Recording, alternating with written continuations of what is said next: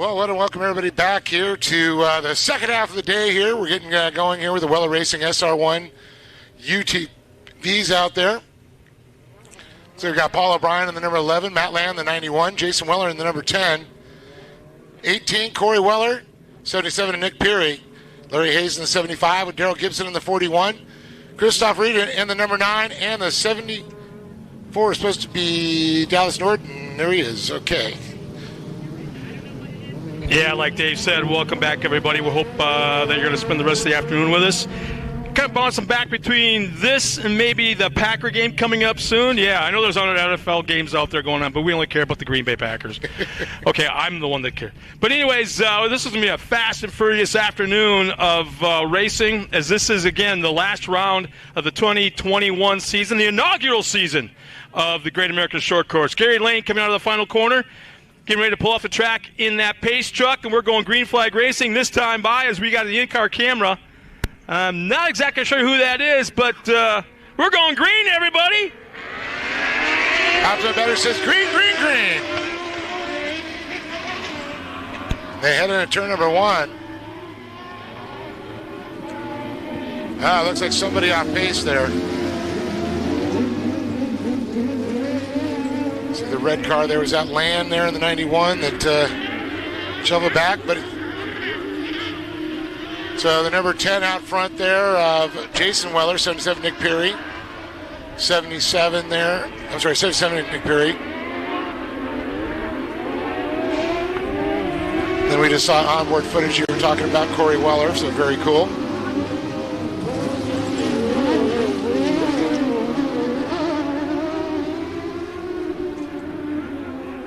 Boy, Jason Weller's just been so damn strong in that car. He's got something that nobody else has. He's found it, but he's the kind of guy to share things like that, though. Yeah. That helps his business. Yeah. Well, okay, that narrows it down to the next thing. Yeah. It's got to be his driving.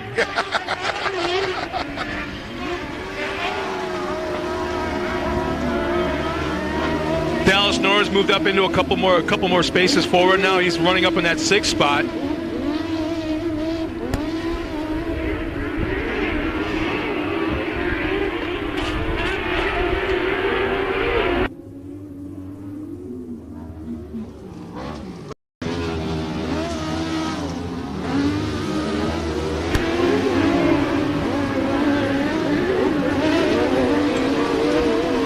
Great overhead shot there.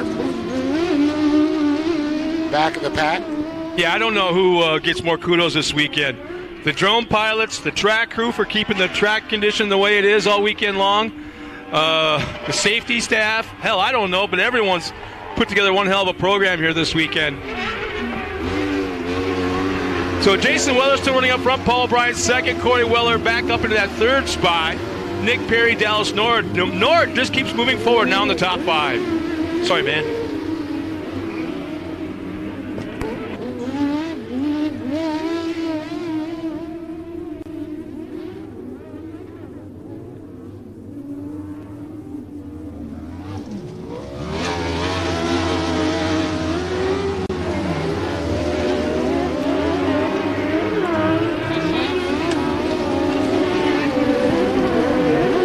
So this is race number 1 in session 2 of the main events here this afternoon, or I should say today.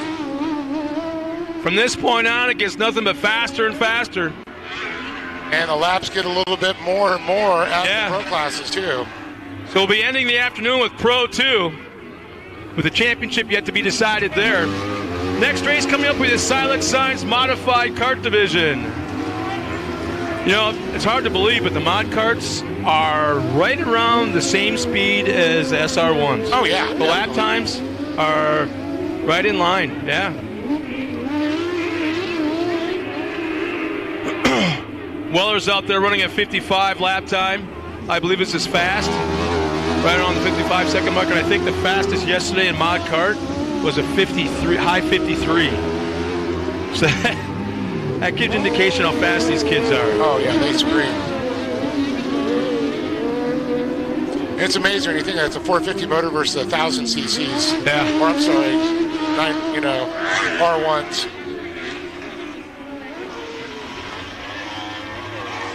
So there'll be 8 laps remaining right now, 8 laps. Corey Weller's moved up in that second spot. I didn't stop at the Weller pit area this morning to find out what's on the line as far as inside betting goes between them two today. All I can tell you is Jason willingly has guaranteed her a trip to the Ozarks for Thanksgiving. All the way to their recently purchased condo. I was going to say, they got to maybe utilize that condo. Well, Jason Weller out front, Corey Weller up in the second now. Paul O'Brien into that third spot. Weller making the pass on him.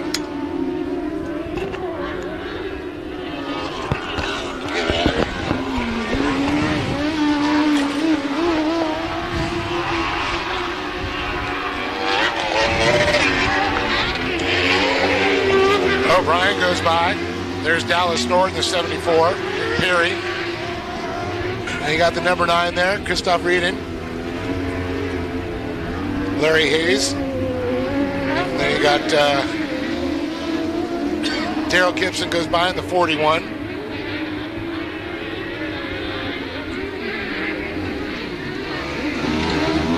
Competition yellow coming up this time around for our leaders. Signifying right around the halfway point, not halfway exactly, but just right around that halfway point. And Jason's very close to lapping the field right here, or starting to lap the field.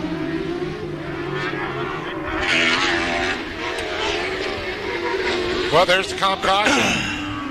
And re-rack him and restack him here.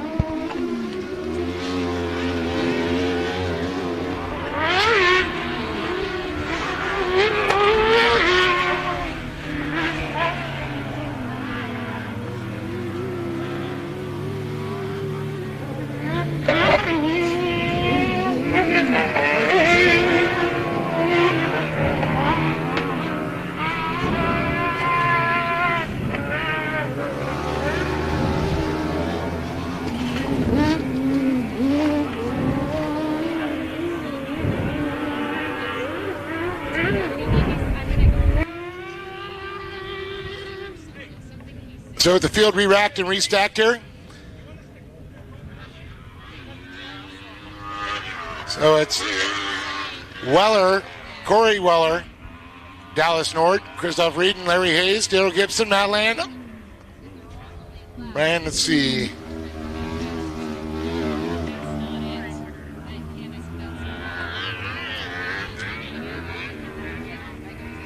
Trying to figure out what happened to Paul O'Brien because he pulled off there in the infield. Don't know if he's going to pull back on the track. He's actually been sitting there for about a lap and a half. Yeah, but I was wondering what happened to him. Yeah, he's done. Well, I saw him go by a minute ago. So Gary Lane's out on the track one more time with a Ford Ranger pickup pace truck. Of course, optimum batteries powering that thing. So Larry Hayes in that fifth spot, Chris Redden in fourth, Dallas Nord's moved up to third, so he's damn fast this afternoon. Corey Weller second and Jason Weller third. So without a doubt, the 3 fastest cars are running first, second, and third right now. This is going to be an interesting second half. Oh, definitely. The Honey Badger. Is there anything in that thing yet that can get around the newest edition of SR1s there? Yep.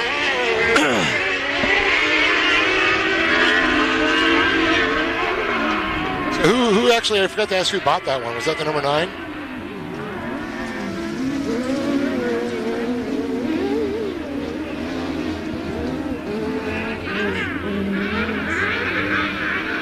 Boy, they gap out real fast. First through sixth, evenly matched up.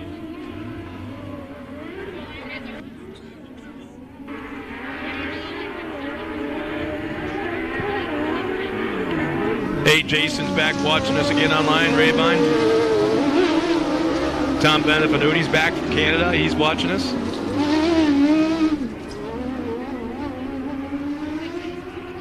Tell you, the Honey Badger ain't going anywhere.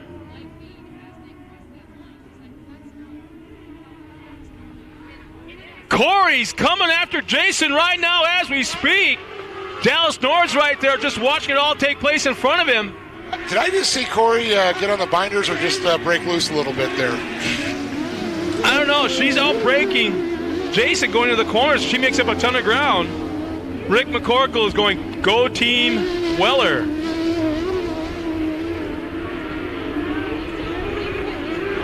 Going back to the in-car camera. Still not exactly. That's got to be Jason because he hasn't used any tear-offs yet. Can't help but think everybody else is. So it's got to be Jason in the in-car camera. Jackson could have said Corey, but I think you might be right because tear-offs are a good indication there, Scott. I haven't seen any reach-ups yet. And I actually haven't seen any roost yet. And if that's Corey with the in-car camera, she'd be getting roosted. She'd be eating it. There's 6 laps remaining this time by for the Wellers and Dallas Nord. He's back up in it again one more time.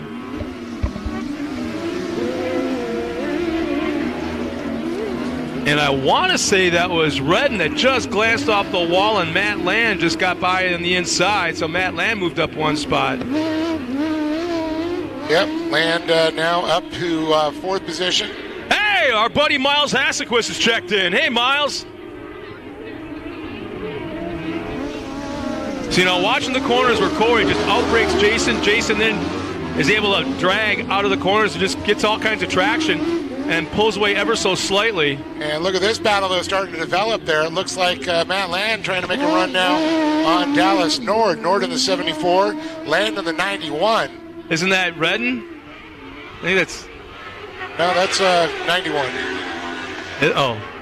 Yeah, Redden is back to 5th now. Christoph Slan back one position again. Land on a move. Definitely starting to hound the 74 Dallas Nord as Corey Weller tries to chase down her other half of Jason Weller out front. But this battle for 3rd really starting to heat up. I just wonder, for a while there, for like 2 laps, it looked like Corey had something for Jason, but now it just looks like Jason's going it fast, just barely as fast as he needs to. Only a couple laps left here. Should see that white flag come out now. Yep, there it is. White flag's in hand.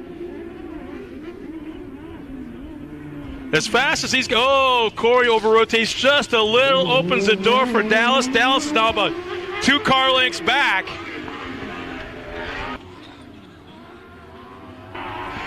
If Dallas races like this, I don't know how I'd want to be on one of his flights. Just wondering what he flies like. He's probably the pilot we see in that Instagram video racing the other pilot down the runway. It's kind of like looking over at his co-pilot. Let's see see how loud the screams will be this time. Ready for the barrel roll?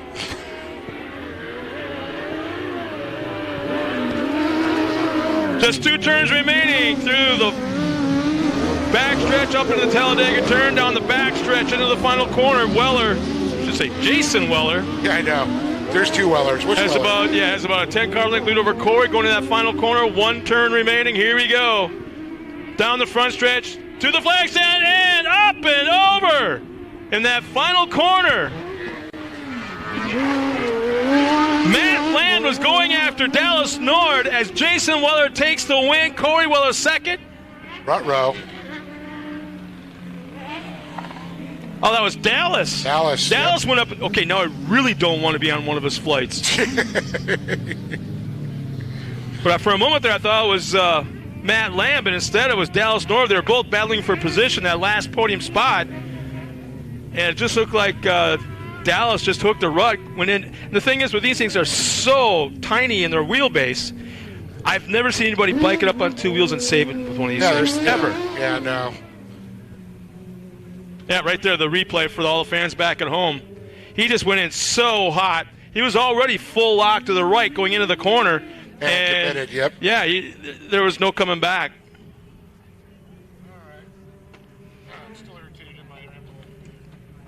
So we're going to send Dave Arnold down to the podium to talk to our top 3 finishers in the Weller Racing SR1 division. And so I wonder how many sandwiches Jason's getting made for him tonight.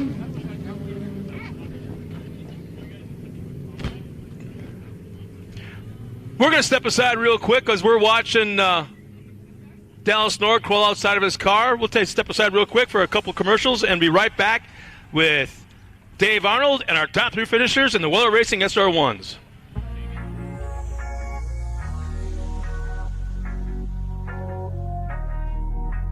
Hey, I'm Jeremy McGrath, and welcome to Palms River Resort.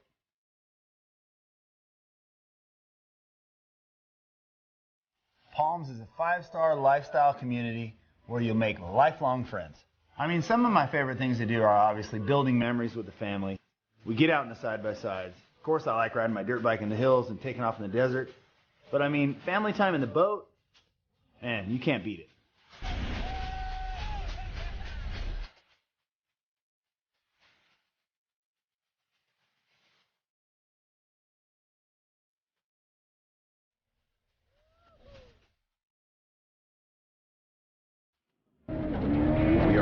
On our core values, quality work that comes from the safety on our job sites, the teamwork that makes it happen from employees that are guided by integrity, and making a commitment that we are proud of at Stronghold Engineering. Our values have been instrumental in our success and ability to build or facilitate anything imaginable. Stronghold Engineering, building construction excellence since 1991.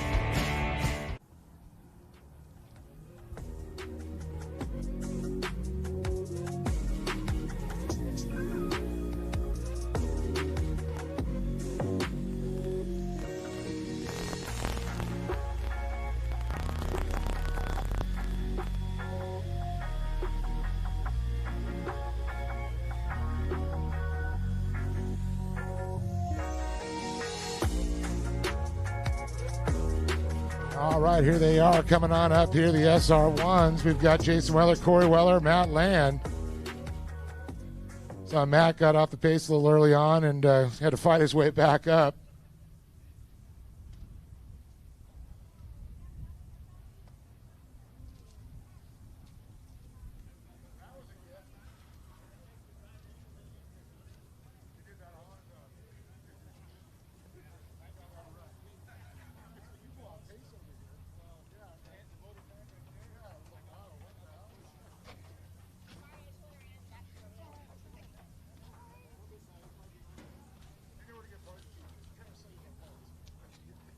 Well, here they are, the Weller SR1 class here. Matt Land, Corey Weller, and Jason Weller are going to come over and talk to Matt. And just talking with him here and saying, man, I just saw you that first turn. You came around, and all of a sudden you're off the pace. What happened?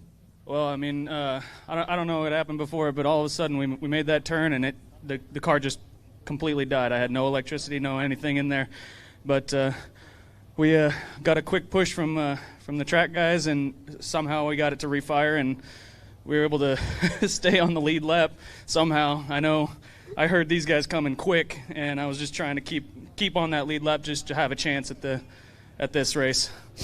Well, I know you made it up there, and then you're up in fourth, and all of a sudden we saw Dallas go up and over, and then now look at you on the podium. Yeah, I mean, I don't know what happened in turn 4. I got down there. I don't know if he came down or I came up. I really don't know, but I hope he's okay. Dallas, I don't know what happened there, but I'm sorry about what happened, and hope we can race together again. Oh, I'm sure you will, and I know you got some people to thank for being up here. Yeah, I got to thank my family first and foremost. They come out and they support what I get to do for the last 25 years that I've gotten to race, and I'm just overjoyed with that. And I got to thank Moto International and Danik Manufacturing for making me a fire suit, Warfighter Made for supporting all of our nation's veterans, and just all the people that come out and support our sport. There he is, third place, Matt Land, everybody here. I'm going to move it over here to Corey. And Corey, but we saw you coming up fast on there. A few times, I don't know, is she backing off and letting Jason have this one a little bit? I was wondering, but saw you kind of outbreak him a few times at turn, so looked like you were coming for him. I was, it was kind of the same story as yesterday. It's like, well, if there's an opening, actually I was going to try to make one right here in turn 1 where I got around Paul, and I was drag racing down the front, and I'm like, I got a lane, I'm in it. And then, I don't know, I was like, no, that's so risky. Like, it's just, I figured he'd probably want to cut me off right there anyway. So yeah, we weren't going to go to battle in that corner, but it was really fun. I'm super dirty. Like, I don't know that I've ever been this dirty after a race. It's just... He looks clean. Yeah, I know. He didn't even have to pull tear-offs yesterday, so. But, no, super fun, as always. Track was great. You know, I've actually liked it all weekend. I like a tricky track. I like it when it's rough and rutted and weird, and, you know, it adds a whole nother element to racing. And I think that actually is good for me. So I've been enjoying it a lot. Car feels really good. I'm super excited about next year. It's really good momentum. I think I locked up first winner or first loser in the championship. So yeah, I'm happy with that. It's not bad for my first year back in a couple years. So huge thanks to Weller Racing. You guys are awesome. I know we haven't kept you super busy this weekend, but thanks for being here. Jason, again, for just trying to get me comfortable in the car. Can-Am, they sponsor us no matter what. You know, just everybody out here. Lucas Oil is a sponsor of mine. Lee and Poppy, everybody in the gas series that's made this possible, giving us a place to race this year, especially this class. Super excited, good momentum for next year. Thanks for sticking it out and watching. Corey Weller, everybody, they're in second place and locking up that second place in the championship here. And speaking of the championship, Jason Weller standing on top and going to sweep this one here this weekend. Great one. Were you feeling the pressure back there? You know, it's been a long couple days because I know Corey kind of got stuff behind her on Honey Badger, and she's been showing a lot of speed. And today we started third and fourth, so second row, inside and outside. And I was just running turn one in my head like a million times. Like, I wonder if Paul's going to get it and I'll follow him, or if I'm going to take Corey out, or there's all these things, you know. And thank God, Paul just like went wide and won and left me a window right in the inside, and I was like, all right, I got this now. So thanks to Paul for sure. That could have been a lot more battling between Corey and I, and probably better for you guys, but that was really good for me in the championship. So the track was great at first. It got real slick at the end, and it was just pedaling it. You know, these cars are a lot of horsepower, no traction, so it's just constantly just pedaling it, and you want to go fast, you want to just floor it, but it just doesn't let you. You have to just give it a little bit of gas, especially like out of turn 4, out of turn 5, and if you don't, you know, you'll spin out or just take it for a ride. So really excited for the class. We have a new driver this weekend, 9 cars. That's good for us. Getting tired there. Maintenance is real low on them, and they're just a blast to drive. Definitely one of the funnest things I've ever driven. So huge thanks to Weller Racing, all the guys at the shop. Nick, my spotter Nate, he did great. He's stepping it up big time. All our sponsors, Can-Am, Full Throttle Battery, Dragonfire Racing, Great American Shortcourse for having us. This has been a great job to you guys. The flagger was amazing today. Good job to you. And yeah, all our fans, everybody that watches us on social media and stuff. And huge congrats to Corey. She got second and she battled for it and she earned it. So good job. There he is, standing on top of the championship there, Jason Weller. Once again, Matt Land, Corey Weller, and Jason Weller standing tall on the box with that championship run.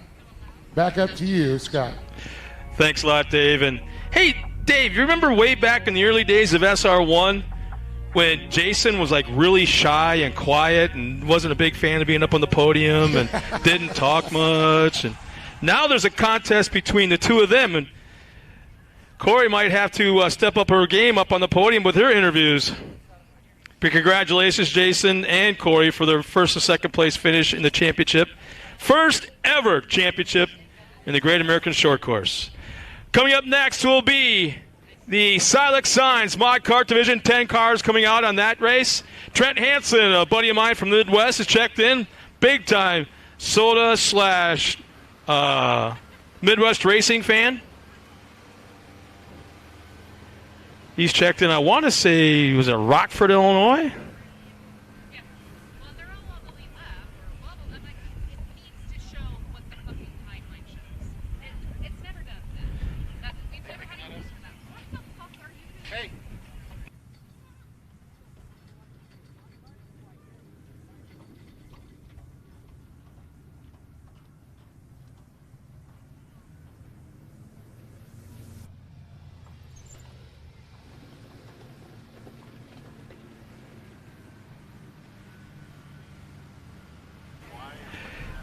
Here's our lineup for the Silex Signs Mod Kart, and this is going to be just a drag-out, beat-up, take each other out. I'm going to win this kind of race. The aggression, the show that they put on yesterday, these kids really can turn it on. No doubt about it. Here's our lineup. Front row, the 5'11", inside, Talon Martin. Outside, Connor Berry in the 5'28". Row 2 inside, Trey Eggleston, the 5'90", and Cade Martin, the 5'07". Row 3 inside, the 5'95" of John Walls. Outside, Dane Culver in the 5'01". Row 4 inside, Ethan Ebert. Next to Ethan is Haley Berry in the 5'30". And row 5 inside, Drake Patetti and Cameron Sorensen in the 5'14". Dave, I think this race may take a while. I think we're going to see multiple yellows, maybe even a couple of restarts. But I think what we're seeing right now is probably going to be double or triple of, I won't say carnage because it really wasn't that yesterday, but of the aggression from yesterday. Yeah, and then there's some redemption looking for out there too, and very close in the points battle too. So we have an in-car camera. I'm not exactly sure who that is, but a cool side shot. That's Trey Eggleston, I'm being told, from the production truck. He's running the in-car camera. Trey is starting on the second row inside, second row pole.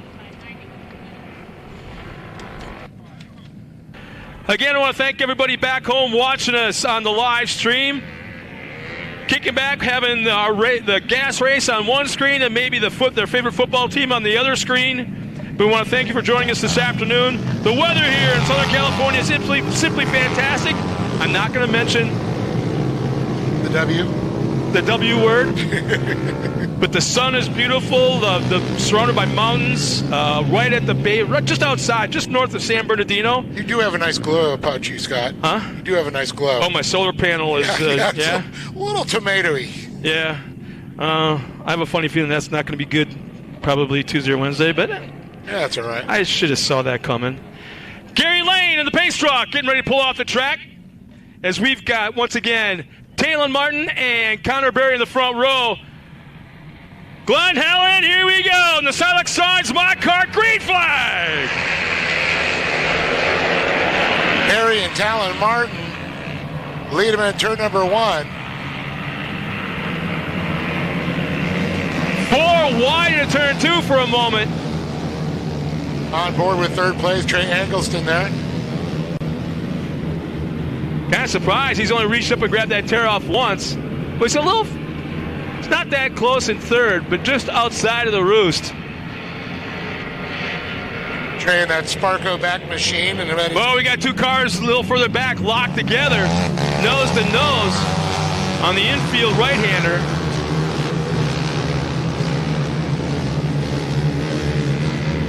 And I don't know if they're stalled out or what, but they do have reverse, so I'm kind of surprised I'm not seeing them kind of jockey back and forth. Now, when you're that close together, locked up, and you can actually hear each other, are you bickering back and forth? Kind of like doing, hey, you're number 1. No, you're number 1. Well, I know at that age, their parents knew they were going number 1. They'd probably break their fingers.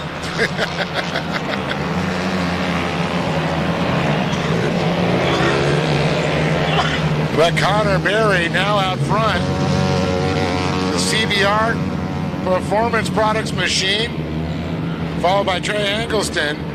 Boy, has he got a lead right now, and he needs a good run, man. His weekend has not been all that good.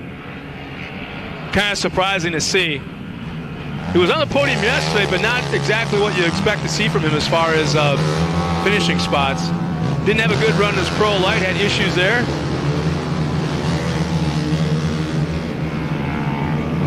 And forcing Talon Martin.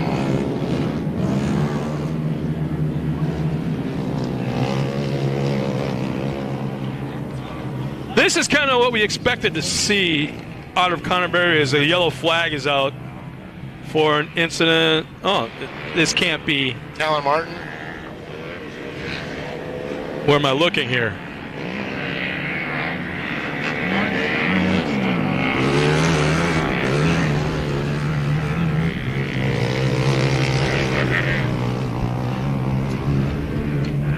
Oh, Talon Martin. Tough break as he's being pushed into the infield. But I was about to say before I went to yellow that this is the kind of run that we expect to see out of Connor Berry almost every single time he hits the track.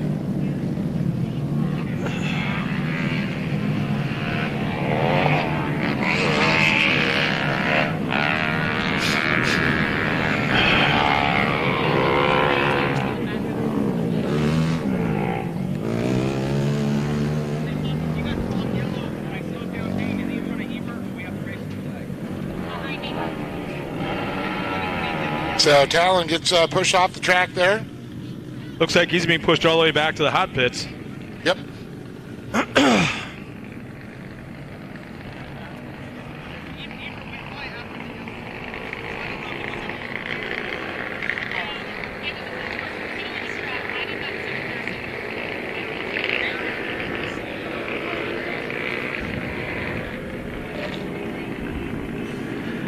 Remember yesterday I was keeping an eye on Dane Culver. Started a little bit further back in the pack again today, but up to the 6th spot. Just, there's something about that little kid. Knuckles. Yeah, all you see are the knuckles on the steering wheel. You barely see the crown of the helmet.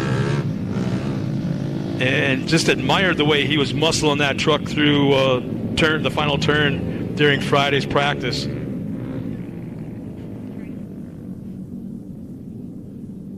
So Barry's going to lead him around with Angleston, Drake Patetti, John Walls, Ethan Ebert, Dane Culver, Cade Martin, Cameron Sorensen, Haley Berry, and unfortunately no.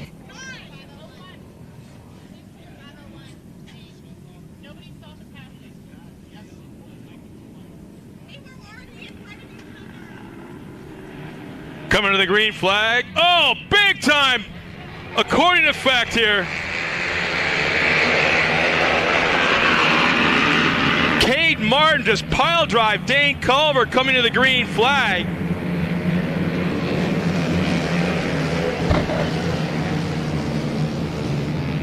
And we got a kart going around. We got 2 around. One's done a complete 360, one over rotated. It looks like they're both back underway. Looked like Ebert involved in that one.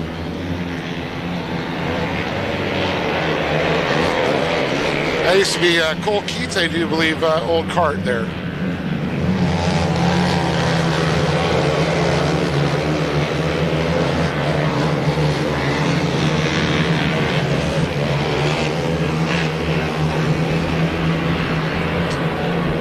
Over Drake Mattetti now, the 524. We just saw a great shot there.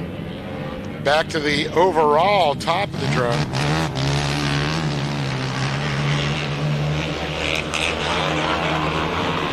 Connor Berry, Trey Eggleston, Drake Patetti. 1, 2, and 3. Dane Culver up into that 4th spot. Cade Martin, 5th. Cameron Sorensen, Haley Berry, and Ethan Ebert. All still on the lead lap. Connor trying to run away with this, but Trey Eggleston back there still hunting him. Got to give it up to the 524 of Drake Patetti, though. Hanging in there good. The 524. Yeah, Drake Patetti's about to lose his entire body right now because when he catches air, hits these bumps, the whole body elevates about 4 or 5 inches and it comes right back down in the cage.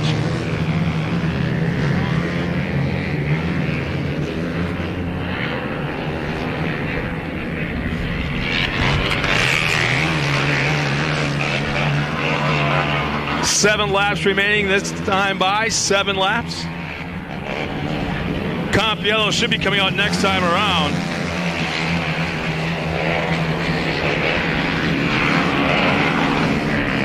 And it looks like Culver battling there with Drake Patetti for 3rd.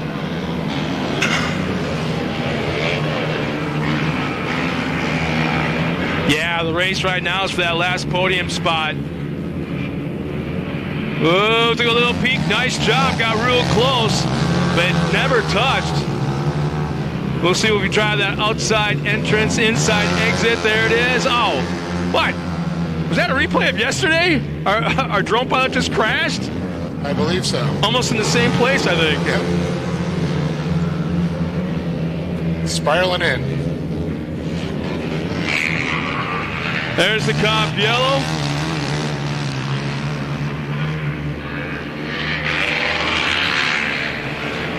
Time to re-rack and restack him here.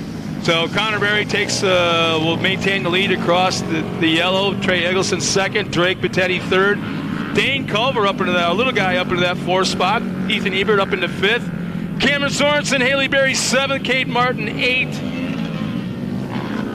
Actually, John Walls will be 8th. Cade Martin will be in that 9th spot. Talon Martin has dropped out on the first lap.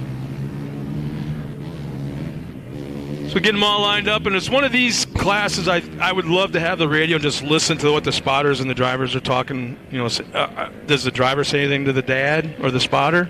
Or is the driver really quiet and just lets the dad talk? I knew a few drivers in the day would tell dad to be quiet. And that's when you find out they find someone other than dad to spot for him. So there'll be 5 laps remaining this time around when they take the green flag. Hey, for all the fans watching us at home, we want to thank you for joining us. James Rhodes, Adam Grinder has checked in probably for like the 9th time today. No, the Pro Buggies aren't on the track yet, Adam. We'll let you know. Well, they said they're not going to run, Adam, because you're not here. Yeah, I think they're all standing in a unity and protest and staging.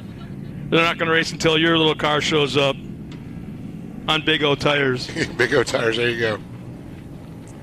So anyways, if you're watching us at home, we want to thank you for joining us, and check in. Let us know where you're watching from.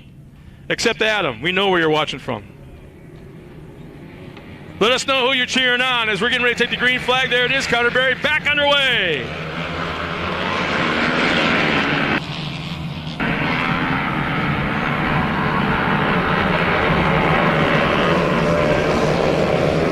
Connor Berry's going to lead him out of turn number 2 as they come around here with Eggleston in tow. Drake Pettetti, Dane Culver, Ethan Ebert, Cameron Sorensen. Man, Dane is right there, just slightly tapping the back bumper of Pettetti. That's the last podium spot. Oh, Pettetti kind of hooks a run a little bit, gets up on 2 wheels just for a moment, and Dane Culver move up 1 spot. Ethan Ebert now trying to take the spot as well. They pull up alongside, and it looks like Pettetti about to lose another position as Ethan Ebert now is hot on the tail. 4 laps remaining this time around. Barry Eggleston goes by with Culver, Pettetti, Ebert. And it looks like Cameron Sorensen, John Walls, Haley Berry. Man, look at that race for 4th. They slightly touch, tail to nose, going into turn 2.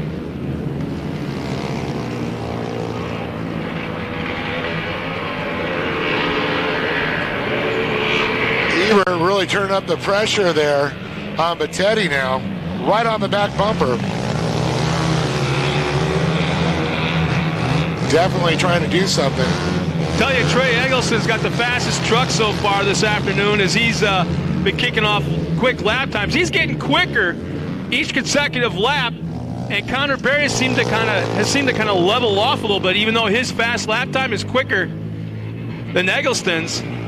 So there'll be 3 laps remaining this time by 3 laps to go.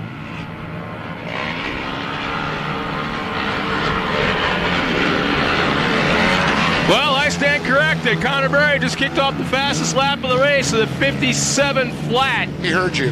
Yeah, no kidding, huh? He's kind of like, oh yeah, take this.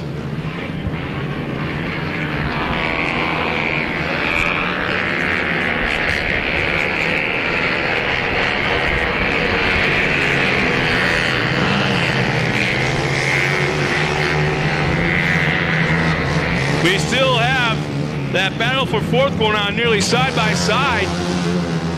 Ebert and Pettetti. Yeah. But literally side by side, Scott. You weren't exaggerating.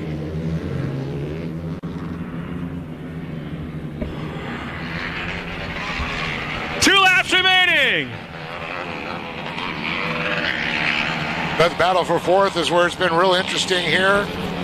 Top 3 pretty much separated out from the rest of the pack there. Pettetti still with that loose body, has not flown off yet, but definitely looks like Ebert able to get a little breathing room there, turn that pressure off. Got a little question for you. What other infamous little driver ran the 524 and just Horace smashed the field? Horace. Before that. Actually, no. Anthony Morris ran a 524. The Young. Oh, yeah. Was he in 24 too? Okay. Hard to believe he's one of the most famous, probably one of the winningest drivers in iRacing right now in the world. Yep. Jeez. White flag is waving. Here we go. This is going to get good. Connor Berry pretty much has it in hand right now.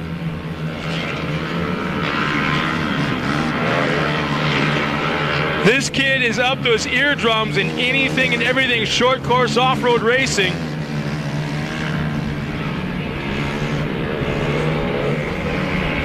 He's the owner / administrator for the iRacing Short Course Series. And Regional Series. Regional Series. Just, it's like does he ever take his eyeballs off the computer screen outside of being on the racetrack? He lives, breathes racing. Physically and virtually. Final corner. One last time. Checkered flags in hand. Taking the win this afternoon. The 5:28 of Connor Berry. Second will be Trey Eggleston. And the little guy I've been watching all weekend long, Dane Culver, will round out the podium. With Ethan Ebert, John Walls will come around in the top 5. And the rest of the field of Cameron Sorensen, Drake Patetti, Haley Berry, and Cade Martin. We're going to step aside real quick because these kids somehow have the ability to pull off the racetrack real fast and get up to the podium. So Dave's going to have to run down the stairs. No, I'm just kidding, Dave. And meet the kids. And we're going to step aside real quick before Dave makes his way down to the podium. And for you, words from our sponsor, we'll be right back with our winning interviews.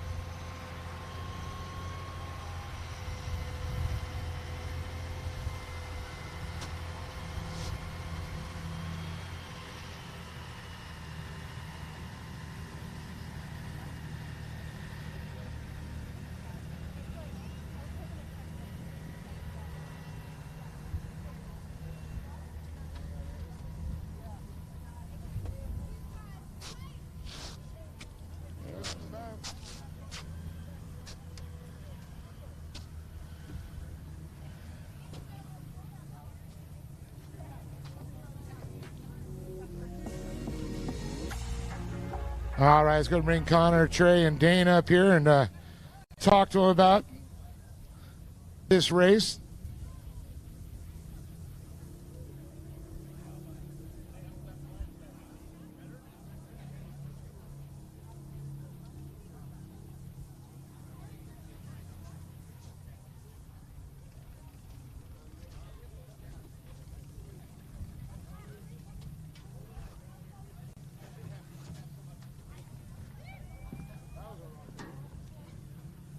Well, here they are, Dane Culver, Trey Eggleston, and Connor Berry, a.k.a. Slicky. Going to come on over here first to Dane, and $100 gift card there.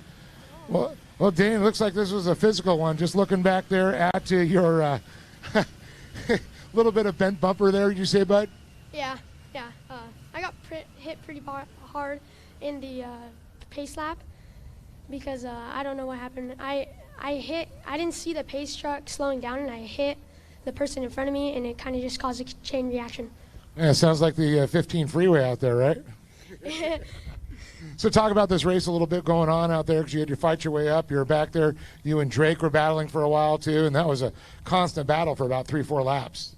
Yeah, I just was waiting for a mistake because he was making a lot of mistakes, and I was just waiting to capitalize, because if he made the bigger mistake, I'd be able to capitalize on it and get the pass, and that's what happened. Well, it happened, and you're on the box now, and you got people to thank for that. Yeah. I would like to thank Luke and Chase, Ashton, Tristan. No, okay, just Travis. I'd like to thank my mom and dad and God, and I would like to thank all my sponsors, because I need to work on that, and yeah.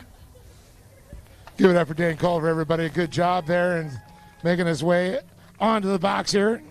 Then I'm going to move on over to Trey, and man, that was a good race. I know you were trying to chase down Connor there, but you had to work your way up to second. Yeah, it was a good race. Just was fighting the whole time, just trying to gain some ground on Connor, and but I mean, it is what it is. And it's so funny watching you guys out there. It's like turn for turn, you're pretty much mirroring each other. It's like whoever gets out in front is going to lead and go take it. Yeah, it's hard for sure. You know, I'd be faster in some turns, he'd be faster in others, and then just, seeing where I can capitalize. But yeah, it's a good race. So. Well, definitely it paid off. I know it was running the championships here, but you had a good run, second place, finished the day off here. I know you got people to thank for that. Thank my mom, my dad, Travis, James, Jack, DJ, Above All Construction, Sparky USA, Rugged Radios, CBR, Walker Evans, Altair Credit Union, and everyone else. Good over Trey Eggleston, everybody. Second place, well, $250. Maybe we could convert that into iRacing dollars. So, Connor Berry, you take the race yesterday, a little rough one for you. You went back, you put your head down, you guys fixed some things, came out on top, and a championship. Yeah, for sure. We had issues all weekend long, and today we were just praying that it would go, and it did. And I wasn't expecting to get the jump on the start, and I got the first, and I was just hoping that the car would run, and it did, and it was fast, and it brought it home first. Well, it was an awesome job, and I know you got people to thank for this. Championship, bud. For sure. I want to thank my mom, my dad, my CBR, Chuck Cheek, K&N, Ames, Super Clean, Joe, Cameron, and Dasa, and yeah.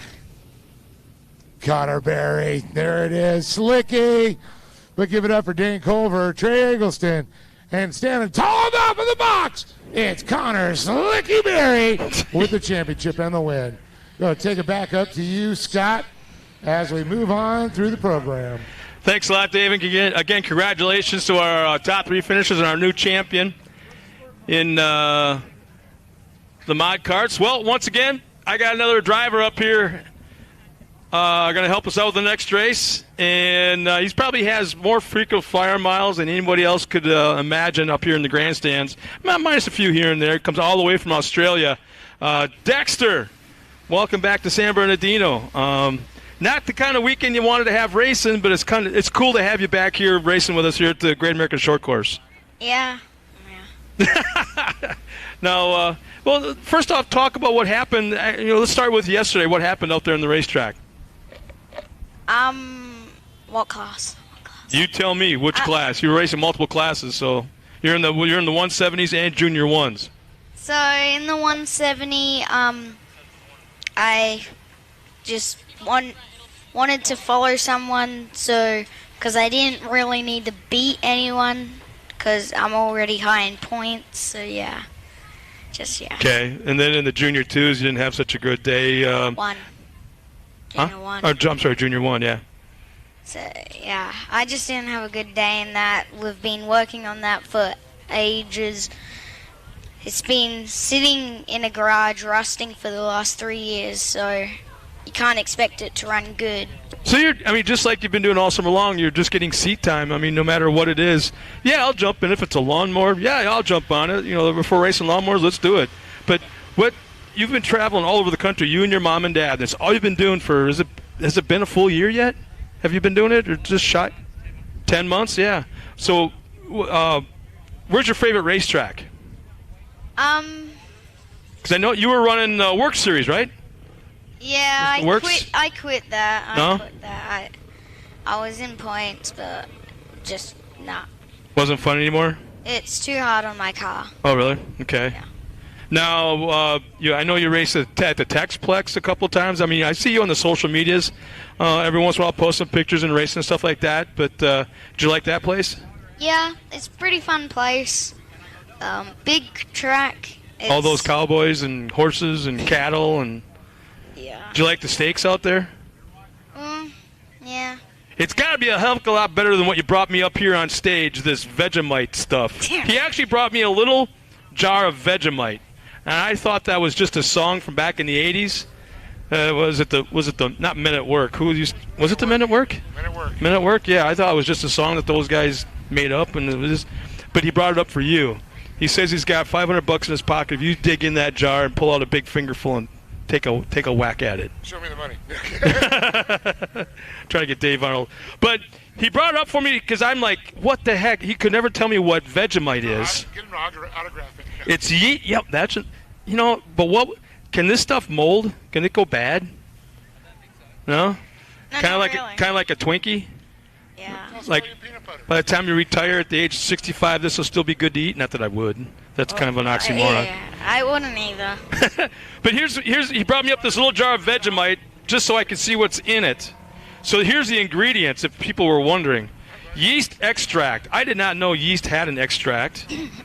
Barley, wheat, salt, malt extract. Flavor enhancer, but it doesn't tell you what kind of flavor. Yeah. Is it caramel? Is it chicken? Doesn't tell you what the flavor enhancer is. It's got a special color E, spice extract from celery, and it says it's really good for vegetarians. Well, good for them. But no, thanks for bringing us up here. I'm not even going to open it up, take a whiff, because I remember last time. And it says to keep it in a cool, dry place, and Glen Helen is not the cool, dry place. But so. Where are you planning? Are you got any scheduled races coming up soon? Anywhere? Probably Mint 400. Really? I'm gonna do that, and that would be our last race. And I was talking to your dad just a bit ago, and he was saying that it looks like you'll be staying here till at least February. Yeah. Very cool. I want to stay longer. Hey, there you go. Dad, I don't know if you heard it. He wants to stay longer. Yeah, I'll do. Hang out for a while, will you? Up here if you want. All right, here we go. The next race is Production Turbo UTV. 6 cars, 12-lap event. Here's our lineup on the front row. Inside, yesterday's winner, the 704 of Dan Kelly. Alongside of him, the 718 of Chance Haugen.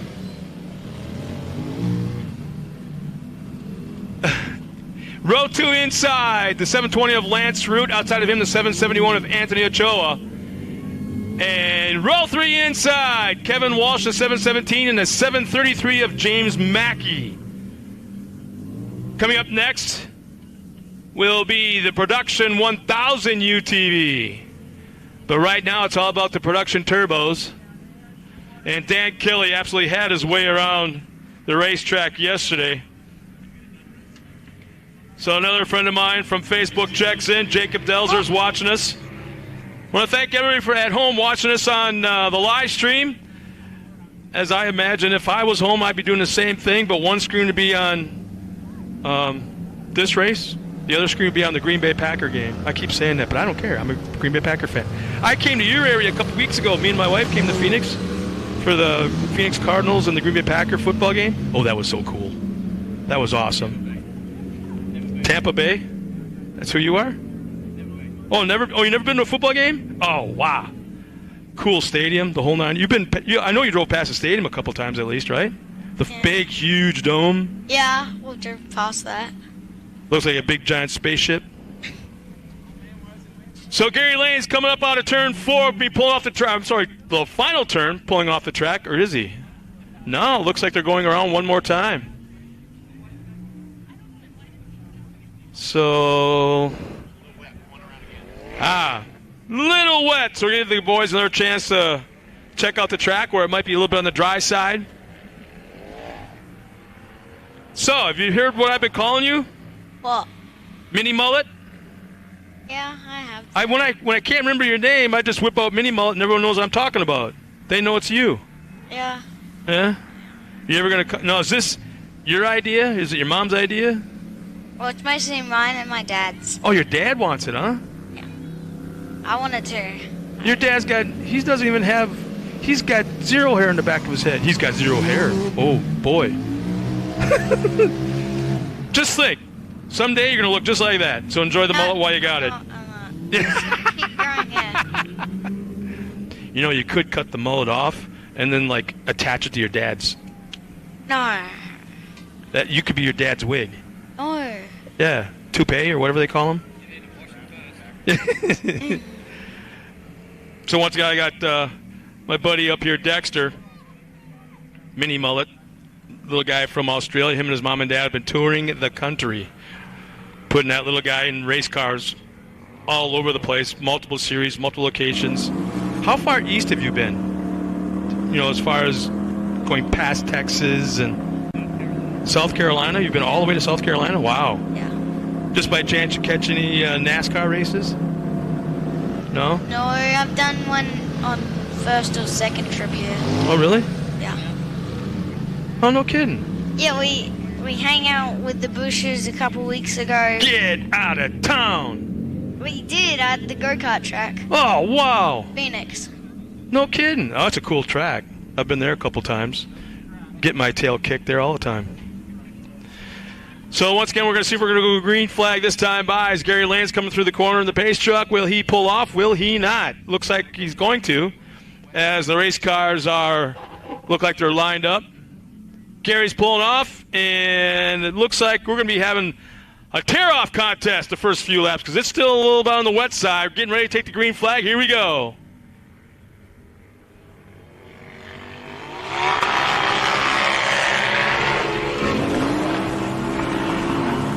Oh, boy, I'm not too sure who the in-car camera is, but, man, he's whipping those tear-offs. The fans back at home watching the live stream, he's already on the 4th, maybe 5th tear-off, and they're into turn number 2.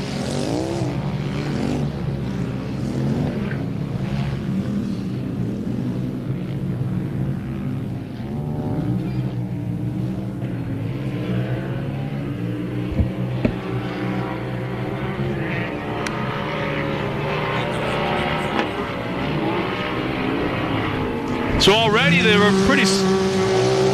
already separated pretty decent first lap and a half or so of the race.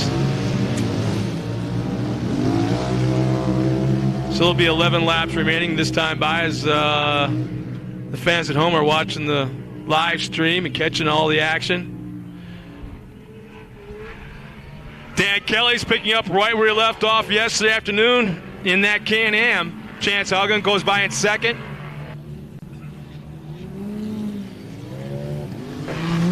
Anthony Ochoa, Kevin Wallace, James Mackey. Almost an exact replay of yesterday afternoon's race.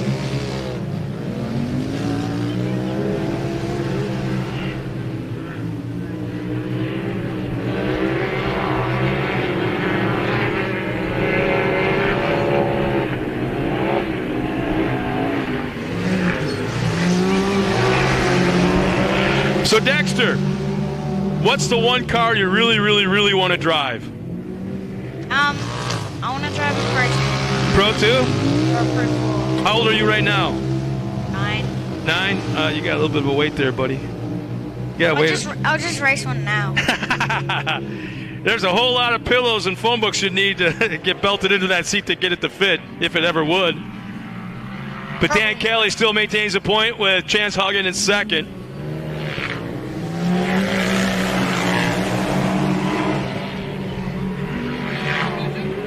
So where do you guys go from here now? Go back to Phoenix or? Go back to Phoenix for a couple of weeks, hang out, go to school.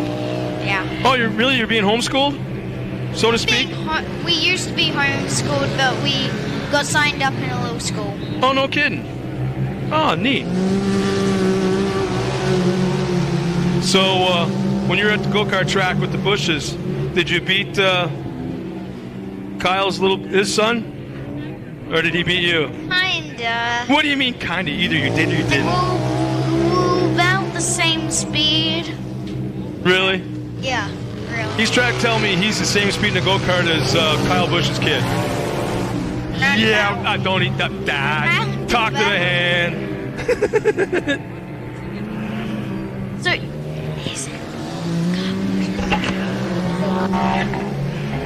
Dan Kelly, Chance Haugen still maintains the point. James Mackey going by. He's moved up 3 spots in the last lap.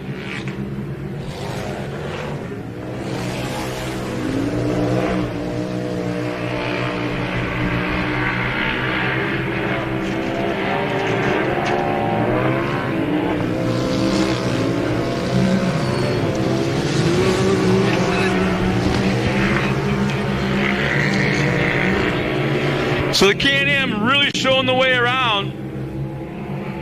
About 10, 12 car lengths over Chance Haugen. There'll be 8 laps remaining this time by 8 laps.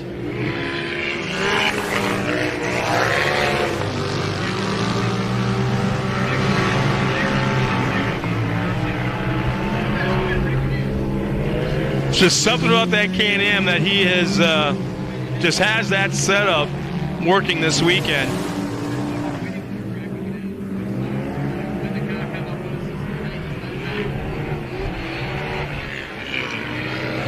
The competition should be coming out this time around for our leaders.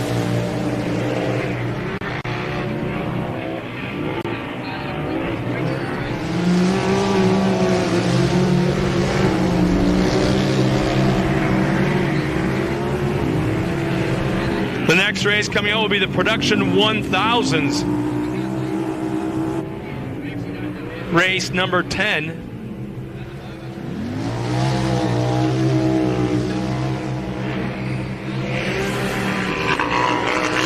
No comp yellow yet. Thought it would be coming out this time around.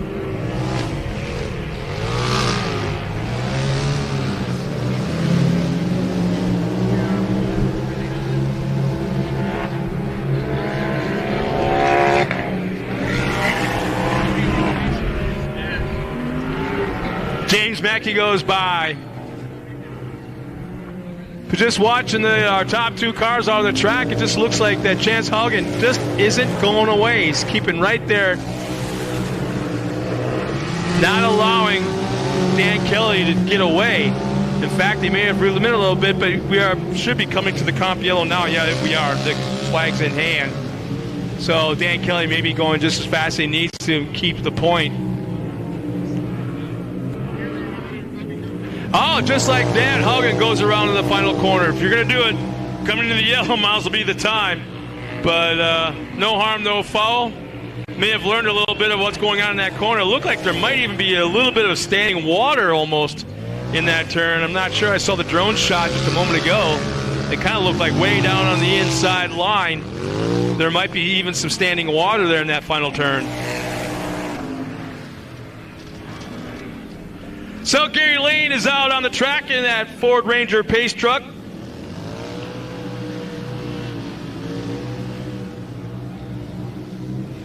Ochoa goes by.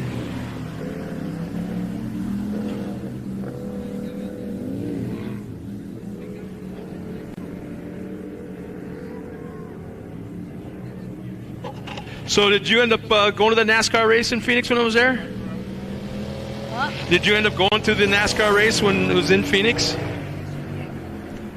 No? Because when you were at the go-kart track, I believe that was the same week that the NASCAR was in Phoenix for the race. Yeah. That's why the Bushes were there, and I was wondering if maybe, you know, you had like charmed Mrs. Bush enough to get you tickets to go there and hang out with them. No, I had a race there. I had a race in Best in the Desert. Came first. I won the championship there. You won the championship in Best of the Desert? Yeah. Well, congratulations. How come you didn't tell us that sooner? Thank you. And then straight after the race, we drove 20 hours to Texplex. I had a bad run there. I tumbled, flipped. Did your mom freak out? Kinda, yeah. Did your dad freak out? No, not really. No? Well, you're safe for doing that. You know what Pee-wee football is? You know what football is, right? Yeah. It's like football for guys like your size, little guys. You can play football. It looks just like the big guys' football. But you're safer racing with the helmet and the head and neck restraints and the 5-point harness and all that. You're safer racing than you are playing football. Yeah. Yeah. So tell your mom, take that. Take that. So, yeah, I came second in the championship there for Texas. Oh, no kidding. And then in Oklahoma, come first in the championship there. Really? We're back under green flag racing again. There is the in-car camera for the fans back at home watching this live stream. As they're going through the tear-offs right now, it's got to be, I want to say it's got to be Chance.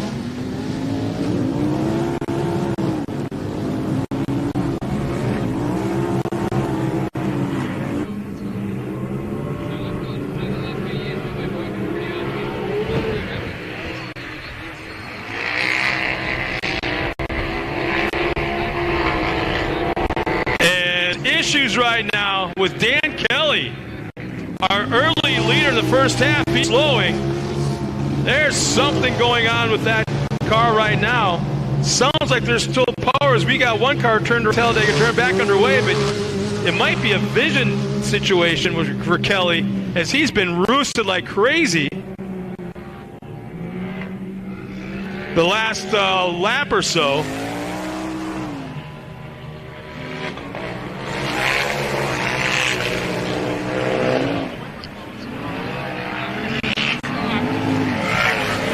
But 5 laps remaining this time around. 5 laps remaining. And there's Matt Bennett, one of our buddies. Matt Bennett's checked in. Glad you're here with us, bud.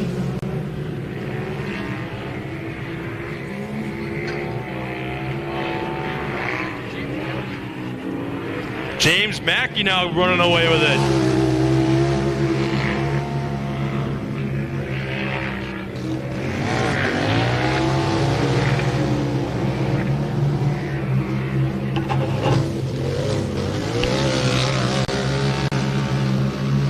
So Dan Kelly's completely pulled off the track, and it looks like his day is done as he's off to the right side of the course in the infield.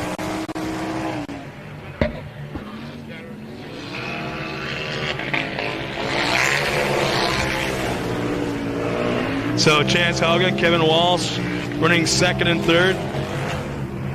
Ochoa's right there in fourth.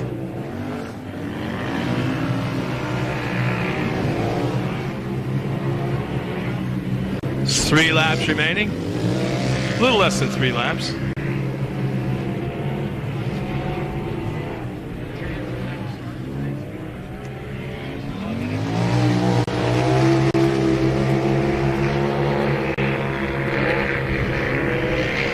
Just spread out all over the course. Again, if you're just tuning in with us, this is round 8, the final race day of the 2021 season, the inaugural season of the Great American Short Course. And this is a turbo production UTV race. Their last race of the year. Getting ready next will be the production 1000s. 2 laps remaining.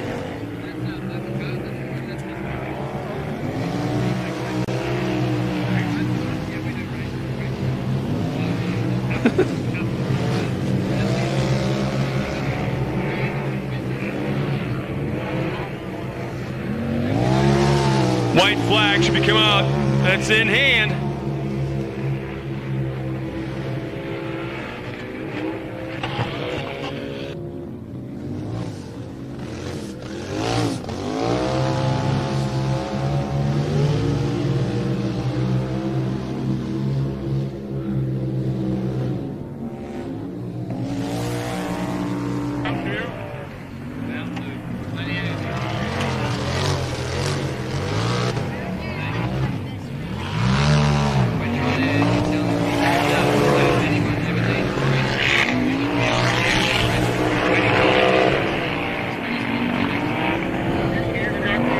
So it's kind of been a little bit of a runaway in the first half with Dan Kelly, and then Kelly had something catastrophic happen right after the comp yellow, and it's been a runaway with James Mackey the second half. He's got better than a full straightaway lead going into Talladega turn coming down the backstretch.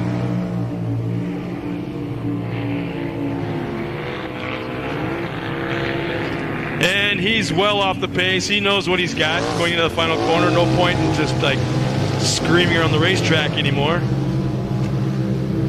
But coming up and taking the checkered flag for the win in round 8 will be the Polaris of James Mackey. The final turn for second and third. Coming to the front straightaway, headed towards the flag stand. Chance Haugen will take second. Third, Kevin Walsh. A little bit further back will be Anthony Ochoa, and Dan Kelly's parked in the infield. So once again, I want to thank my buddy here, Dexter, for hanging out with us for a little while.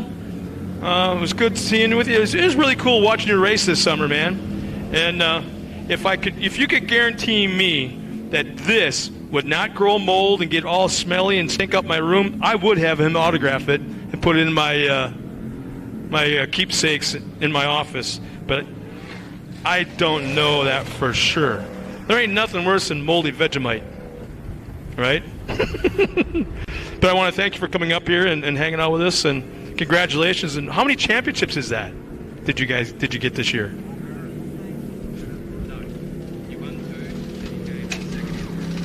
I won 2 and came second in 3. Second at 3, so you ran in 5 different series. Yeah. Wow. Well, congratulations. This is the 5th. This is the 5th. You know what? You did a heck of a job. I mean, credit to you and your mom and dad, and there's just the 3 of you all season long, and just an adventure that you guys went on. You guys should have like a reality show, kind of like camera following you around. a lot of cussing, huh? But congratulations, man. Thank you for coming up here. It's good hanging out with you all summer long, and I appreciate it.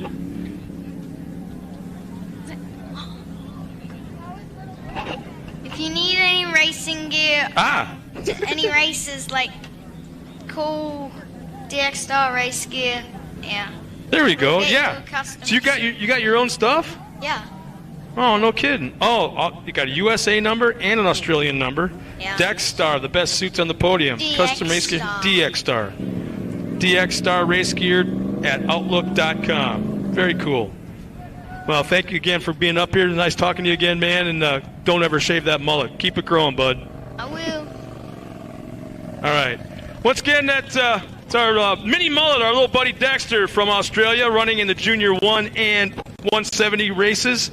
And he comes up here about, well, I'd say at least once a weekend during the gas series. So, but you'll find Dexter on Facebook as well. That's where I'm following you guys now. Yeah. But let's turn it down to Dave Arnold down at the podium. He's got our top 3 finishers in the Turbo 1000. Turbo 1000. Top 3 finishers. Next race coming out will be Production 1000 A-Main.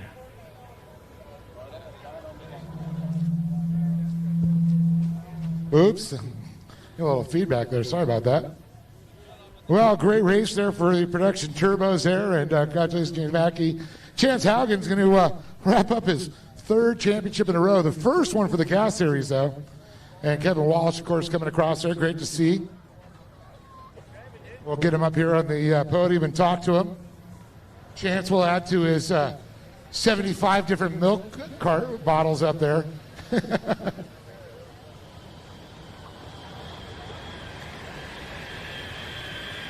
or I should just AKA call him the champ. Another one there. Awesome job.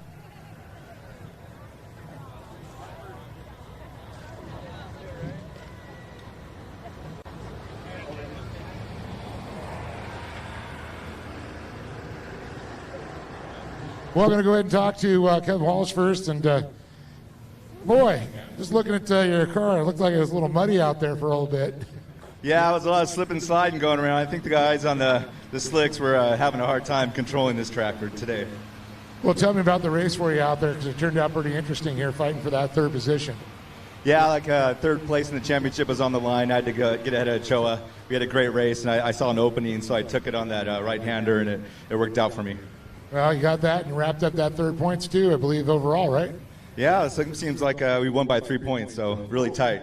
Squeak it out. Well, I know you got some people to thank here. Yeah, I want to thank my family, my beautiful wife Jamie lets me come out here and race, and my son Lucas, who's spotting for me and helping out this weekend, and my daughter Roxy is here today helping us. And I want to thank the Halgans; they've helped out a ton. And players, Fox Shocks, Hoosiers, they've all just been awesome with this car. Give it up for Kevin Walsh, everybody, and great job there, third, wrapping it up there, and going to go over to Chance Haugen. But I can tell you right now, Chance, that car didn't really turn too well to the left, and the outside pressure didn't work with that flat. But didn't matter. You started the race, came in second. You took the championship on this one.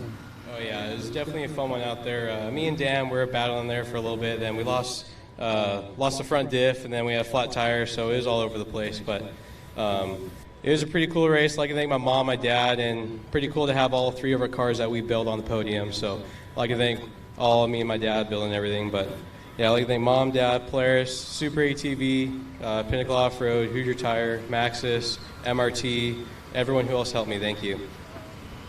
And also Chelsea for coming out. Can't forget the assist. Awesome job, Chance Haugen, everybody. Great job there, second place, but championship at James Mackey. Man, you just climbed that podium. You got on top spot there. Looks like you got a little muddy doing it, but once you got out front, how much cleaner is it? First time ever being out front, honestly, so I was kind of surprised for a minute, but spotter kept telling me I was gaining more and more car length, so I was just going with it.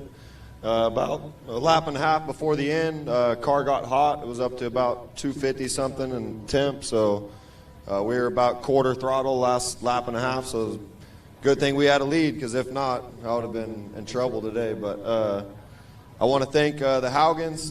They obviously built the car and have been with me ever since I started. Andy's been awesome. This year we started up just me and him. So thank you to Andy. Bradley, thank you for spotting. Spotting's really been helping out the last 2 days. I've been learning a lot on the track as far as lines and stuff like that, so thank you. And yeah, that's pretty much it. I didn't think I was coming out 2 days ago. I showed up, got a second and a first, so it's pretty awesome. About, 2-3 hours of sleep in 2 nights, and now I got to drive 10 hours home. So thank all you guys, everything. Thank you guys, Great American Short Course, for putting on the series this year. I only made half of the races, but it's really great what you guys are doing. Hopefully it picks up and we get a little more car count next year. But yeah, that's it. Thank you guys. Appreciate it. Well, James, we do appreciate that. Kevin, want to say something real quick? Yeah, we lost a close family friend yesterday, and I kind of wanted to celebrate him yesterday. I didn't get on the podium yesterday, so today, Ray Vanilli, he passed away yesterday morning. Good family friend, so this is for him too. My condolences, man. He's probably looking down on you and happy. So give it one more time for Kevin Walsh, Chance Haugen, and, of course, James Mackey. Look about that. First podium up on top of the box here. So great to see. Welcome to the series. Hope we'll see you back next year. I'm going to throw it back up to you, Scott, up in the booth. Thanks,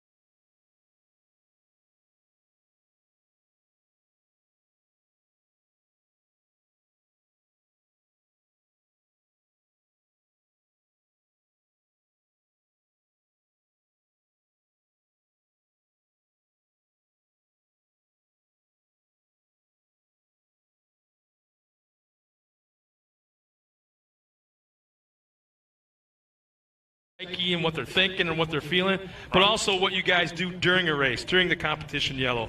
Say in a pack of 5, and maybe when you're by yourself. So I want to thank you for being up here and adding to that. But as they come out of the track, here's our lineup real quick. A production 1000s for their main event, last one of the season. On the front row pole, the 987 of Billy Nichols. Outside of him, the 959 of Cody Vanderveer. Row 2 inside, Cody Hodgson, the 955, and Chad Williams in the 926. Row 3 inside, Dallas North, the 974 of Abby Keys in the 947. In row 4 inside, the 983 of Karsten Hernandez, and the 999s of Brock Hanmer. In row 5 inside, it's hashtag Doodle, Megan Mitchell in the 944, and outside of Megan is Wyatt Bush Schroeder in the 985. Row 6 inside, James Jaramillo and the 939, and Nathan Quilla in the 971. Sid Wood starts 13th in the 951, and Joe Collinsworth is up here with me. Starting in the 14th spot, Colin Miller, the 928, Eric Jacobus, the 967, and rounding out the field of 16 cars, Braden Beatty in the 918. Just a little sidebar real quick so you know what's going on. This hashtag Doodle, I don't know if you caught on what was going on yesterday. With her being up on the podium, she came up here and helped us call a race, and her mom's kind of pushed the whole thing, and all of a sudden it's like, I wonder what the heck Doodle was all about. Where'd that come from? Must be her nickname. No one's given us an idea where the heck Doodle came from yet. Yeah. But so now everything is hashtag Doodle. Okay. And there we go. Vince Morano. Go hashtag Doodle. Yeah, Doodle's starting pretty far back in the pack in the 9th spot. So we'll see how quickly she can work her way through. She's been fast all weekend. Yeah, she's running for a championship in one of the series she was running. I forget which one it was. GBC, I think it was. Yeah. She's running.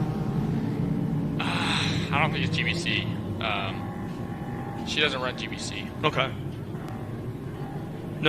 Somebody else chimed in. Candace Moreno, hashtag Doodle, you got this. I think we're creating a monster. Yeah.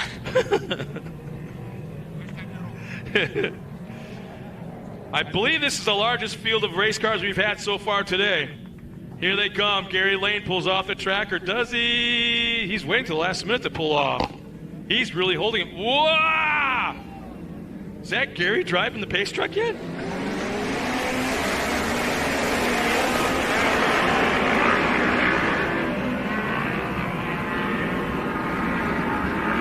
Man, they're 3-4 wide through turn 1. Somehow everybody gets through. Now into turn 2.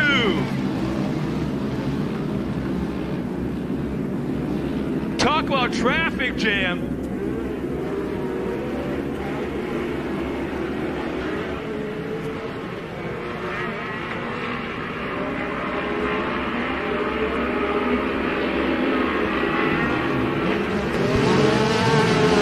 Right there, we have in-car camera for all our fans back at home. Whoever it is, it's like, appears to be in mid-pack. And we've got full course yellow coming out. As we're waiting for the drivers to cross the loop to see the yellow. But Chris Buwalda, that's what all my Facebook page says, is Chris. It says go hashtag Doodle.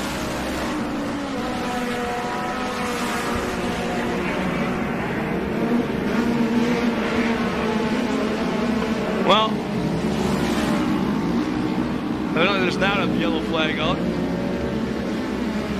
So once again, there is a in-car camera, and somebody's just shifting and ripping tear-offs. You can see it on the live stream pictures.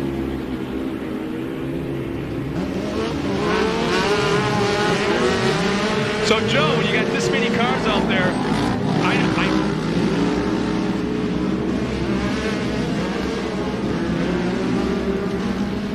So it's actually Karsten Hernandez that's got the in-car cameras. She's currently running the 5th spot. But Joe, when you're in this many vehicles and there are this many cars in the race and we're still like 2 laps in, it doesn't feel like, I'm not feeling that it has a rhythm yet. It doesn't feel like it's settled down yet. No, yeah, 100%. Yeah, the race gets the first I'd say 4 or 5 laps when all the chaos happens, and after that it starts melting down, everyone finds their grooves, and the race goes pretty smooth after that. It just seems so not helter-skelter. That's the way, not way of putting it yet, but there's no definitive rhythm. There's just nothing. That's all it goes through the first few laps, and then everyone finds the grooves, and all the chaos is out of the way, then you're on the green, you're going. So Cody Vanderveer so far has a point. Cody Hodgson running in second. Chad Williams third. Billy Nichols falls back to the fourth spot after starting on the pole.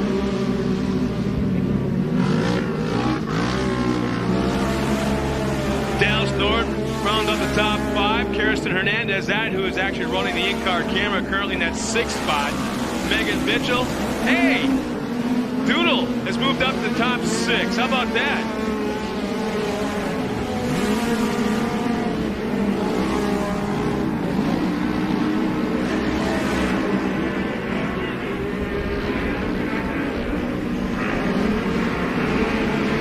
So right now we're watching Vanderveer, Hodgson, and Williams, our top 3, as they head into the Talladega left-hander.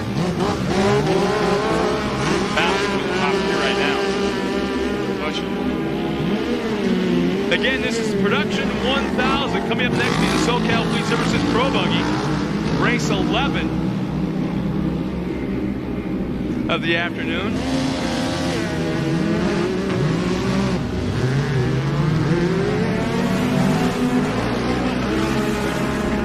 Buddy of mine back in the Midwest, Don Holcher's checked in. Hey, Don. Pro Light's about 2 races away yet. And Anki Schumann, go Cody Vanderveer. Well, so far doing pretty darn good running up front. 8 laps, a little less than 8 laps remaining right now. Oh.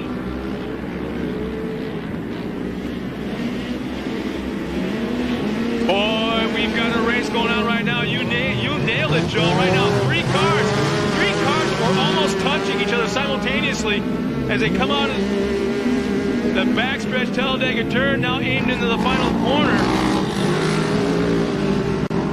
Yellow flag is coming out. I'm sorry. It's neck and neck right now. There's one person you don't want behind you on the track. It's Cody Hodgson with all the karting experience he has. It's like he's a shark out there. You make one mistake, he's on you. So as they cross the line, there'll be 7 laps left, but Vanderveer, Hodgson, Williams are top 3, Nichols 4th, Dallas Nord 5th. Hashtag Doodle is in that 6th spot, Abby Keys 7th, Braden Beatty 8th, 9th, Brock Hanmer, Eric Jacoba, Sid Woods running 10th and 11th, Colin Miller, Nathan Quella. Actually, Colin Miller's up in that 10th spot, Sid Woods, James Giramello. Kirsten Hernandez back in the 14th, so something happened there. She fell way back. She was mid-pack or so.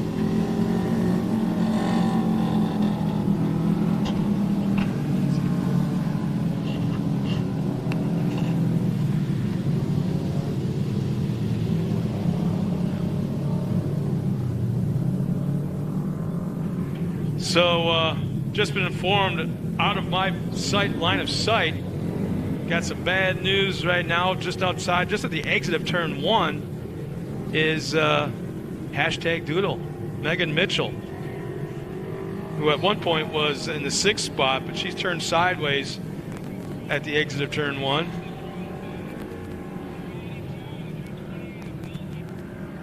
So I didn't see it happen. We'll see. Maybe for the fans at home, we can see if there was a replay on this. I'm not sure if there was or not. She had started well back in the pack and had worked her way up into the top 6. So.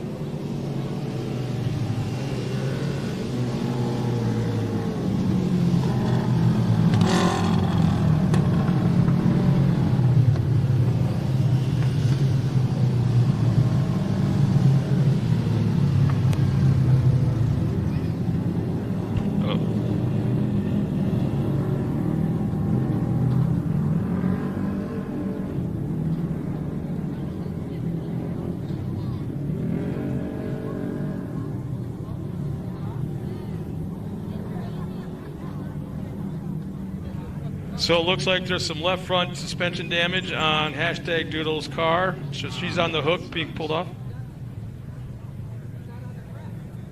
So not exactly sure. Again, just kind of hoping that our production truck had caught that, but evidently they didn't. Well, that's just fine. I mean, that happens, but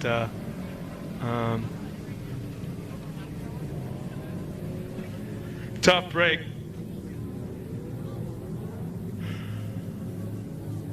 For Megan Mitchell.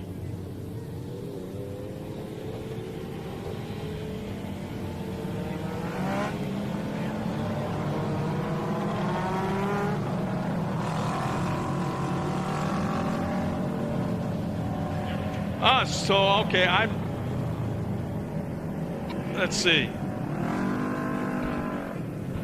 Megan Mitchell's actually still on the track. It's Hernandez that had the issue and is being pulled off on the hook. So I'm getting my girls kind of messed up here.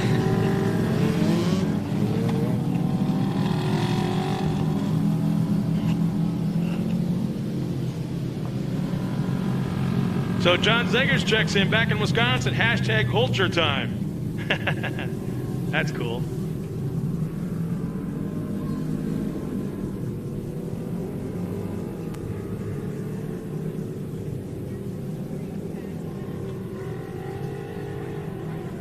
So once again, our top 5 in production 1000 is Cody Vanderveer in the top spot. Cody Hodgson second, third's Chad Williams, fourth Billy Nichols, and fifth Dallas Nord.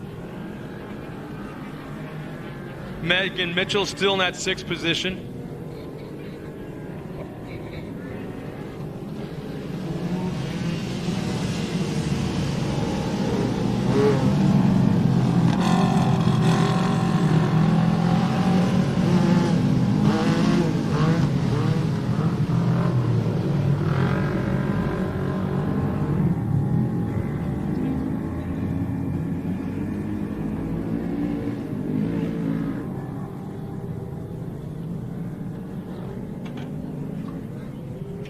So Gary Lane's bringing them back around, coming out of turn 4. He's going to pull off the track and go back to green. They're not. Yeah, we are. Going to green this time by. Pace truck's off the track. Cody Vanderveer controls the pace, and we're underway.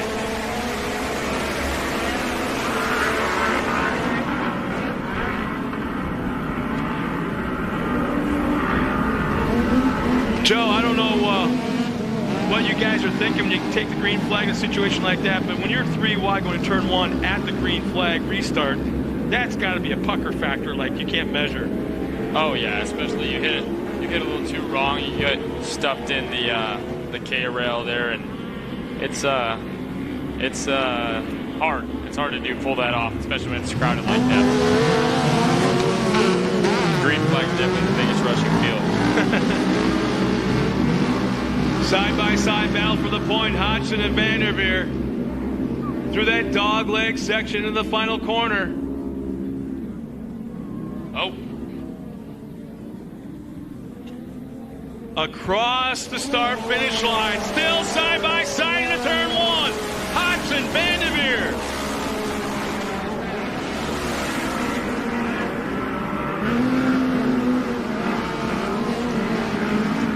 Tight racing in our top 5.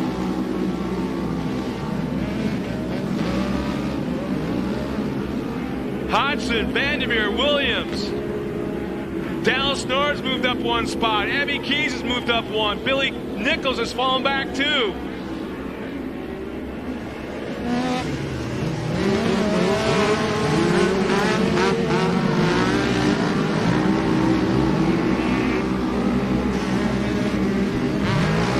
Our leaders pulled away a little bit, about an 8th car length lead coming out of that final corner. Up across the start-finish line, Cody Hodgson still has the point. Chad Williams has now moved up. Side by side right there. Into the 2nd spot. Oh. Who's at the outside wall? Matt Williams was running 2nd at the line. Goes into turn 1 and points into the outside retaining wall. He's back underway, it appears. He's back away from the wall, but hasn't been able to. There we go. He's done. His car's broke. Oh, Vanderveer fell back behind. I think he's having some mechanical issues as well. Vanderveer was running in third, moved up to second. Wow. After Williams' mishap. But that puts Nord now into second. Oh, man. There's that airline pilot crap again. Yeah. He crashed in the SR1 race, and I made a comment before that. Wonder what it'd be like to fly with him. Yeah. Then he crashes. You wouldn't catch me in a plane of Dallas Force flying.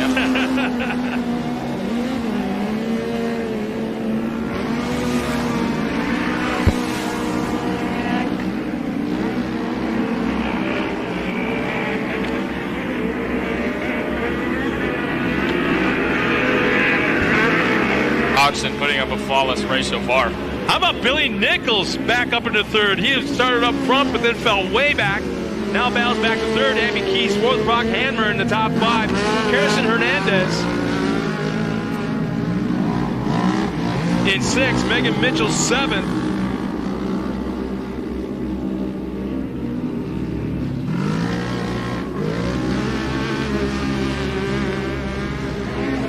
White flag is out. One more time around. Time is running out for Dallas Nord.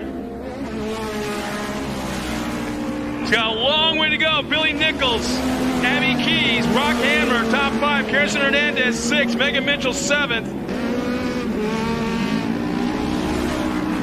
I don't know. It appears that Dallas is making up some ground, but I can't tell for sure. 2 turns remaining for our top 2 cars. Tight left-hand 180 down that backstretch. And Dallas Nord definitely is making up ground. He has cut that lead half. But going into that final corner, looks like time is going to run out for Dallas Nord as it's a drag race now. Down the front stretch, and he's cut the lead in half again. But taking the win will be Cody Hodgson, Dallas Nord second. Are you kidding me? Wow. Race by Cody Hodgson.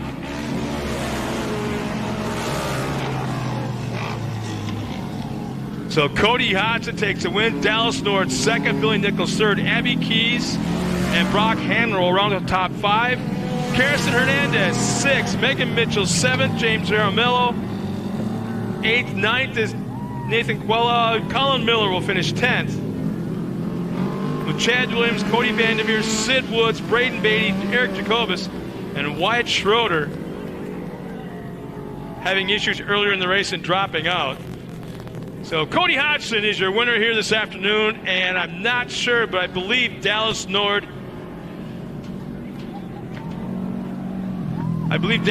is your Production 1000 champion for 2021, but we'll find out in just a moment. Yep, there we go, Jed Fultz. Dallas Nord is your 2021 champ. And then Chrissy Baxter Key says, awesome job, Abby. Candace Moreno, way to make a comeback. Hashtag doodle. Well, Joe, you had a chance to watch this now. Would you rather be up here or down there? I'd rather be in a car. Yeah, I can't say I blame you, man. So we'll get our top 3 finishers up here one more time and send Dave Arnold down to the podium one more time as our top 3 come up to the podium for their trophy presentations and our champion announcement of Dallas Nord. So we're going to step aside real quick as we have a few words from our sponsors, and we'll be right back after this with some winning interviews.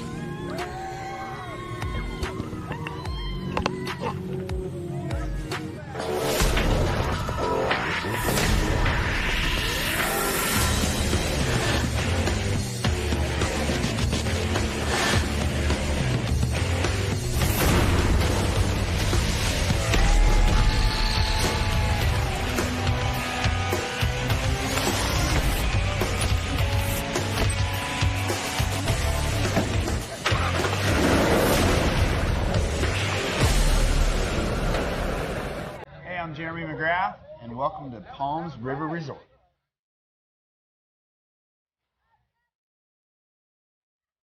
Palms is a 5-star lifestyle community where you'll make lifelong friends.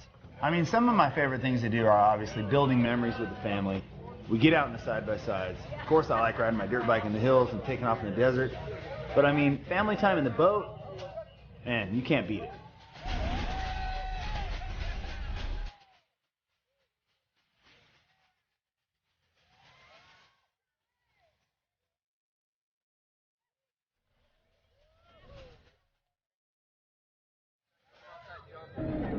We are built on our core values, quality work that comes from the safety on our job sites, the teamwork that makes it happen from employees that are guided by integrity, and making a commitment that we are proud of at Stronghold Engineering.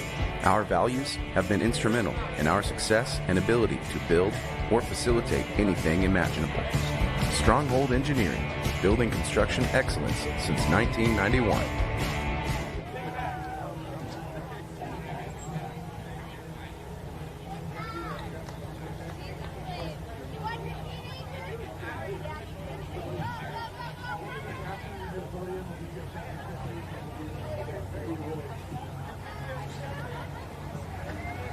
All right, here they go. Billy Nichols, Dallas Nord, and Cody Hodgson on top of the box here.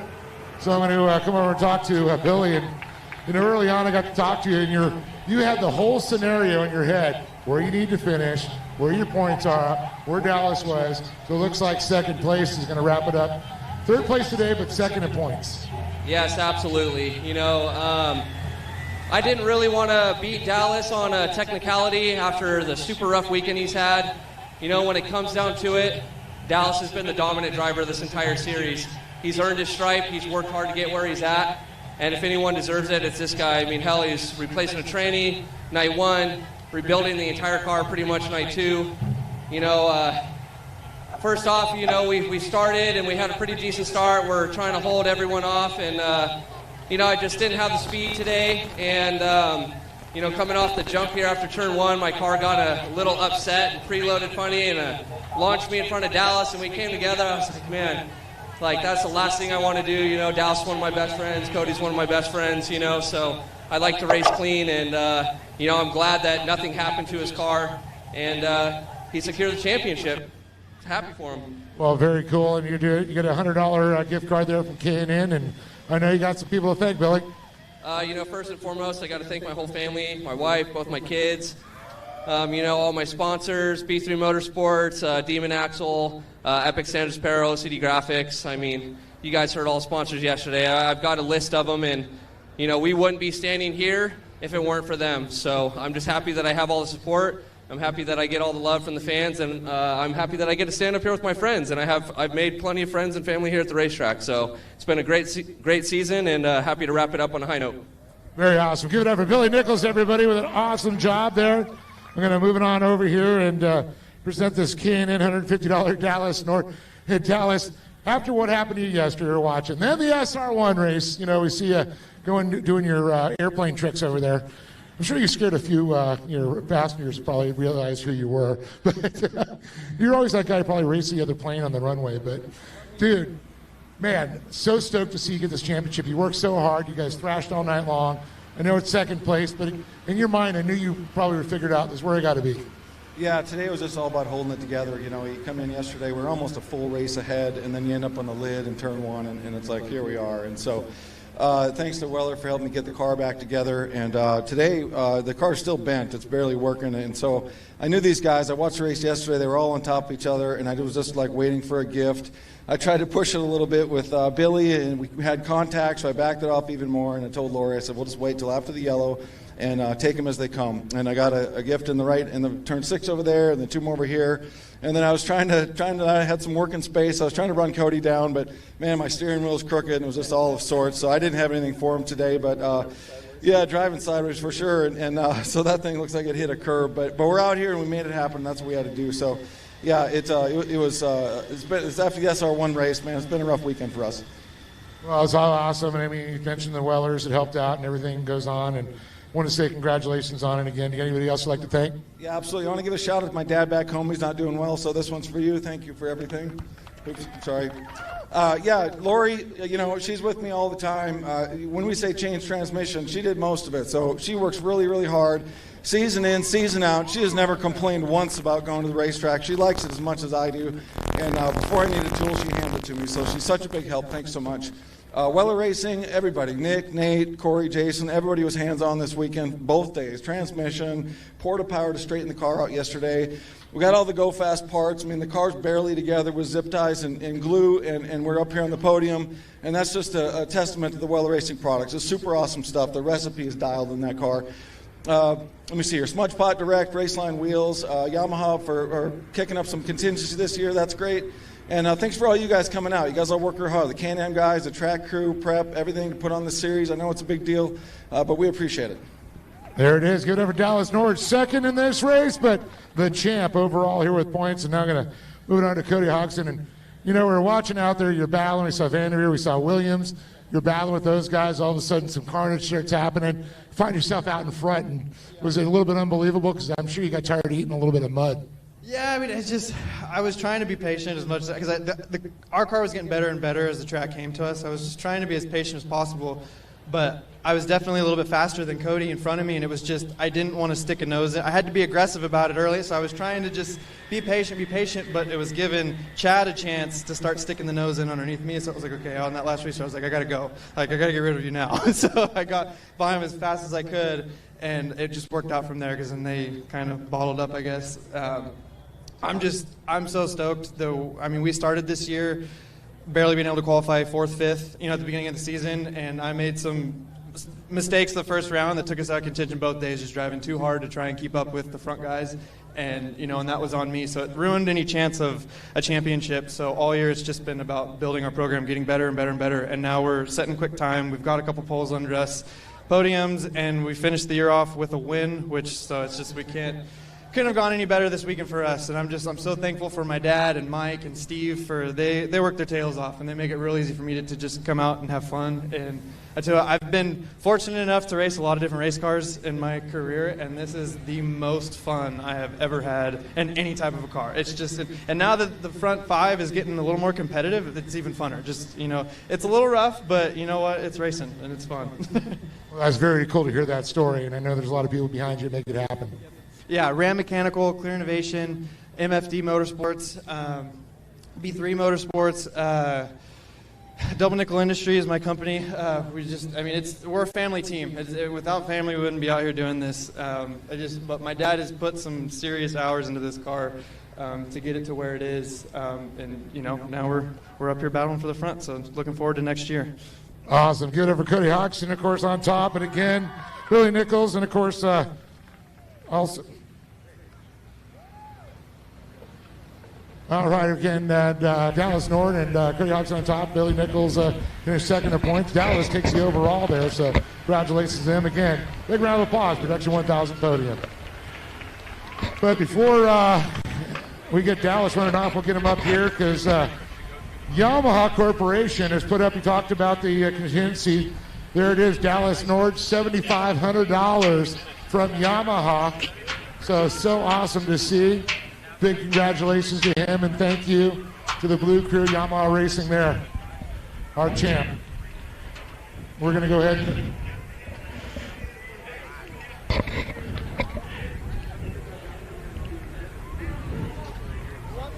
Hey, Dave, I got something for Dallas. Yes. Hey, Dallas, I'm up here. I'm from Green Bay, originally, and I know you're from the Great Northwest, so I'm assuming you're a Seattle guy. It's still 0-0 at the beginning of the second quarter. So you got a thin chance yet. Congratulations on your championship, my friend.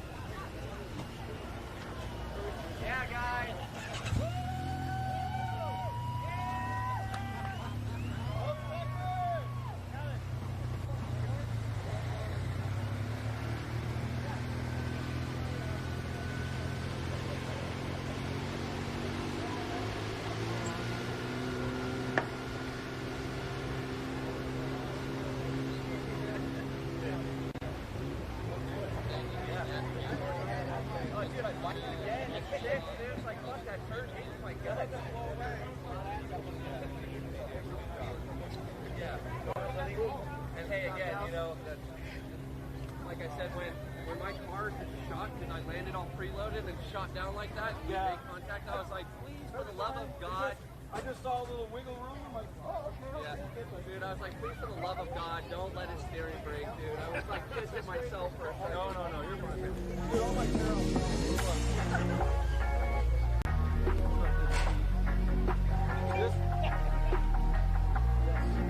We'll do tack, Billy. That's my secret left.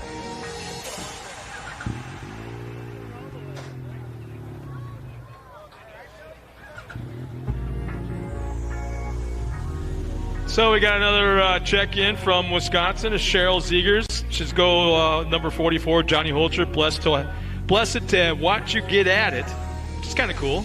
But just got to report that one of our drivers, who's actually in the points chase right now in the Pro Buggy division, had an issue where he had to leave the track and got hung up in traffic or something along the way on the way back, and is about 4 minutes away from the track right now. So we're going to hold the race a little bit, give our driver a chance to get into the staging, get strapped in, and give him back a chance to get back at the championship. So once again, one of our Pro Buggy drivers had to leave the track and had issues getting back to the track. And he's actually by the sheriff's station on his way in. So we can all stand up and applaud. Is he driving the buggy in? I'm not sure. Did the sheriff pull him over? So we can literally probably see him drive up. Yeah, we're waiting here. I'm looking for him. I don't know what vehicle he's driving, but anyways. It'll be the fastest car coming down that road. That's what it's going to be. So that's the hang-up right now that we have. So we're looking at probably at least 10 minutes before we start before they pull onto the track, if that's truly where he is. But the police station's not that far away. He should be driving up by now. Well, he could be on that side of it. Well, how about we run a few commercials and then... how about this? We got Marianne Falk. So Marianne, Jamie, Cindy, watching from Michigan. Go Johnny Holcher and Pro Light. Boy, he's got some women. There's been no... Except his dad. But he's had nothing but women checking in right now. So Johnny's a man. Guy. Johnny's a man.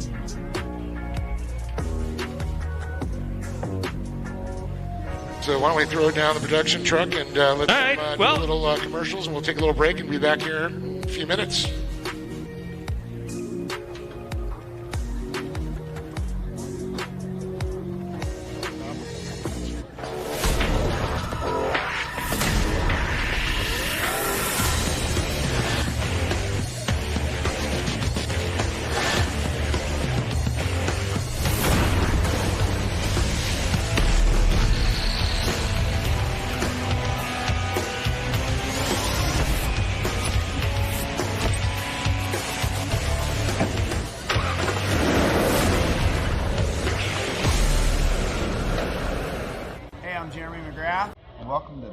River Resort.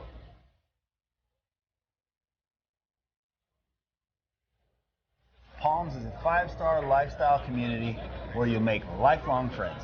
I mean, some of my favorite things to do are obviously building memories with the family.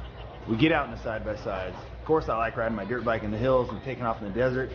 But I mean, family time in the boat, man, you can't beat it.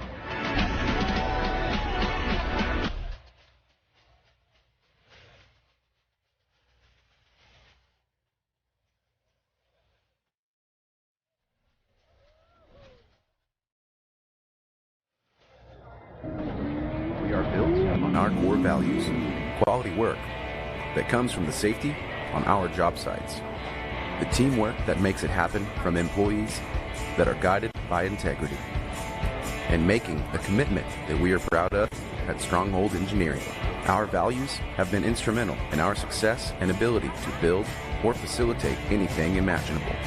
Stronghold Engineering, building construction excellence since 1991.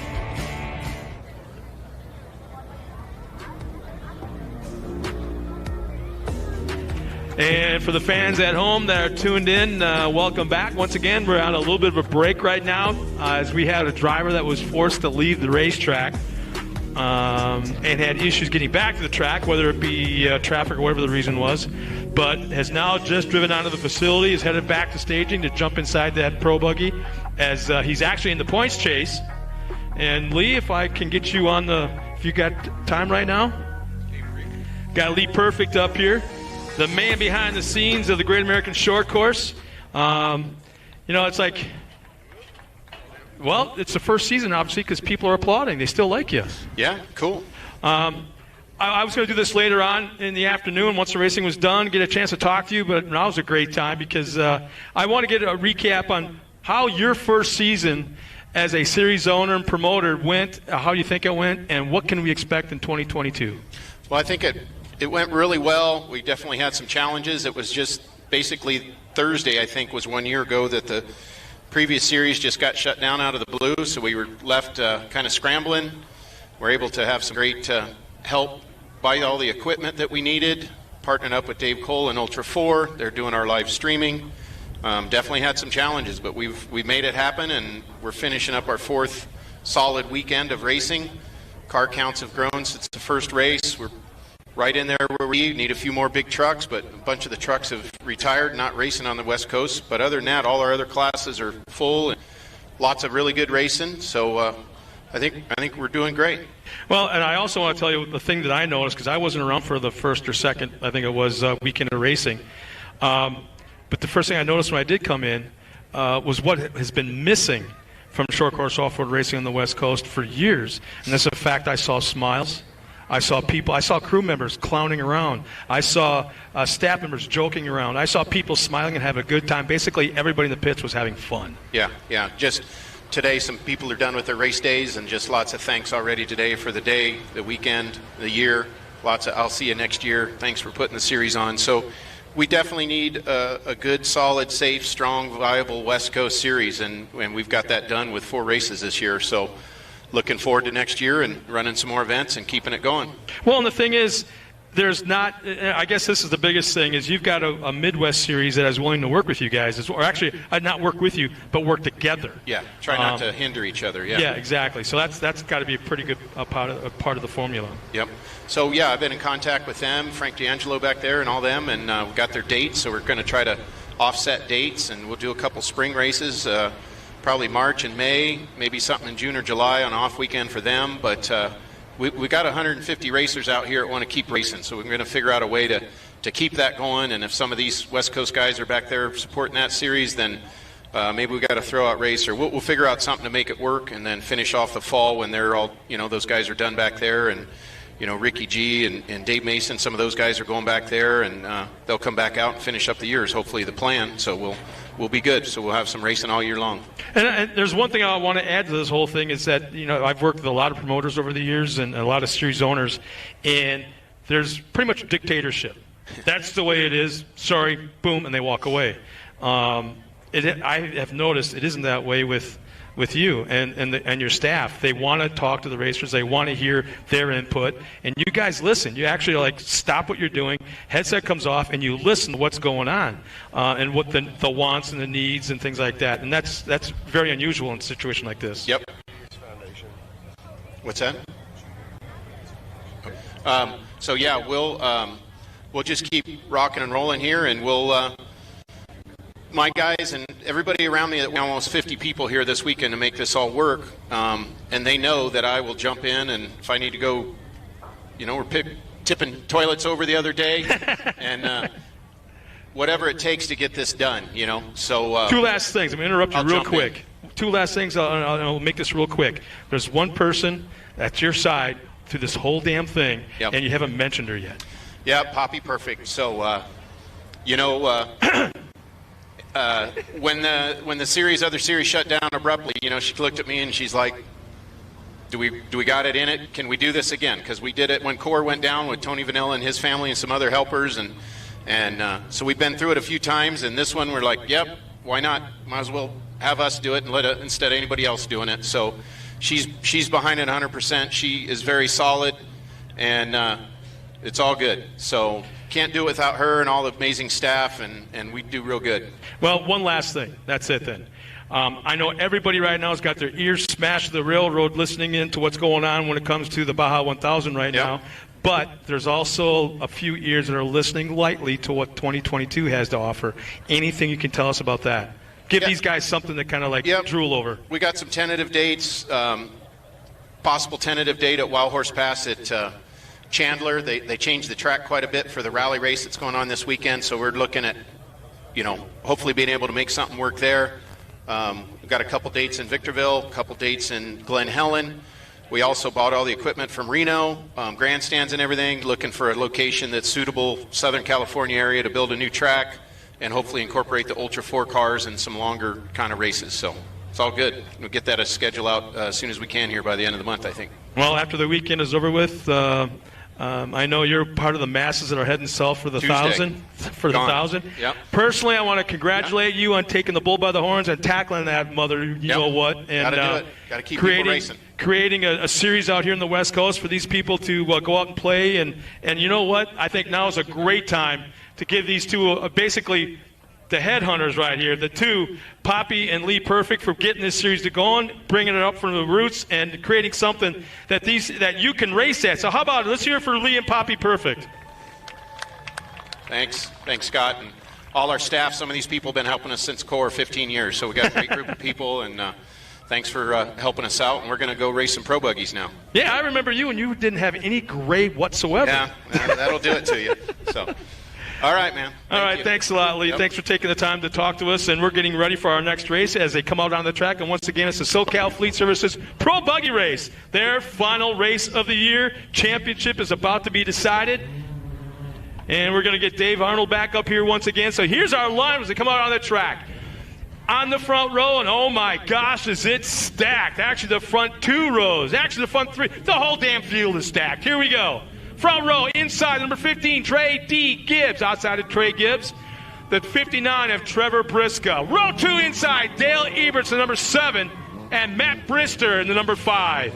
Row 3 inside, Zachary Drapkin in the 56, and Lorenzo Bonacci in the 33. Mark Zimmerman and Brady Whitlock start in row 4 in the 88-74. Gunnar Kennedy is out there in the 82. Scott Peterson from Seattle, Washington, comes back to us in the number 27, and I'm not sure if Bradley Morse is out there in another 27, but he'll be there. Right where? Right down there. Spot for the 88. So he's not. Okay, that's all I need to know. You could have just said he's not on the track, didn't make the call. No, he's spot. So he's there in spirit. Bradley Morris is on the track, so we got 10 cars out on the track. And for all the Seattle Seahawks or Green Bay Packer fans, it's 3-0 halfway through the second quarter, Green Bay. That sucks. April Winter's watching us from, I'm pretty sure she's probably still at Pomona. Yeah, the finals are today. And Rich Gabrich is watching us as well. So once again, I want to welcome everybody that might be watching us at home for the first time here this weekend on our live stream. This is the final day of the 2021 inaugural season of the Great American Short Course, and we are more than 2/3 of our way through our weekend's racing, as we only have 2 races left here this afternoon. 4 or 4:15 will be our awards right here down at the side of the stage. But we have Pro Light and Pro 2 coming up after Pro Buggy. I'm Gary excited Lane. to watch you give out some awards. Yeah, whatever. Gary Lane's pulling off the track. Here comes our final buggy race of the 2021 season. Catherine Battery says green, green, green. Gibbs and Briscoe into the inside here. It's going to be Gibbs out front there. Oh! Briscoe gets a little loose, a little contact with the car, and look at the car. Off pace there. So you're getting going again here. That was the number 7 of Dale Everts. Oh, what a heartbreaker. Looks like Brister moved up into 3rd, Scott. That was pretty cool. You got to talk to him earlier. Yeah, he did a great job up here in the booth. One of us is going to be out of a job. I have a funny feeling because he did a really good job helping us out. Yeah, he's a good dude. And he gave us insights that we never would have thought. What they're feeling and going through when they're a pack of 5, in a pack of 2, when they're running away, communication, all that kind of stuff. He gave us great insight. Well, it's going to be Trey Gibbs, Matt Brister, Trevor Briscoe, Lorenzo Bonacci, Brady Whitlock, followed by Mark Zimmerman, Zach Drafton, Gunnar Kennedy, Scott Peterson, and here comes Everts in the Trust Machine. Everts getting ready to go down and do some racing with Christopher Polvardi down at the mile 1,000. Excited to see that happen. Sure, we're going to see a few other drivers going to be down there too. But Gibbs out front, but look at this. Brister starting to get right up on his bumper, starting to apply the pressure.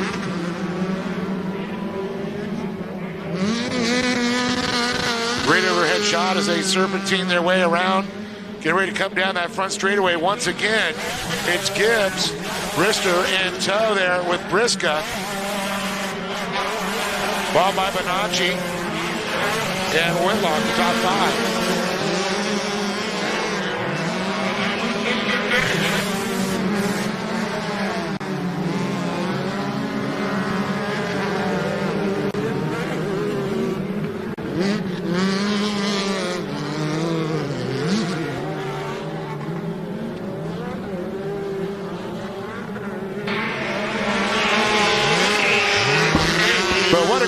Now with Gibbs holding off the advances of the fast monkey performance there, Matt Brister.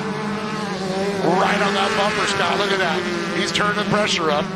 You know, it was really cool. He talked about the racing about 1/10 of the time, but 9/10 of the time he's talking about the camaraderie and the friendship, how tight all these competitors and all these teams are in this class. Oh yeah, I was just talking actually with Clint Brisca, and he was telling me that they gave the transmission for Dale Everts to go out and race. So that's just, I think, all help each other out. That's so awesome. Man, Brister's like a tiger on a piece of raw meat there.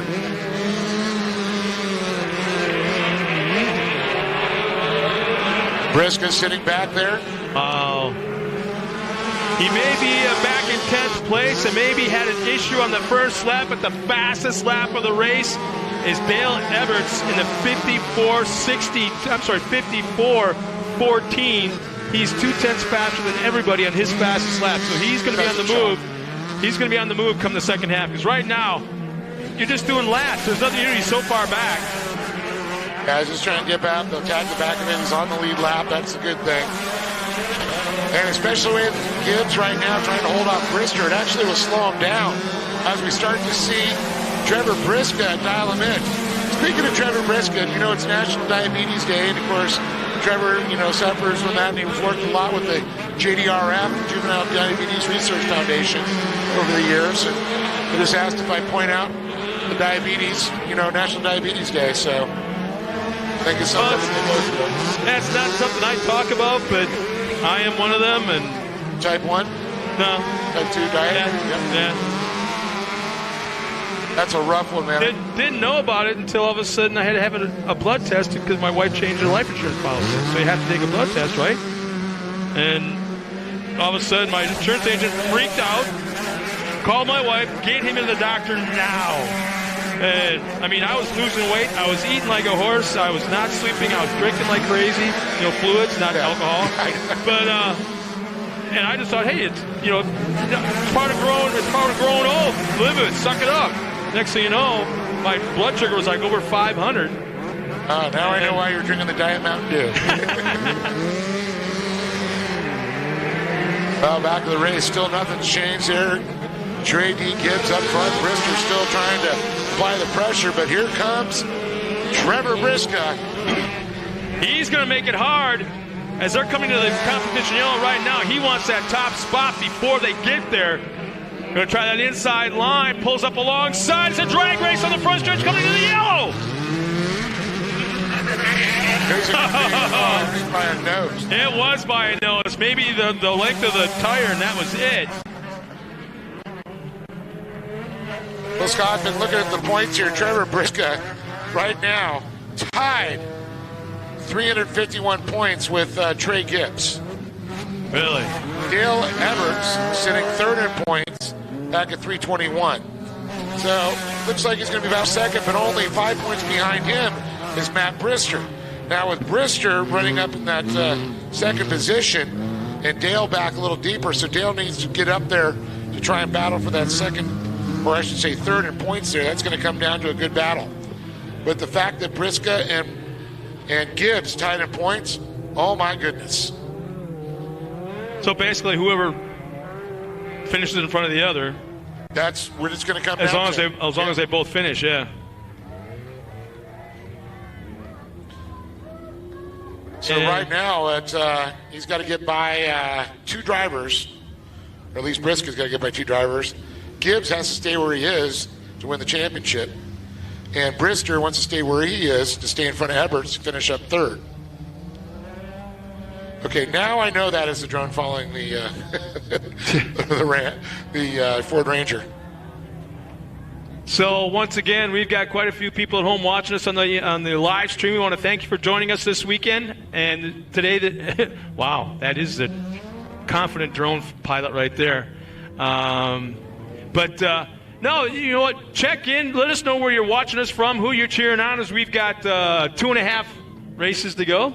We got the second half of the Pro Buggy and then Pro Light and Pro 2. As we're coming to the green right now, and this is it. This is it. It's on the line. Green flag is out. We're back underway.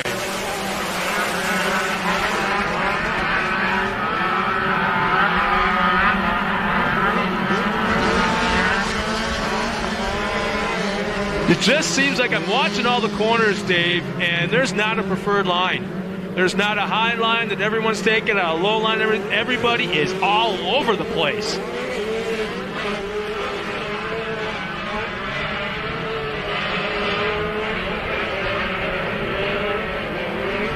So Gibbs pulled away a little bit from Brister to drop the green flag, but Brister, maybe 1 car length back, isn't going anywhere. You know what? He's sizing up our leader right now. That's what it comes down to. I think he may be a little bit faster than Gibbs, but not fast enough to get around.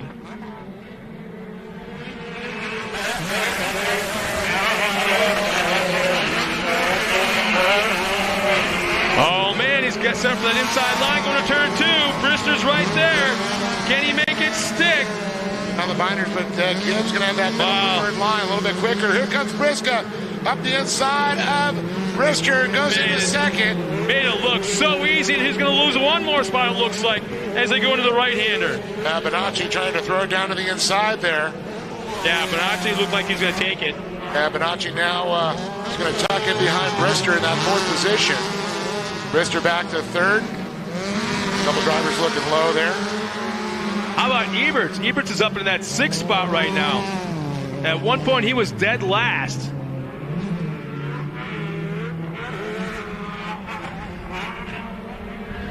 Now, Dale Everts, of course, been part of many desert teams over the years with championships. Great to see him step into the Pro Buggy category here. Entrust, part of EPCO family, and ZLT and all that. Big motorsports family. I tell you, Trey Gibbs is throwing that buggy hard into the corners. He's not really driving it, kind of tapping. Look at it. He just hucked it sideways. We're talking almost like a sprint car. That's the battle for the championship, Scott. Yeah, exactly. So when's the pass going to be? Oh, here it is. Open the door a little bit. They touch tires. They're side by side on the backstretch. Gibbs has a little bit of the advantage. They touch tires again. Gibbs cuts down. He has the advantage. Opens the door once again in the final corner. They touch again. And swapping around, Gibbs. And it's coming to the white flag. Nope, 2 laps remaining. Two laps remaining. Now we got to keep an eye on the fact that any of that tire rub, which there's a lot of, that it caused any tires to possibly start to go down.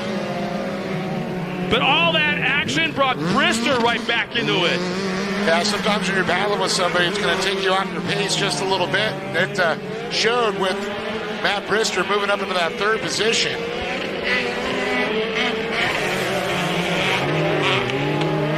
Into that high bank turn, left-hander, down that backstretch. Brister now pressuring. Coming to the white flag. This is going to be tough for 2nd and 3rd. Gibbs is on a rail. He's keeping that preferred line. You're not going to pass on the outside of Gibbs unless there's something where he bikes it or something happens along that line.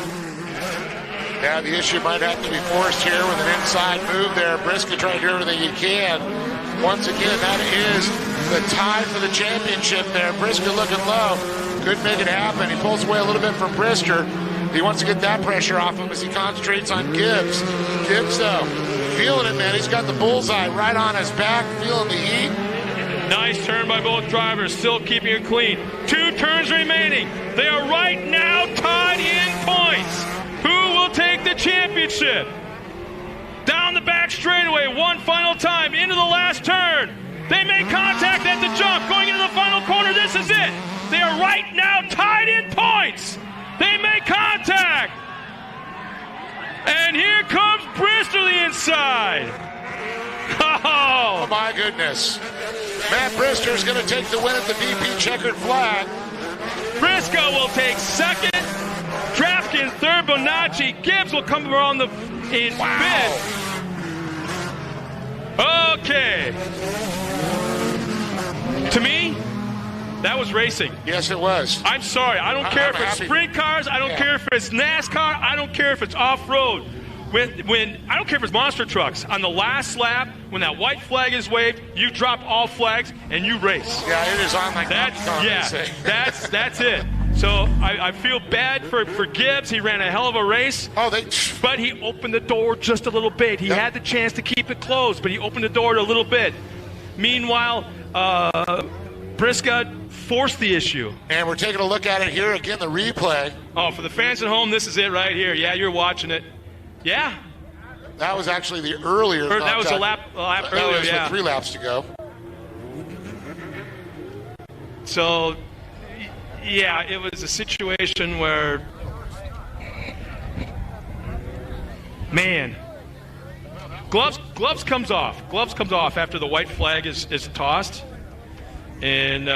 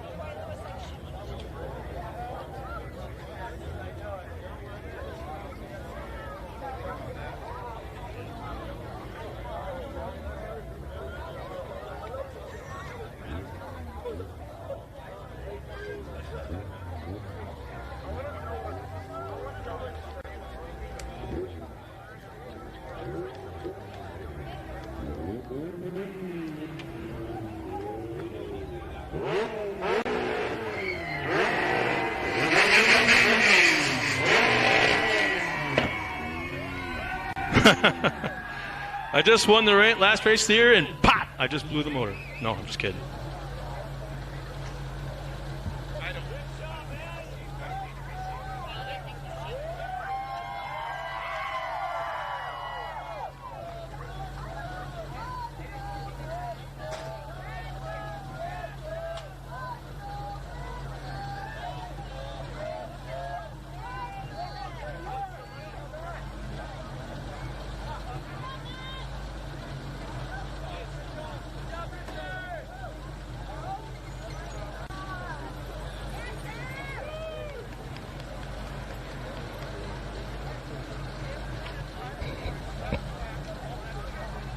At a moment like right now, things you might think things are a little bit on the too quiet side, but right now a call has not been made. We're waiting to see if we can find the tape of the recording of the last corner, and race officials will be taking a look at that as soon as we find it. So a call has not been made for the end of this last race.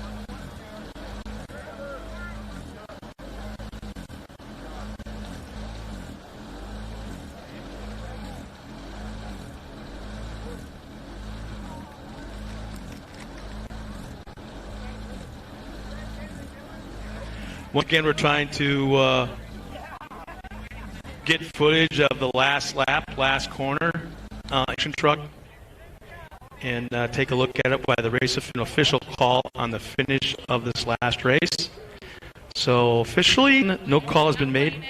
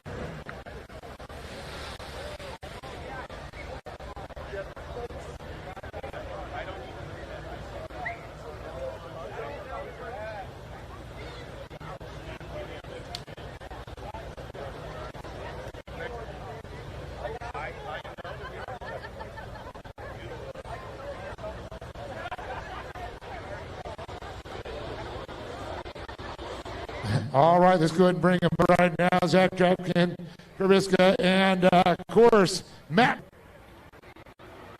We're going to go ahead and get this one started here once again.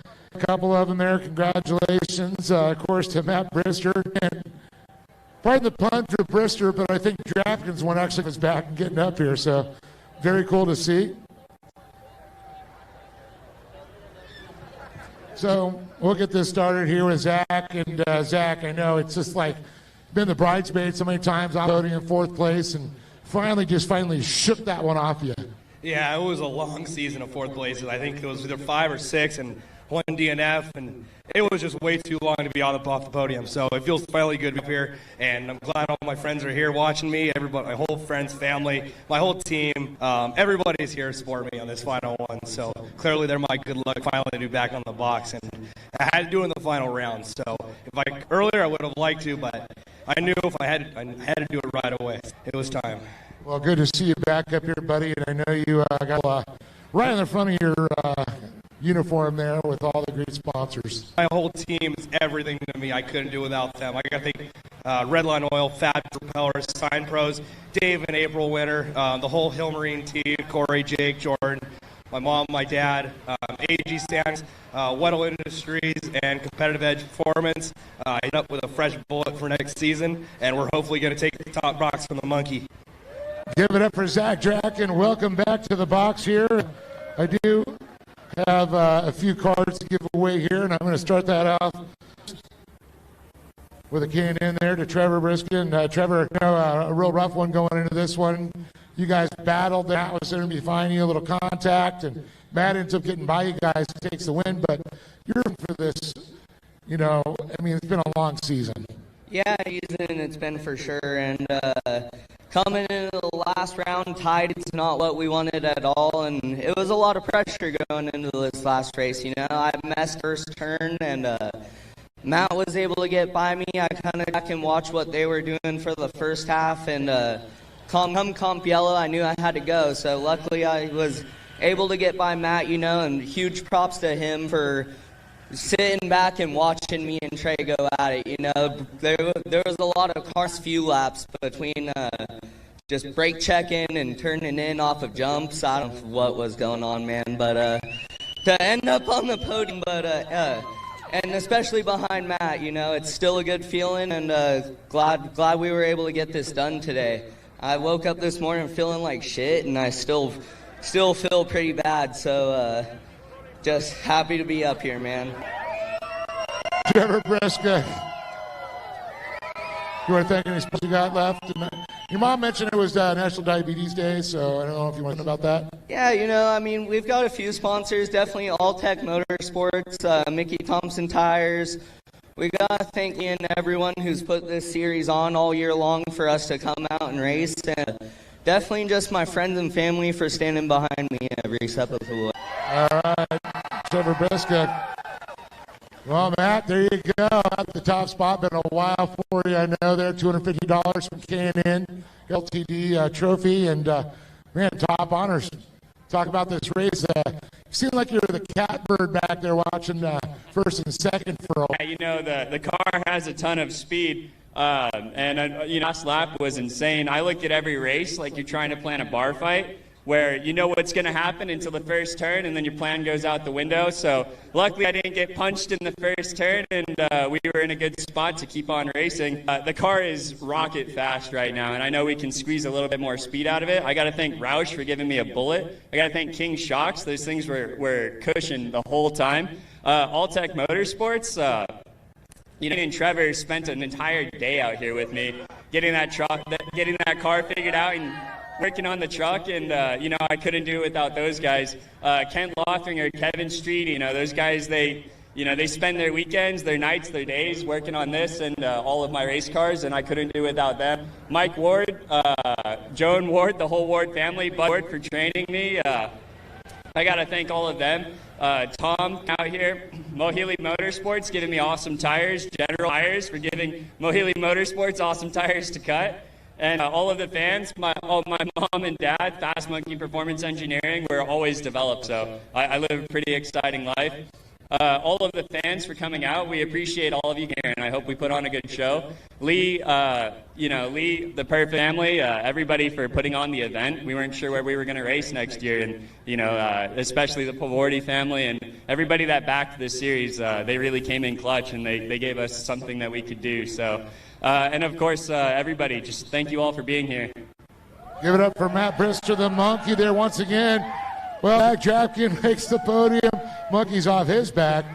Trevor Briska comes in fighting for that championship there. Ends up second here today. But Matt Brister comes away on top. Well, Scott, more racing to come. It only gets better from here. Pro Lights coming up. Yeah, once again, congratulations, you guys. The top three finishers in the Pro Buggy division. What a way to end the season. Man, that was absolutely action-packed, no doubt about it.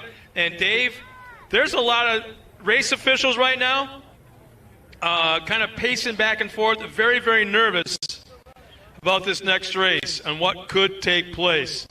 We're talking probably one of the most drama-filled, anticipated Pro Light race in a long, long time about to happen. So some big names could be involved, but this is going to be a very, very cool Pro Light event in about 2 minutes. So once again, for all the fans back at home, we want to thank you for joining us here this afternoon. We had a great weekend.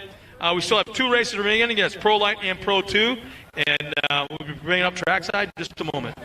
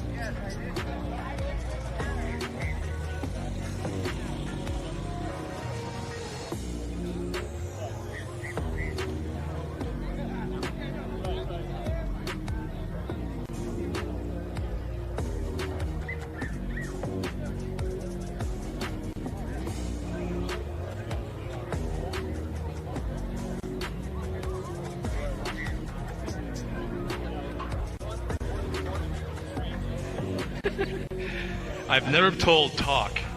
Never in my life, never in my career. That is an issue for you, Scott. I've never been told, you better go talk. I'm excited about this one coming up here. Yeah. Actually, the next two races are always awesome. You missed it when I said that this next race, this Pro Light race, is highly anticipated. There are some big names involved in it, obviously. There's race the officials. Talent is incredible with these kids. The race officials are kind of walking around on ice up here a little bit, kind of nervous of what could happen down there on the racetrack. But you know what? I'm in the neutral area, and it's like I'm a fan. I may be up here in the booth, but I'm a fan, and I want to see the best race possible.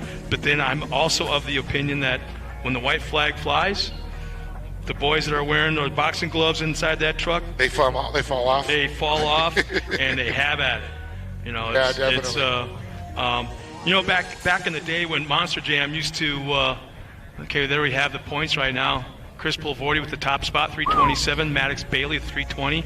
Jimmy Weitzel, 294. Wow. This is kind of a story you probably never heard about. But during the Monster Jam World Finals in Las Vegas, that when it came down to, they have that radio, safety radio, called a remote ignition interrupter, RI. Yeah, they can shut it off. The officials can shut down a monster truck at any time if they feel it's unsafe.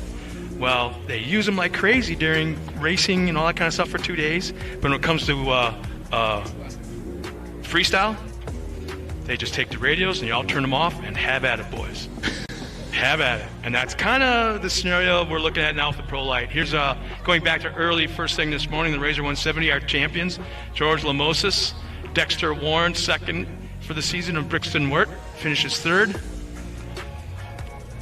Kind of a dominating season by George Lamosis. I met him at the last round of racing. Good Here's kid. Our champions for the youth UTVs, Craig Matag. Man, what a dominant weekend he had. Chayton Minder, Cole Gamma.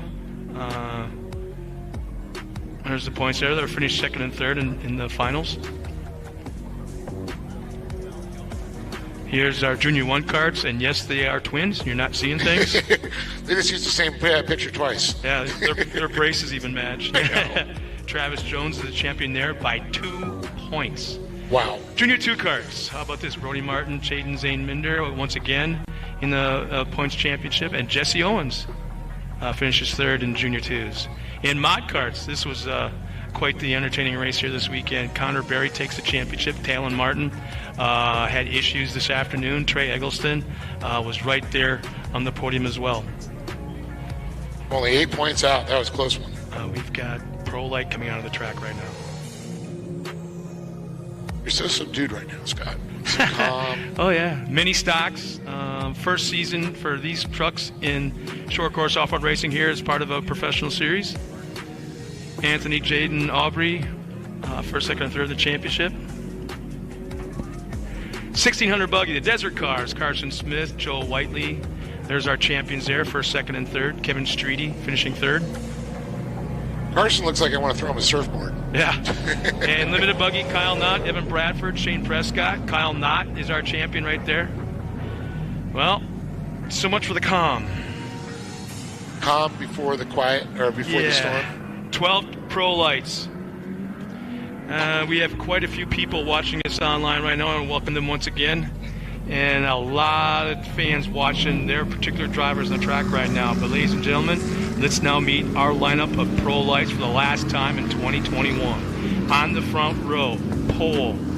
Keep your eye on this row right here. It's absolutely astounding. The 94, Chris Pulvordi on the pole. Alongside of him, Maddox Bailey in the 29. Row 2, inside, Jimmy Weitzel in the 59. Kyle Knott in the 36. Row 3 inside, Connor Berry in the 2. Did he make the call? Is he out there? No. I thought so because he had issues yesterday in qualifying, so he's not there. Next in line, in the 5th spot, Brody Eggleston in the 14. Johnny Holscher starts 6th. 3rd row outside in the 44, all the way from Green Bay, Wisconsin. In the 7th and 8th position will be Robbie Hornsby and Matt Brister in the 61 and 55. The next two drivers, Carson Etter in the 57, Maximilian Pinto in the 17, and Joe Collinsworth in the 48. He was up here earlier this afternoon and helped us out with the pro buggy call. Ladies and gentlemen, get out those cell phones, those cameras, get ready for turn number 1. The first 2 rows are off the hook nuts. They want this championship. The points are tight, ladies and gentlemen. We had a crazy race yesterday. Hang on tight, because we're about to have another one right now to end the 2021 season. Ladies and gentlemen, here comes Pro Live. Oh, I think everybody needs to get up on their feet. The folks at home, get on your feet, because on the banner says, we're green, green, green. Pulvardi on the inside, Bailey on the outside, side by side, coming around. Bailey has that middle before line here. There comes Pulvardi. Pulvardi tucks into second place. Bailey goes into first. Bailey finally takes the advantage. 1 truck length out in front of Pulvardi. Pulvardi looking low to the inside there. Bailey had that middle line, shoots right back out there. He's going to tuck in here, looking again. Kyle Knott right now running in that 3rd spot. Yeah, look at Jimmy Weitzel. Weitzel just waited for him to clear that inside line. Weitzel now trying to take it. Oh. Knott slammed the door. Yeah, you see him move right over and take that line right away from him. It's like the fueler, like having a Jehovah's Witness at your front door and you slam it. You know you're flying through the air off the front stretch tabletop jump. When you're in the air, you burp the throttle 3-4 times. You're flying when you can do that. Oh, yeah, definitely. So it's the MAV TV Lucas Oil machine, followed by that Ford. Clear tires and then Optima battery power, steel coatings on it. Stronghold Engineering out front on Bailey's machine there. Skyline Fabrication on Knott there with Weitzel and the General Tire machine. How about Brody Eggleston in the 14 and Robbie Ormsby. Great to see Robbie up here in the Pro Light category as they're battling right now with that youngster in front of them. Ormsby for a while did some UTV racing, but did a lot of I believe the late models or modifieds.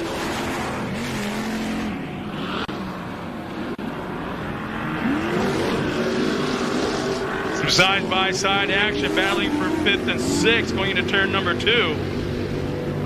Man, I'm kind of surprised. To be honest with you, I thought there'd be a little bit more beating and banging early on in this race, but obviously things... Oh, Bailey! On its side, up to the wall! Bikes it up on 2 wheels, that right-hand turn. He rode it the entire corner.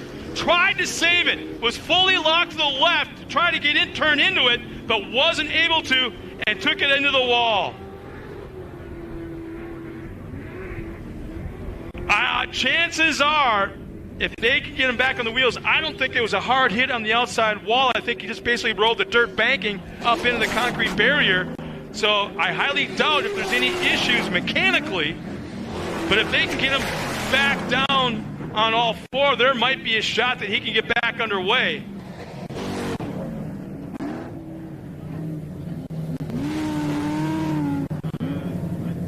And fortunately got there, but Christopher Polvardi and his Ford doing an awesome job staying up front. Kyle Knott moves up into second there. Jimmy Weitzel now into third as he got by. No, watch. Ormsby's. There it is. He's fired up. Now we got to watch to see if there's a left front flat tire, any suspension damage, anything along that line. Man, I'd almost drive into the hot pits right now, have the guys look at it real quick, and then pull back out. That thing looks like it's fine. What would it hurt? What would it hurt pulling into the hot pits right now? You're not going to lose any positions because you're already starting back in the pack. So have the guys look at it real quick, pull out right before the pace truck, go back around, and assume the position in the back of the field. That way you know. Yeah, you're not speculating. But looking awfully good right now. Yep. He figured out that didn't even hurt, so obviously it might be fine. So it looks like we're going to go green this next time around. Bailey's going to be able to come up and tag the back of the field. So the Met Man unfortunately goes on his door. Polvardi feeling like the pressure's off his back, but no, it's not, because you got Knott and Weitzel right on his tail. How hard is it? I think this is going to be harder to not drive with a mirror than it was before. Yeah. You know, you knew he was there. As a leader, you knew Bailey was there. So you just got to keep the lines where you want to take the lines. But it was like the thing is, now you don't know where he's at. Yeah, your spotter's telling you, but you don't know. You don't know. You're still going to look up. It's one of those things you just don't want to, worry about what's behind you. You worry about what's in front of you. But the competition is not that far away, so Bailey's got to get on it fast and pass as many as he can right here at the restart. And Optima Battery says green, green, green. Is that Ford Optima Batteries? Two Tires Machine takes it lead. Skyline Fabrication right behind him there. That is Kyle Knott. Then Weitzel, that General Tire Back Machine. Bailey passed two cars before he got to the, right at the flag stand, yeah. Bailey now setting his sights on Johnny Holter in the Yokohama machine.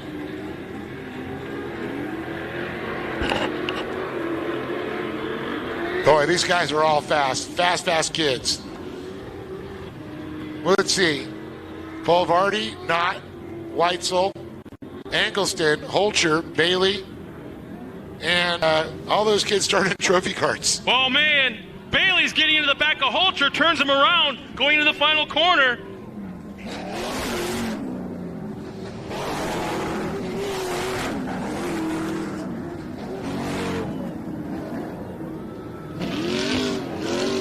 And look at this battle for second going on. Ormsby.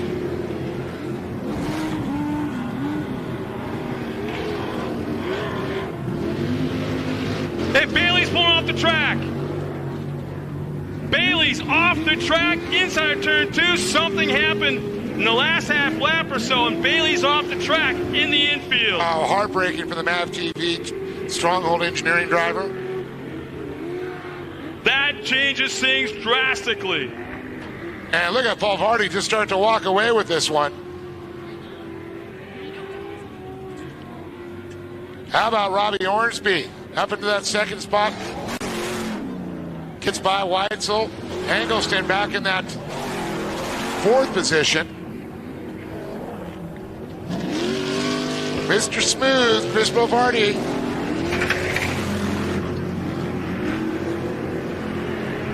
Of course, it's nice having the race car whisperer in your ear, Corey Kruzman.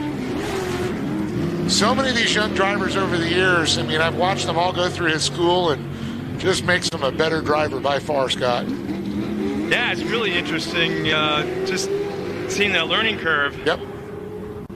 But look at Ormsby's time. 0.7 of a second off of Polvardi, so he's on the move.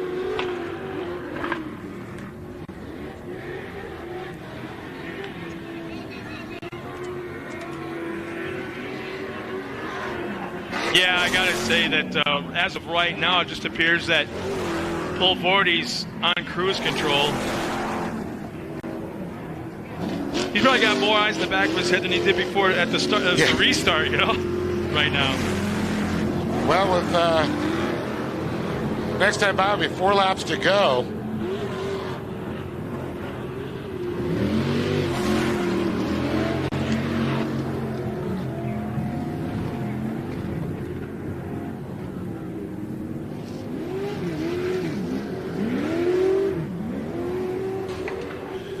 Well, word is possibly that Maddox popped a motor there. Really? Yeah, that's what the spotter was saying. They're not sure, but something definitely went. That's why he fell off the pace and pulled off the track there. And we've got another truck that pulls off just the inside of the high bank turn. And look at this. And we've got a full course yellow coming out right now. Yeah, for that Angleson, they're going for Weitzel. Hornsby really picking up the speed. Brand new truck build. Great to see him out here. Now, again, this changes things drastically. Bring it down. Let's see. Well, let's check out lap times. Fast lap, obviously, looks like it's Pulvordi with a 53 flat. Hornsby, 53.6. Most everybody else in the 54s, 54 range. But, so, you know, even though Pulvordi still has a fast lap, there's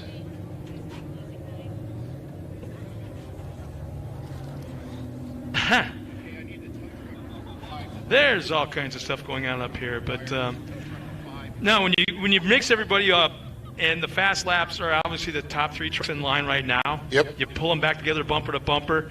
Who knows what's going to happen? Pulvordi could dive into turn 1 a little bit too deep, force himself outside, maybe up on 2 wheels. Who knows? Mistakes could be happening anywhere. I've seen drivers in this class lead the entire race, and in the gravel pit turn at Crandon on the last lap, throw it away, blow the motor. Oh. I think in one season when Jeff Kincaid was in Pro Light, I think he went through like 9 motors in one summer, in one season. Wow. And he was leading a lot of the races on the last lap when they were popping. And it's like, you don't want to say, oh, anything could happen. Well, holy smokes. Sure can, you know? I believe it was just Jeff Kincaid's birthday not too long ago. Yeah. I saw from social media. Was it early last week? Yeah, last week. Of course, his son Keegan Kincaid won the Crandon Cup and the championship. Pro 2 last year, or this year, I mean. Very impressed with that.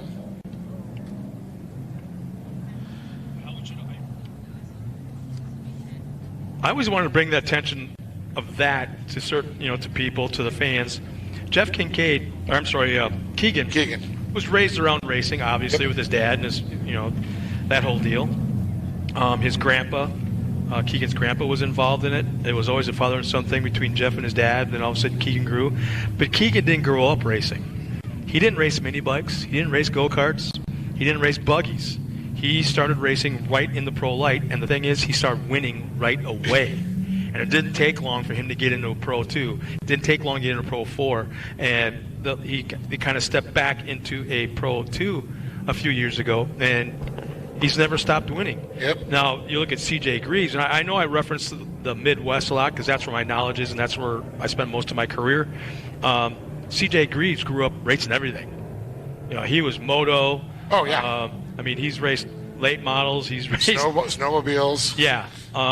So he knows how to read the dirt from a moto type of sense. Well, that's something I think you and I have talked about. That guys who came from the moto tend to read the tracks a little bit more because when you get 2 wheels and you're looking for the ruts out there, so when you got 4, it just makes it so much easier. Yeah. So you know how to read the terrain. You're also looking farther ahead than a normal race car driver would because you're looking for those ruts. So you look for the setup. That's why Ricky Johnson and of course.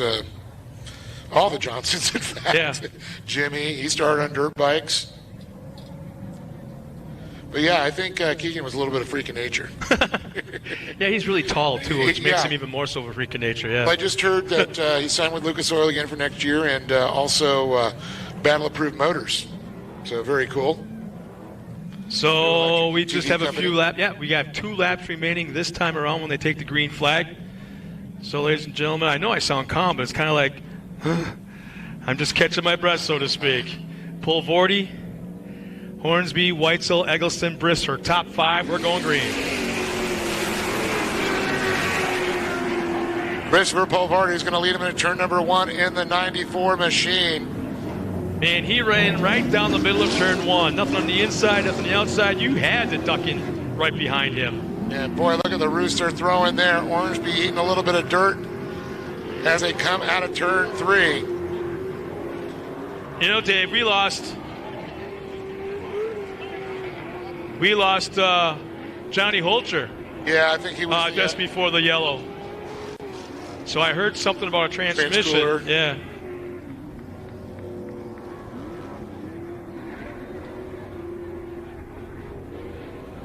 Well, I see a white flag in the hand of our flag man. 1 lap to go as Christopher Polvardi comes by in the lead, chasing that championship. Brody Eggleston up in that third, but he's got a hooder in his face right now. The front half of that hood flopped up. I'm not sure how that's affecting his vision. Might be helping it a little bit, keeping that roost kind of kicked up over the roof line. It's a roost deflector. Oh, man, he is just bouncing off the top of that rhythm Yeah. section. Rister and Knott battling back there too. 4th, 5th position. One final time down the backstretch. White flags in hand up over the tabletop into the final turn. He's making up ground, but not enough. Too little, too late. Robbie Hornsby's running out of time because here they come down the front stretch for the checkered flag. Taking the win this afternoon will be Chris Polvardi. Robbie Hornsby in second. Brody Eggleston in a very rough final 2 laps. He'll round up the podium.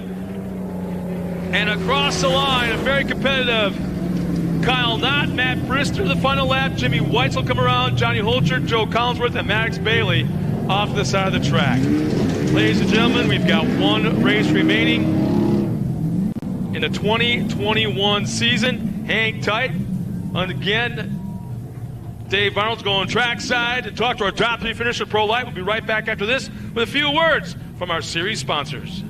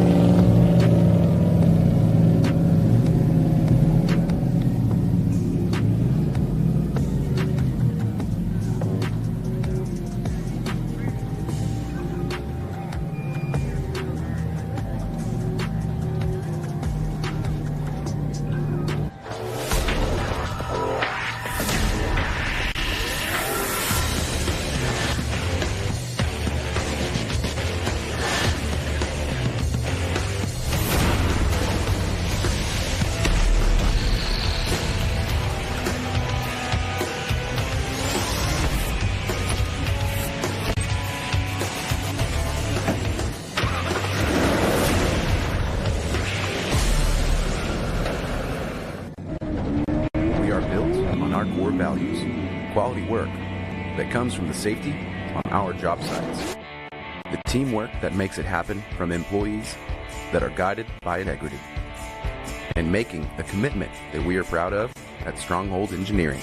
Our values have been instrumental in our success and ability to build or facilitate anything imaginable. Stronghold Engineering, building construction excellence since 1991.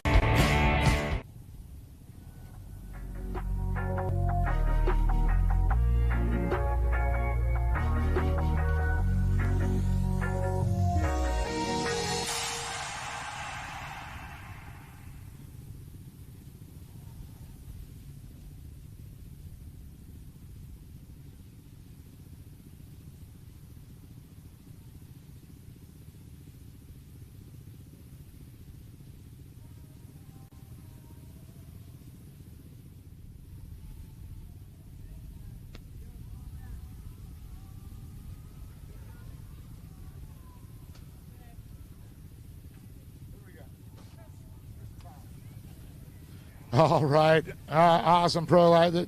This being up Christopher, Robbie, and of course Brody.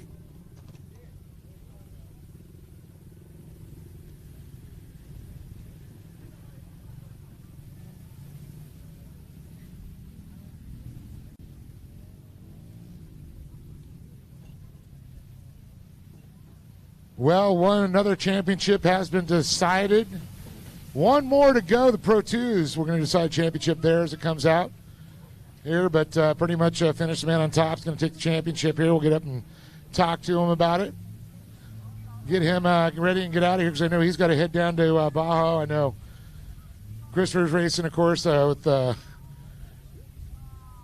Edwards, and, of course, I believe Steven Eugenia, so that's going to be cool to watch them. And then I know Maddox Bailey is going to be going down to Mexico racing the trophy truck with Scott and Brandon. Brandon, his father, and Scott, his grandpa. So a couple of our racers are going to head down there. Excited to see that happen.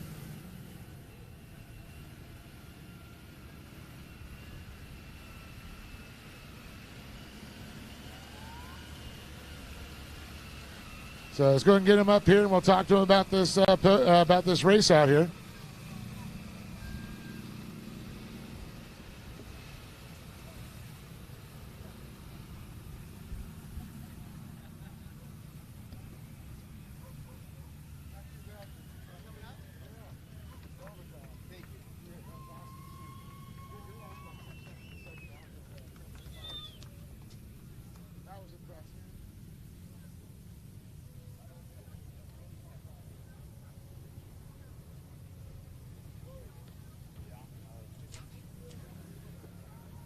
Well, here they are, Brody Engelstad, Robbie Ormsby, and, of course, on top of the box there, Christopher Pulvardi. So I'm going to go ahead and talk to Brody. Brody, it was a little crazy race there, and you were sitting a couple positions out. We saw Weitzel up there, and then sudden Robbie gets by you. You're shuffling. I know you guys were battling with Weitzel for a while, too. Yeah, I started fifth. A couple people made a few mistakes, so I had some work cut out for me, and then I just worked my way up and was able to slowly climb, make a couple passes there at the end that got me on the box, so I'm stoked. Well, I noticed when you're driving around, big roost out there. It looks like a lot of throw, but it looks like your hood was actually flapping up around the corner, so it was kind of like deflecting that roost for you. Yeah, the last 3 laps I couldn't see too much, kind of looking out the side, just trying not to hit any K-rails, but was able to bring it home and not hit anything, so that's good. And, yeah, I'd like to thank all my sponsors, my mom, my dad, all the guys, man. We've been messing with the truck all weekend, trying to get some more speed out of it. So stoked on that work today. So I'd like to thank James, Travis, DJ, Cody, Jonah, and Walker Evans Racing, Above All Construction, VP Racing Fuel, Sparko, Rugged, CBR, and everybody else. Thank you. It was a fun one. Awesome to see this young man up on the box here, Brody Engelston. Now I'm going to move it over here to Robbie Ormsby. And, man, kind of been watching you on social media, getting that truck all ready there. And so I was actually kind of shocked. You're only about 0.6 of a second off of this young man right next to you. So looked like a couple more laps would have been a great race there. But, you know, a couple of drivers, you know, falling off there, watching you and Jimmy battling there. And then, of course, this young man there, you made your way by Engelston. Dude, this class is insane. You get in the truck, if you're not nervous, there's something wrong with you. But it's fun. Him and Max, they're fast. You know, we're new to this class, and we're just aiming for them. You know, that's honestly our goal, is to win. And if it wasn't for Brian and Kevin Bergeson with Bergeson's Heating and Air, this wouldn't be possible. Jim Putman at Power Grade, Paul Smith at Toyota of Redlands, Scott and Jessica with WCI, Dave Reeves with Reeves Auto Care, my buddy Kyle and Dale. Kyle, you know, he thought he was coming to help me load my toolbox, and he ended up towing my race car down and everything. So huge thank you to everyone, all these people that come out, support me. My wife, she's the biggest one because I'm at the airport working on this thing till midnight, and she's at the house with the kids. So thank you, guys. There he is, Robbie Ormsby, once again taking second place. And this young man right here, another $250 from K&N. He's going to have like 100 filters for all those chase trucks. So I know you're going to get out of here tonight and head down there, but right now it's about the win, and it's about securing that championship right here at the Great American Shortcourse Series. Chris Pulvardi, man, you got to be stoked. No, super excited. So stoked for my whole team. We've been putting a lot of work in, and you know, me and Max have gone at it all year, and it came down here at the wire, and I'm just stoked. My team, we put together a good team. They put in a lot of hard work, and I just couldn't be up here without them. They give me a faster truck every time we hit the track. Like, you think it can't be any faster, and it just keeps going faster. It's so much fun to drive this Ford Ranger, and I'm just happy to be here. You know, it's fun. You know, at the beginning of the year, we didn't know what was going on, so to get up here, win a championship, and top it off with a win, can't beat that. Well, that's so awesome. Congratulations to you, man. Hannah, for good luck there for the Baja. Congratulations on it. Chris Mulvardy taking the win and the championship. But give it up for Brody Angelston making the podium here. Probably Hornsby also on there, but it's all Christopher Mulvardy's day. It is the man on top of the box with the championship. Scott, Pro 2 is coming up next. Back up to you. Thanks a lot, Dave. And once again, we're going to try something right before the Pro 2 race. I've got the race radio for Dave Mason Jr., who right now is chasing a championship. He had a hell of a SEMA show a week or so ago. He's got one eye on this race, one eye on a championship, and somewhere he's got a third eye headed down towards Baja for him and his dad to be racing up there next weekend. So let's see if we can get a quick word with Dave Mason Jr. Hey, Dave, this is Scott Rain up in the tower. You got a copy? Copy. I just kind of gave a rundown or a synopsis on what you've gone through the last few weeks, starting with the SEMA show and getting amping up another deal with eBay Motors. How are you able to keep one eye on the race this afternoon for a win, one eye on the race for a championship, and one eye on Baja 1000, and then just signing a deal with eBay Motors, like I said? Been the best team in the business. Like you said, I got to go to SEMA with my team, and eBay Motors had me in 2 booths, my truck inside, the whole semi, and our Class 1 car outside. Now we're here trying to wrap up this championship today, and immediately going down to Baja on Wednesday to go try and win the Baja 1000. So like I said, I've just got the best team that helps me stay on top of all this stuff. Well, your dad was giving me his synopsis of what his week is like after Baja. Are you going to be joining him with his adventures before you guys come home and start the work week all over again right before Thanksgiving? Yeah, we've got a tight schedule there. We go down for Wednesday for the Baja 1000. Starts on Thursday, race into Friday. Hope to get in some fishing and some R&R on the beach on Saturday, and then come on back and relax with the family. But we got a lot going on. It's gonna be fun. We're busy as can be. You had a few issues yesterday in practice. Did you get the truck sorted out, and are you ready to tackle the guys on the course this afternoon? Yeah, I sure hope so. We made some changes with the brakes. Definitely had a little bit too much front brake that I had to deal with yesterday. The track was kind of tricky and slick in certain spots and grippy in others, so I was struggling to adapt, but we definitely made some big changes to the brakes and kind of my mindset going into this thing. And I'm starting on the pole, so hope to bring this eBay Motors truck home on top. Well, I really don't want to jinx you at all, but we expect to see you up on the podium. But just in case, is there anybody you want to thank? Anything you want to last few words before you come out here on the track to take on your competitors?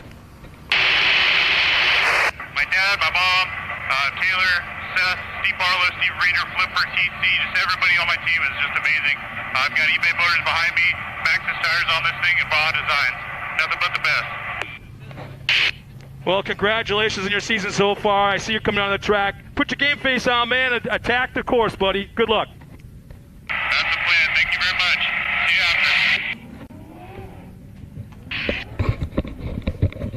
Once again, that's Dave Mason Jr. Like he said, he's starting on the pole in that number 65 eBay Motors Ford F-150. So this is going to be good. A full slate of his schedule for the next 2 weeks is pretty stacked. The last 2 weeks has been pretty stacked. But right now, it's all about this racetrack, all about taking the win, and all about the championship in Pro 2 for 2021. Ladies and gentlemen, here's your lineup for the last race of the inaugural season of the 2021 Great American Short Course. Here we go. On the front row, on the pole, number 65, Dave Mason Jr. Outside of him, the 67 of Eric Jacobus. Row 2 inside. It looks like they're changing up the lineup a little bit, but row 2 inside was scheduled to be Ricky Gutierrez, but it looks like he's starting dead last. So let's see. It's going to be the number 69 of Michael Stell. Right behind him, the white number 47 of Justin Sir. And then rounding out the field of 5 Pro 2s, Ricky Gutierrez.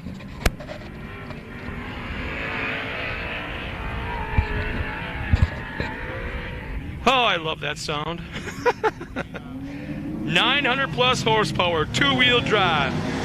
Don't let them kid you. It's very, very tricky out there.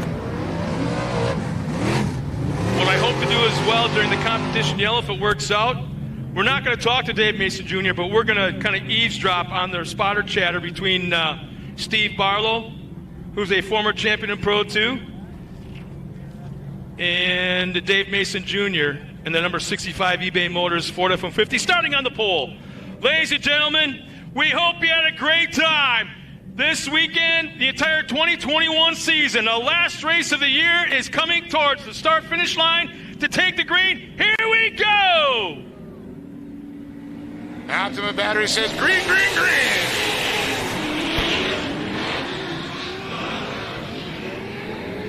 Man, the track is so slick right now. And you know we've got Ricky Gutierrez starting in that last spot, but, just getting a snootful right now of roost from the 2 trucks in front of him. Trying to get out of that roost there for sure. And I'll tell you, it looks like Dave's truck handling a lot better now. There's certain areas right now where you can see standing water or street. You can see the splashes through that rhythm section. And wait till you see him. They got to watch out not getting on the binders before that finish line, because as they hit that jump, there's a big pedal down there too. So a little bit of a push going to that final corner for Mason. Completing lap number 1, Gutierrez now gets inside the 67 of Eric Jacobus. Gutierrez now up into that 3rd spot. And Surson in that 2nd spot doing a great job there, trying to hold off. But here comes Gutierrez. Boy, he is hungry. Looking like trying to make another pass there. Sur's going to have that inside line coming around here. Gutierrez going to switch back, go to the inside.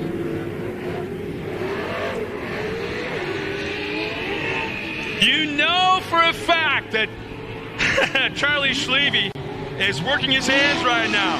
Calm down, nice and easy. It's a long race. It's going to work. Sur goes high. Harris down low. Not able to get the run out of the corner. It's got to be pretty slick to the inside. This once again, Sur will slide way to the outside. Gutierrez inside. It's going to be a drag race on the front stretch. And I will predict that Gutierrez will have the 2nd spot going into turn 1 as we complete lap number 2. Oh, Mason almost over-rotates. You're correct. Here comes Ricky G. But the eBay Motors machine, Max's tires digging deep. And then the G brothers, Kenda, underneath him.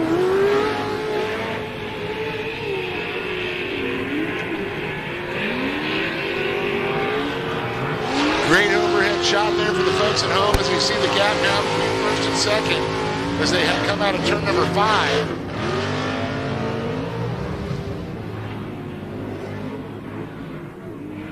Mason's still got a quicker time. Let's see this next time by though, because Ricky's been really turning it up here. See if he gets a little closer. Yeah, about 1.2 seconds difference. Let's see. No, it hasn't changed. Has not changed. Well, look at that 53.8 though. Yeah. Actually, no, I stand corrected. No, he knocked off 2 seconds. Yeah, 2 seconds off his lap time.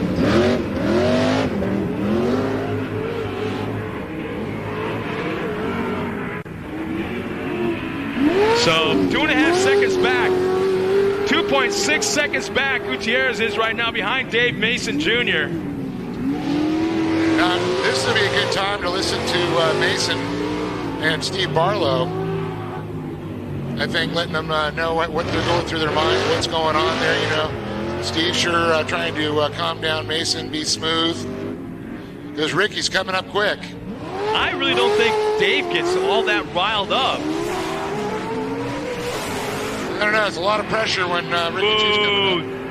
9/10 of a second, Ricky knocked off that gap. 9/10 of a second right now, it's 1.7. That's a lot to knock off in one lap, but can he find a way around Mason? That is a good question. This is a real tight track. It's still real slick.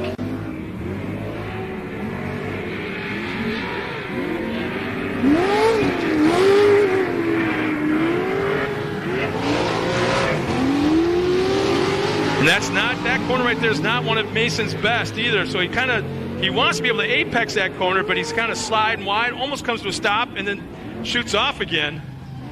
So the gap on the last lap between first and second was 1.7 seconds. It's not going to be that this time by.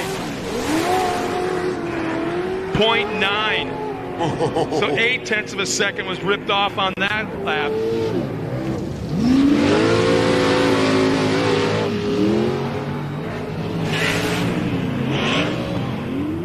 Keep it tight to the inside. That's all he can do. Gutierrez, so much for the patience. He wants the spot. Looking low again down the inside here. Over-rotates. And over-rotates. There you have it. That's the mistakes like that Charlie Schlebe is trying to keep away. But now is Mason going to start to overdrive? Just take what the truck is going to give you. The last time by, it was 0.9 seconds was the gap. This time by, there will be 6 laps left. And there's the cop caution. It is out. 1.2, even with that over-rotation by Gutierrez.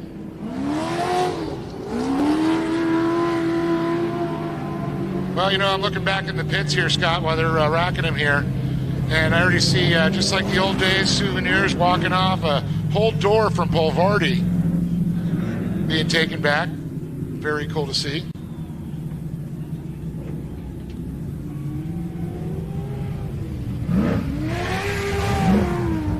So Gary Lane is on the track one final time for the season in that Ford Ranger pace truck.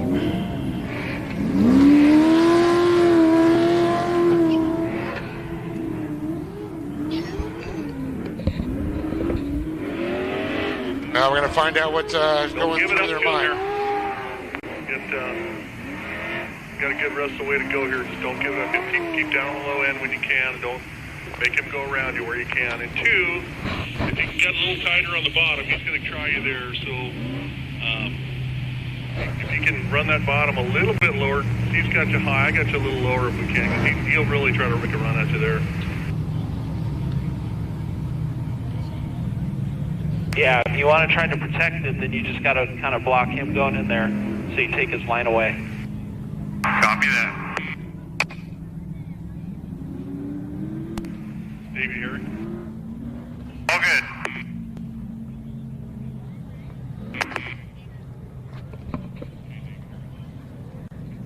He said...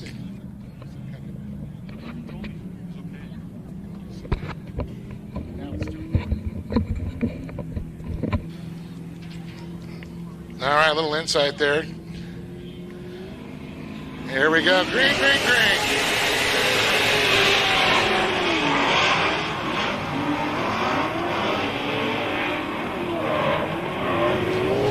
Man, very smart move by Dave Mason to take that line at the start. And keeping that middle preferred line here. He's swapping around. Ricky looking low again, but Mason with a quick exit out of turn 3.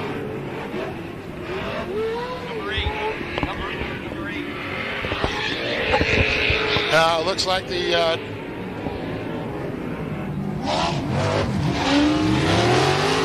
Dave Mason goes very high from the corner. He'll come out with a whole ton of speed. Might even pull away a little bit from Gutierrez down that backstretch, and has as they go into the turn final corner one more time. This time by, there will be 4 laps remaining. This time by, 4 laps.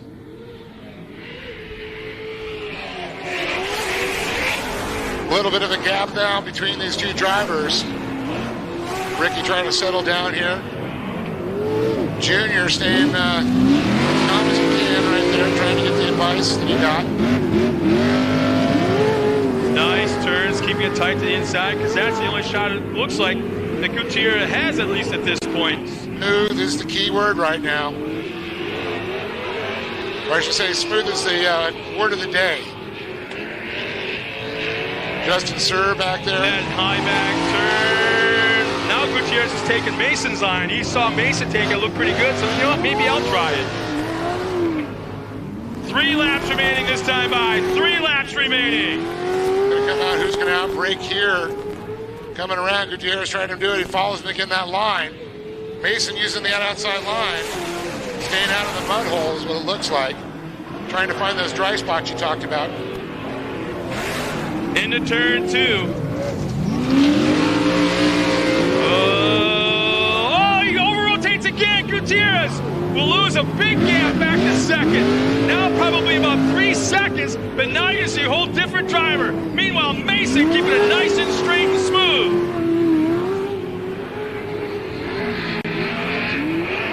Gutierrez, I'm pretty sure, just maybe turn the dial a little bit.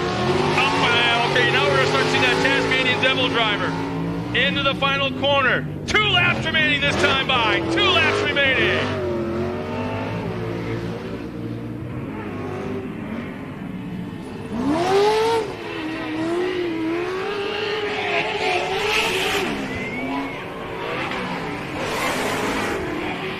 Oh boy, it's going to be close.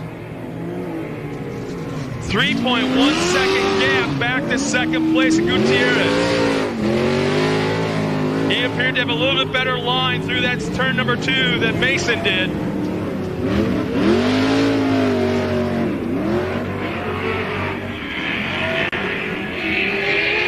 I'm not sure if there's time left for Gutierrez to reel in our leader. Mason has to keep it clean and smooth. White flag is coming out. White flag this time by for Dave Mason Jr. and the eBay Motors Ford. Max's tires digging deep down this one straightaway with the G Brothers. Motul, King Shocks on him with... oh, man, 3.1 second gap last lap. Now it's 2.6. He's reeling him in, but not fast enough. 2.6 second gap back to second. Much better turn 2 now for Ricky G there. White flag racing out there. Mike Stell goes by. Dave Jr. using that whole track there. One last time up for that bank turn down the back straightaway. He's definitely gaining on our leader, but it's their time. Watch that bonsai move into the final corner. Dave Mason has the point. Keep it straight. Keep it nice and easy through the turn. Now it's a drag race. Down the front straightaway. Guess what? Taking the win in the 2021 Pro 2 Championship, Dave Mason Jr. Oh, man. Looks like a flat right front tire for Ricky G. When it came around, that thing was flopping like crazy. Mason looks like he's in perfect position. Perfect shape right there as it comes across. Justin Sir, he's going to wrap up that 3rd spot. So Gutierrez will take second. Justin Sir will round out the podium. Michael Stell will cross the line.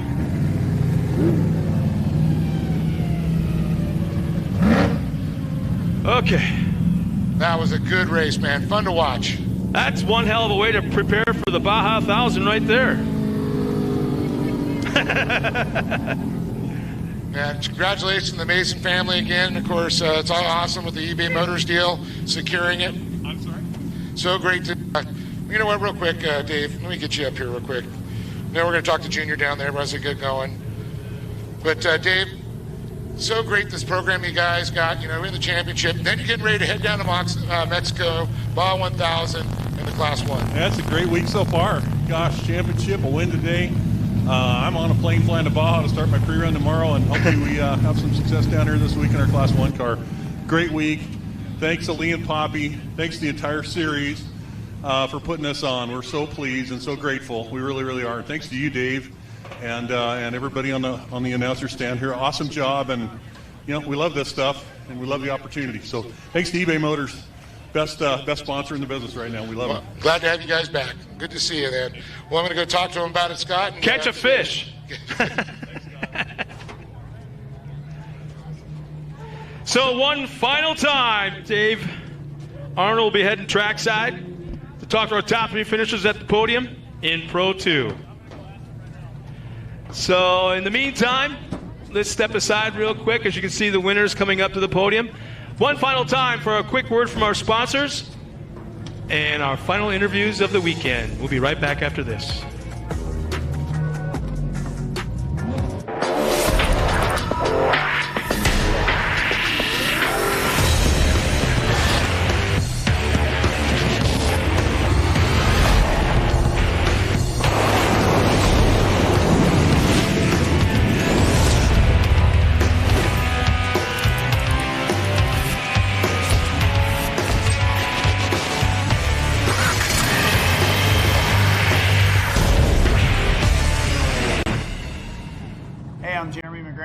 And welcome to Palms River Resort.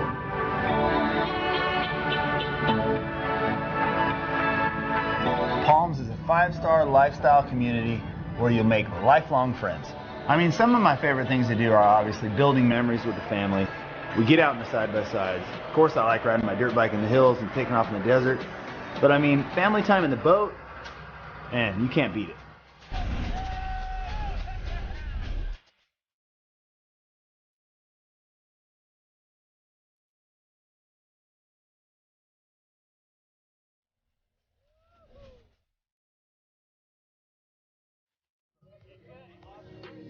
Well, watching, looks like, Scott, they got your tea done down here. Ricky's kettle's boiling.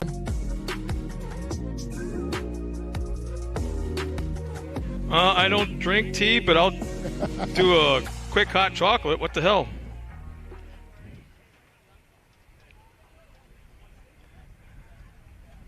Well, I can see a little bit of celebration going on there. Dave Mason Jr., Ricky Gutierrez, and Justin Sir come across on the box here. We're going to get him up and talk to him, and then shortly after that, we'll get going with our championship awards. Well, Dave, one of the coolest things I saw so far this afternoon is immediately following that race, you see all the Gutierrez crew run over to the Mason crew with high fives and hugs. And both teams equally as happy. Yeah, they would have liked to have won, but you know what?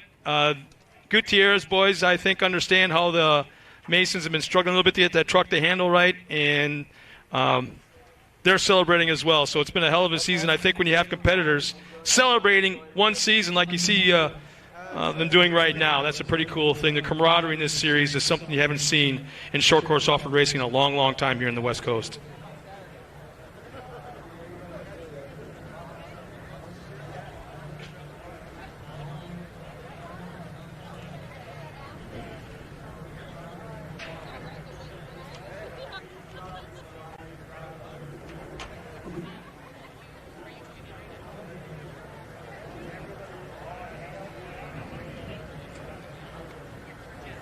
Man, that's a lot of steam still pumping out of that thing, Dave.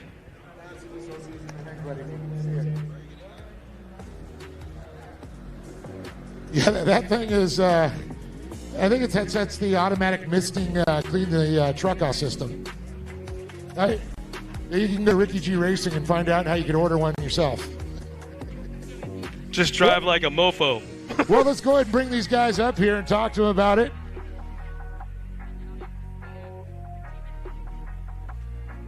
What an epic battle.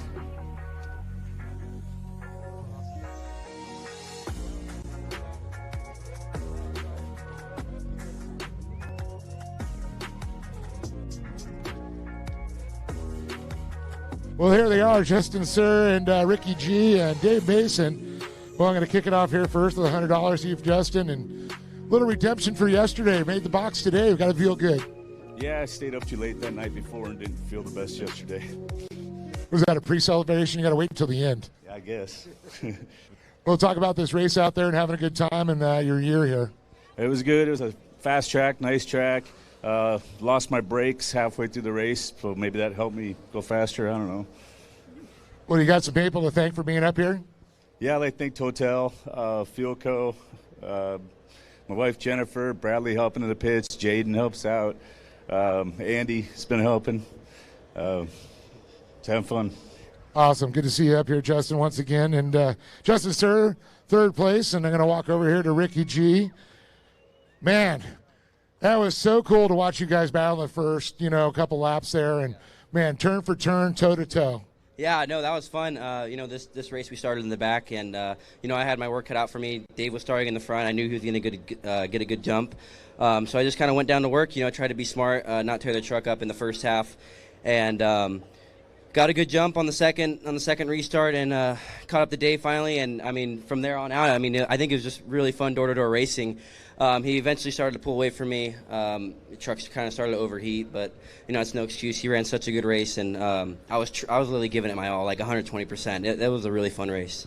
Well, it's good to see that. I know you got some people to thank for this season and this year, and get ready for next year. You got a lot of testing to go still. Yeah, no, we have a lot of big plans for next season. Really want to thank my whole family, my whole team for the whole year. That was awesome.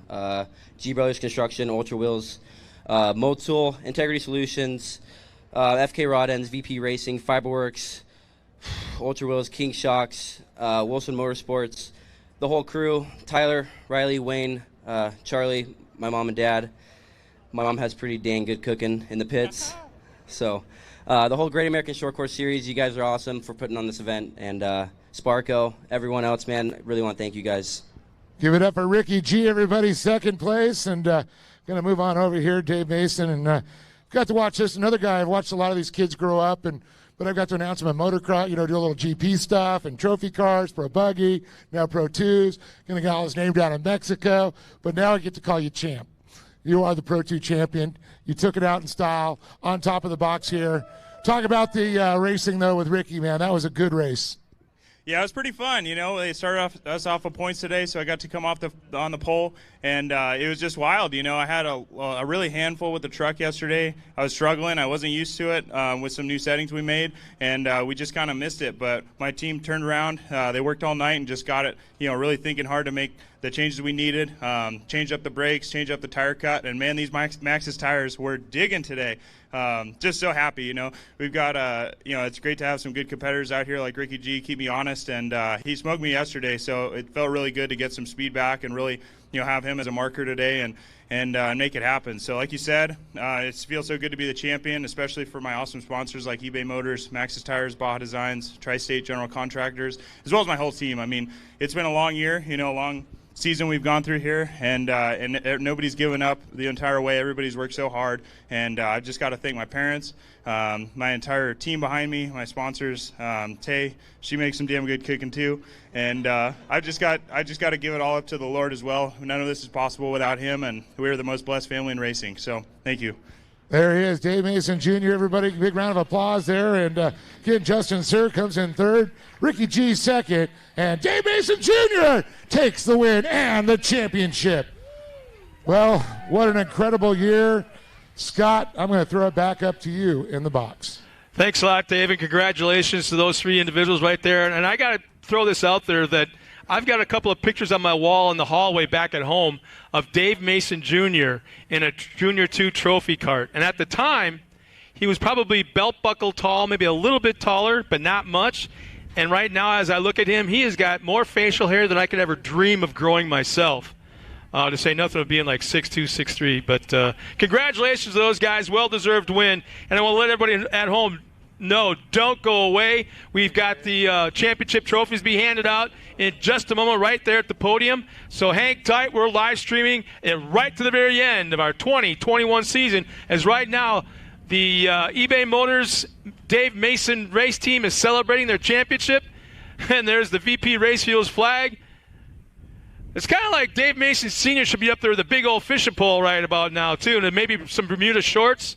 But it's hard to believe that in less than 36 hours, we're going to be down in Mexico chasing a championship or chasing a win down there in the famed Baja 1000.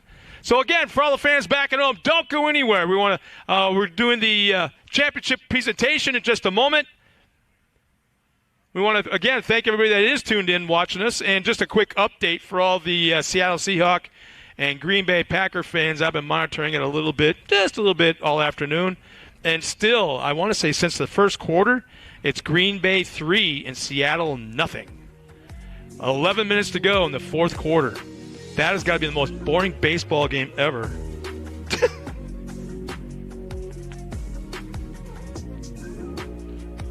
So for all the fans back at home watching us, Check in. Let us know where you're at, where you're watching us from. Had quite a few people check in from Wisconsin.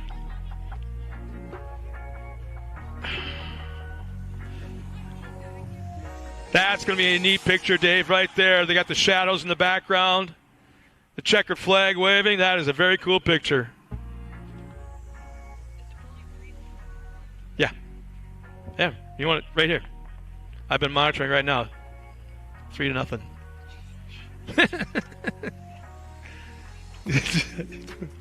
Conceded. I like your hat, by the way.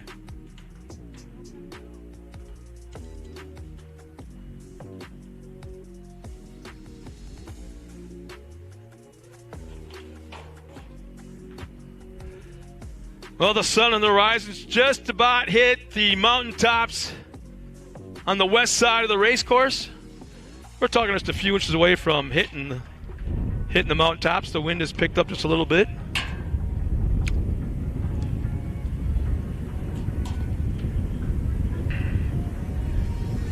Are you guys doing K-Awards or are you coming?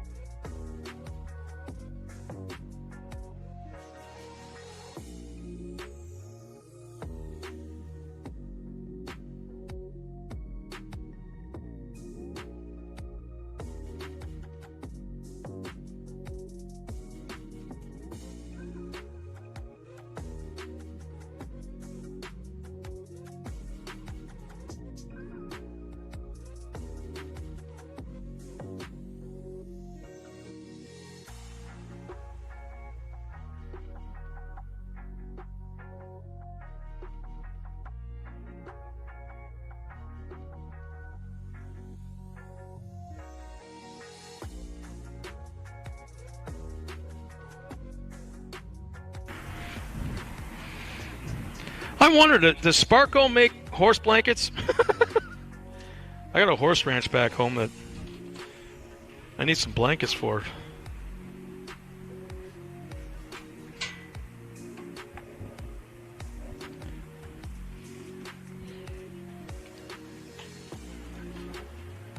Well, quick score update. With 10.5 minutes to go in the game, Green Bay just scored a touchdown, so it's now 10-0 over Seattle at Lambeau Field. And the crowd goes crazy.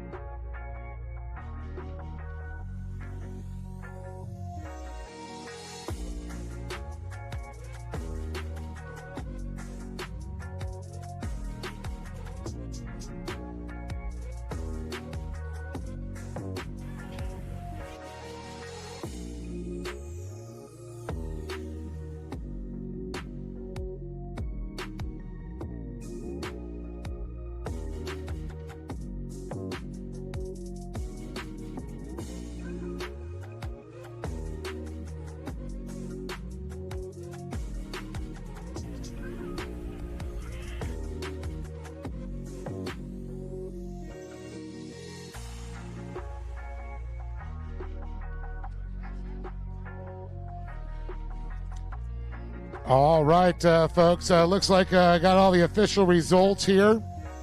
So I'm going to see if I can get Scott Rain up here with me, too. Everybody, I want to thank you guys all for a great season. You know, it's great to see Lee and Poppy and the Polvardis and the Baileys helped out quite a bit. Everybody's been part of this year to make the Great American Short Course Series possible. Keep everybody racing. You know, I know it was a shocker when the plug was pulled on the Lucas Oil Off-Road and also, of course, the Lucas Oil Regional Series, which had great momentum over the years. But to see them pick it up and see we're right at it, you know, I think you should all give Lee and Poppy and the entire crew a big round of applause for making it happen this year, and all the families, all you guys, you made it all happen here. It's just so important to keep this going. This is all part of our life. This is our family here, and that's what I look at it as. This is a big part of who we are, spending time with our race families out here, so thank you all for that. Well, we're going to kick it off here first with the Pro 2 Championship. We're going to work it backwards here this year. So to kick it off here, I know top three, I just want to get the official order. We're going to bring top five up or not, but here is the top three in points, and can't figure out one of the names here. If I can get Lee over here or Poppy, because one of the names scratched out, and I'm not sure why.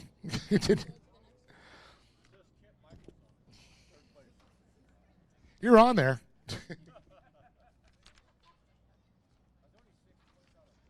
All right. Well, how about if I just kind of switch it up from Pro 2 until they come back? I'm sorry, from Pro 2 to Pro Light. We'll kick it first there. And I'm going to give the top five in points here. We'll get the top three up here. In fifth place, and it looks like it, or let me go top three here. Jimmy Weitzel in third.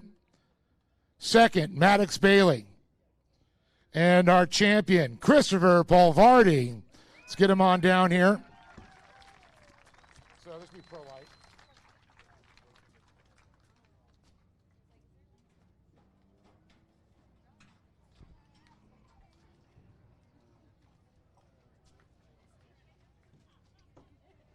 Man, talk about the quick change. Y'all are out of their driver's suit. That happened fast. So an awesome year of racing here for the Pro Lights. So I'm going to let you guys say a few words here real quick. We'll start off here with Jimmy Weitzel. It's been a great season. I'm stoked to be able to get on the box for the championship. Congrats to these guys, Pavordi and Maddox. They put on a hell of a show all season. Stoked to be battling with these guys all year. Couldn't do it without my family, everyone that comes out to support me, mom and dad, girlfriend, sister, you know, everyone that comes out. You know, it means a lot to me. You know, they support me, and I wouldn't be here without them. There he is, Jimmy Weitzel, everybody. Come on over here to Maddox, the madman. Can't wait for to see these two racing Baja. That's going to be awesome. But Maddox, great year, good time. Good to see you guys out here. Yeah, thank you. You know, we tried to run our hardest and had a great run with Chris the whole year. And sadly, we couldn't make it happen in the last race. But, you know, it all happens for the good. And, yeah, overall just enjoyed the year and had fun.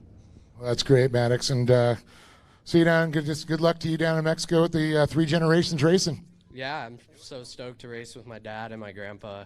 I've always looked up to them ever since I was little, and just watching them race and learning to progress with them has been a great thing, and I'm just stoked to be racing. Well, very awesome. Maddox Bailey, everybody, second place, and I'm going to move it on over here to Christopher Polvardi. Speaking of another Baja trips down there, he's going to go do his first Baja 1000 after a championship. So, man, talk about a dream come true. No, yeah, this is a dream come true. You know, we've been working hard to win a championship on the West Coast, so stoked to be here. My whole team, hats off to my crew chief, Jimmy Davison. He's been putting in endless hours getting this truck ready and then our Baja truck ready. So this year's been fun, racing with Maddox, Jimmy. They put on a show all year. We had some fun battles, some ups and downs, but stoked to be up here on top. And, you know, it's fun to be racing out here on the West Coast. Well, awesome to see. And you'd like to thank anybody else? Oh, yeah, my whole team, and then Optima Batteries, Ford Performance, Steal It, Kicker Audio, VP Racing Fuels, Toyo Tires, Vision Wheels, everyone else who has me up here, everyone for coming out, supporting this new series, and let's do it again bigger and better next year. Well, congratulations. Christopher Boulevardi, everybody. Try to knock these trophies down here and get out of the way for pictures, and don't spray the announcer with the champagne there. So great, congratulations, of course, again, Jimmy Weitzel, Maddox Bailey and that MAV TV team, and then, of course, Chris Boulevardi and that Ford family there in Optima Batteries.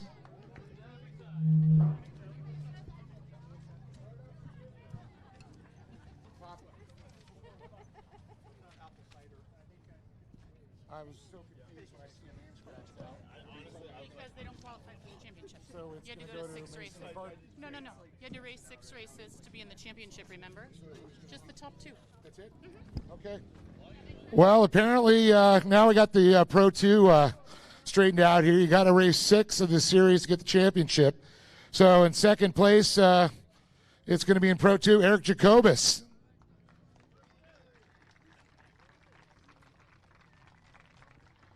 And our champion, Dave Mason Jr.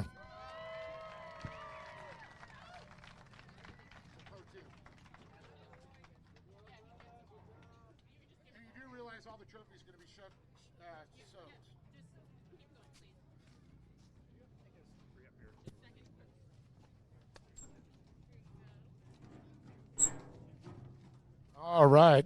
It's got the champagne. So I'm going to go over here first to Eric, and great year, and it's great to always have you out here in the JE Racing team. And Eric, I know you probably want to thank some people and say a little bit. Yeah, I really want to thank my family. Lets me come out here and do this and have a great time. I want to thank my spotter and my pit chief Ryan and my buddies who come out and help me. They really help and support us. We have a tiny team, and we just have a great time. Well, awesome, and congratulations. I'd like to say anything. What's your plans for next year? Do it again. We have a new truck coming out, and we're doing side-by-side now. That was a blast, and just keep on doing it. Right on. Big congratulations to second place, Eric Jacobus. Moving on over here, and Dave's so tall now. He used to be down here. Now I got to talk to him up here. Man, a great year, and he came out. eBay Motors came on board, and I know you're trying to do them proud, and coming out with a championship really means a lot, I'm sure, to you. Yeah, no doubt. It's been a learning year. You know, the Pro 2 class has been kind of up and down with the car counts, but at the end of the day, I'm really glad Eric was here all the way. There were a lot of great drivers, RJ and Ricky Gutierrez, and a bunch of good guys that came out to compete with us, but we stuck it out all year, and we're very grateful and glad to be able to pull it off and get number 1. Well, it definitely takes a entire team to do what you do. It's just not a one-person job.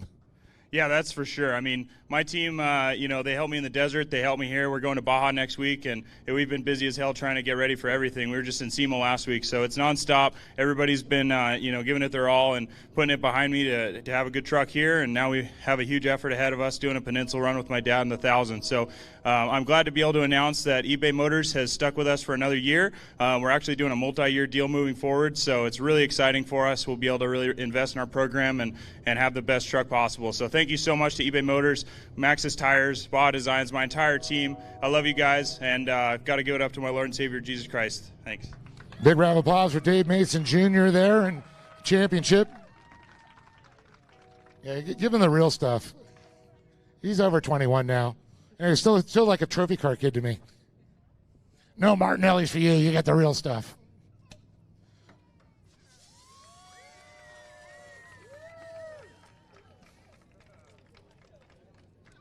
Very awesome. There you go. Pro 2 and Pro Light now done. Figure I get half of them knocked out, and I'll get Scott up here and get a little glory there. Want to thank, fortunately, John Simonovich, been running his moto for kids. He's been with me, all for the regional series. He's been here beginning of gas.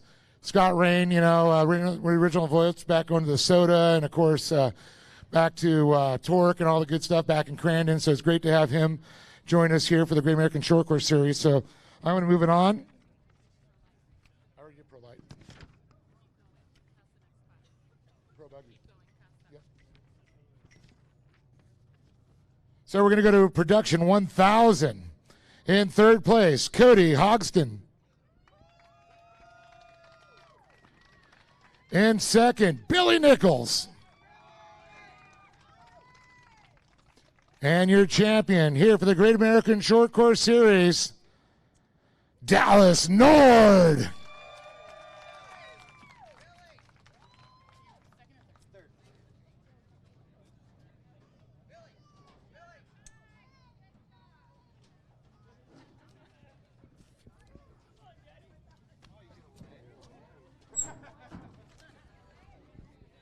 Got to get the little one with Billy. Here we go.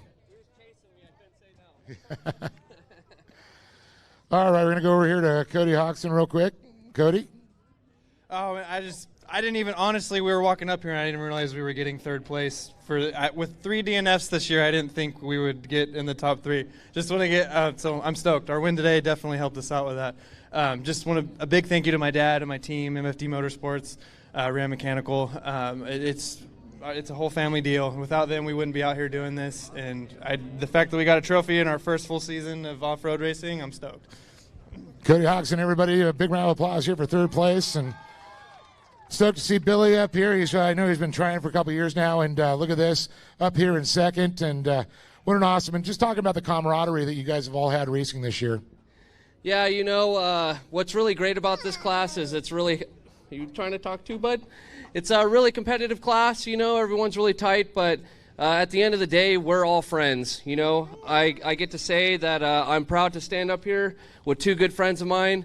Both of these guys have helped me a lot. Dallas has helped me tremendously. The Weller crew, my whole family, and at the end of the day, win, lose, wreck, what is important to me is the camaraderie that comes from the off-road racing and the off-road world, Everyone here, everyone in this stand who, racer or not, we all put in blood, sweat, tears, loss, gains, just to be able to stand here and, hope that we get a trophy.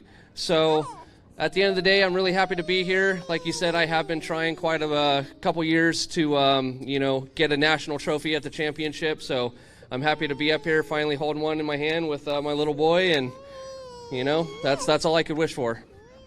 Give it up for Billy Nichols, everybody. And awesome job there. And this guy, after seeing what happened to him yesterday, I thought it might have slipped away. And boy, they put their heads down and worked so hard, you and Lori, and so awesome to see you stand up at the Reef in the championship. And how about that? Yamaha Corporation with $7,500 there for Production 1000. Dallas Nord. Yeah, thanks. I appreciate it. It was, we put ourselves in a good position for this weekend, almost a full race points lead ahead. And then yesterday, first turn, just tumbled it all away in the first corner. So that was kind of a bummer.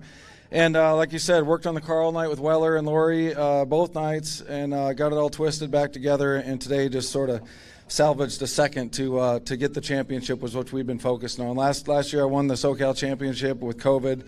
I kind of went unannounced. And the year before that I lost by 1 point. So standing up here with the trophy and champagne and the flowers, like this is what we do this for. And, Lori and I travel from Seattle to wherever there's a good race. And we always end up down here in Southern California, good racing with these guys. They put on a good program, We thank the Gas Series for putting something together. None of us knew what we were doing this year. So it's just fun to be here to have a place to race. Very awesome. Give it up for Dallas Nord, everybody. Once again, Cody Hodgson, Billy Nichols, and Dallas Nord on top of the box here and the championship.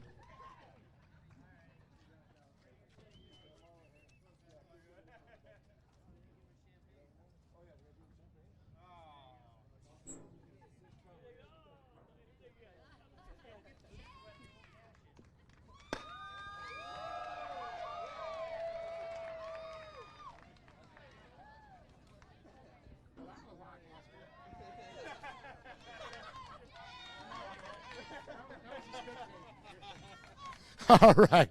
So awesome. Production 1000. Congratulations to these guys again. Hey, thank you. All right. We're going to move it on to Production Turbo here. Well, it was kind of an awesome. We saw him on the podium today, and we're going to bring up third place, Kevin Walsh. In second, Dan Kelly. And with another championship, bring on down Chance Haugen.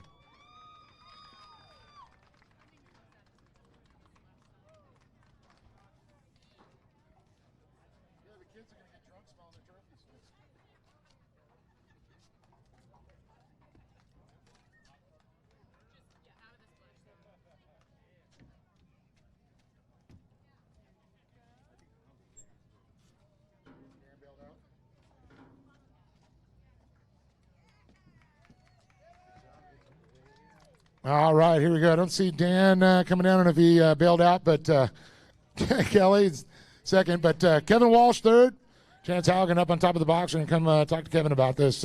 Great year for you. Yeah, this is a big learning curve. I came from limited buggy, so this is my rookie season, and trying to learn this car and compete with these guys is it's a difficult learning curve. So I'm just happy to be up here and be consistent throughout the year and finish strong. Well, it's good to hear you, and I know you had some people help you out this year too.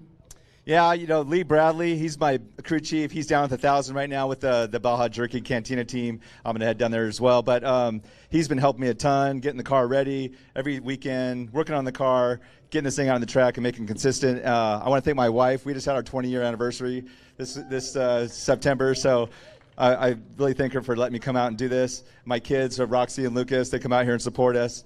My sister, it's basically a family affair. Very awesome.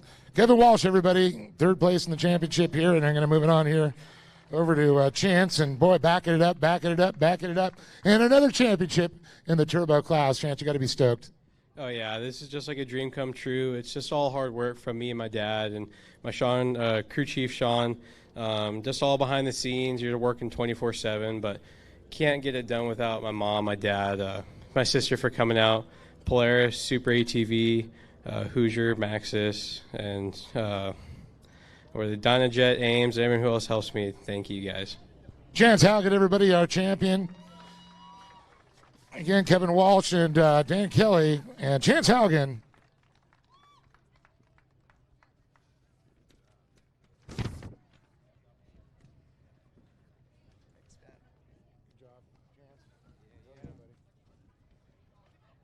All right, we're going to move it on to SR1.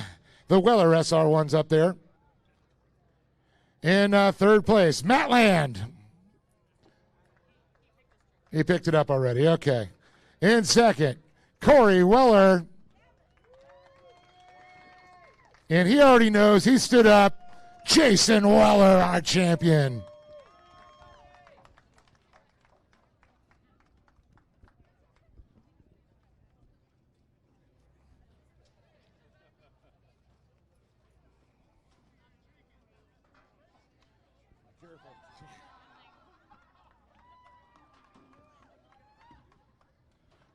Well, apparently Dan picked the trophy up, they said already, so I'm going to move on over here to Corey Weller and let her thank some people here.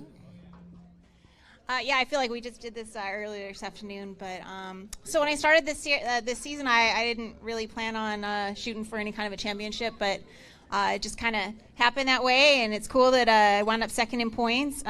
It's okay if it's second to him. I'm excited for him. He loves this stuff, and he worked really hard for it this year, so it's very cool to see you with that trophy. It's going to go in his office, I'm sure. So huge thank you to Weller Racing, Jason for designing an amazing car. Gosh, my sponsors, K&M, Sparco, I know they're out here. They've been a sponsor of mine for a really, really long time. Always keep us looking amazing and safe in our suits. And yeah, just again, Poppy and Lee and everybody that's put into this series, and thanks for giving us a place to come out and race, and thanks for being here, and thanks for sticking it out to the end, you guys. Thank you. Corey Weller, everybody, second place. I'm going to move it over to Jason. Well, Jason, you got it done, and got a good Thanksgiving coming up to go celebrate with this championship. Yeah, I think she's happy for me. It seems like it. It's hard to tell sometimes, but yeah, I'm really excited for the SR1 class. We both wanted to do something different, and thanks for Poppy and Lee and Chip and everybody that pitched in for Great American Short Course. This class, we gained one car this weekend, and to go out the last race gaining cars, I feel like we have a lot of momentum, and the class is only getting better. So if you guys are interested, hit us up. It's so much fun, and it's low maintenance, and it's real cool being out here. So huge congrats to Corey for getting second. And huge thanks to our guys at the shop, Weller Racing, the guys that come help us, Nick and Nate and Tim, our sponsors, Can-Am, Full Throttle Battery, Dragonfire Racing, all of our followers, and Great American Short Course. Thanks. Jason Weller, our championship one more time for the SR1 class here. Big congrats again to Dan Kelly, Corey Weller, and of course our champion, Jason Weller.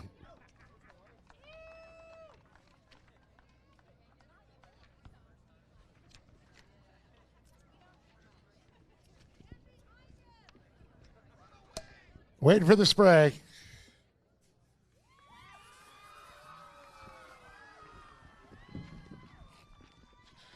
Yeah, I'm running away from that one. Bet you guys never seen me move that fast.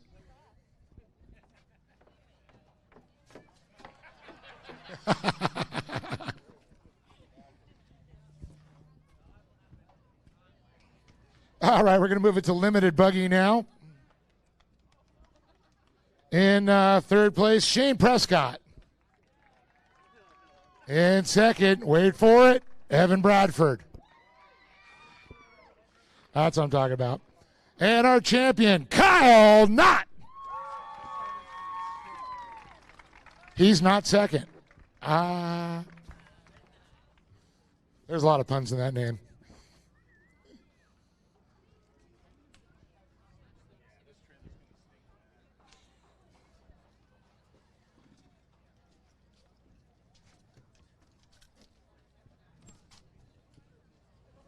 So wait a minute to get up on up here. Boy, I can smell the alcohol content in that champagne already. Woo! I'm going to start licking the podium in a second. Well, I'm going to move over to Shane, and Shane Prescott, great year for you, and end up third. Yeah, we were able to start every race. We came out every weekend, and we were able to do good this year. So I'm stoked to get up here on the box at the end of the year and made it all worth it. Who'd you like to thank? I'd like to thank Shasta Landscaping, Eichler Electric, Brandon Manier, Signart, General Tire, and then all the other great sponsors. Thank you. Shane Prescott, everybody, and I'm going to move it on over here to second here, Evan Bradford. I think you have the best cheering section in the group. I do. That's my family, girlfriend, mom, any other friends that come out, and that just makes me want to win and drive faster every time. Well, I know you got a lot of people behind you. It makes this program work. I do. Biggest thanks goes to my dad, all the time, all the engineering, everything we've put into this car.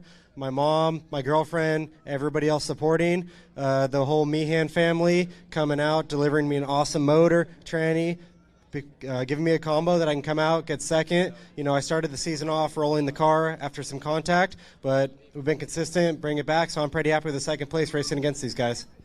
All right, congratulations again, Evan Bradford, but here we go. The champ, Kyle Knott, talking about a great year for you, Kyle, and so many people behind you. Yeah, we had a really good year.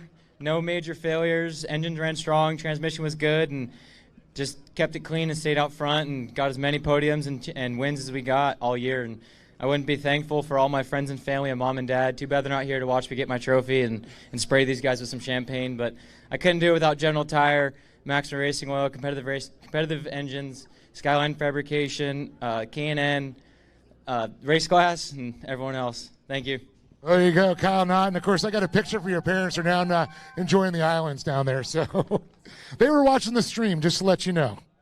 So give it up one more time again for Shane Prescott, Evan Bradford, and Kyle Knott on top of the box with the championship.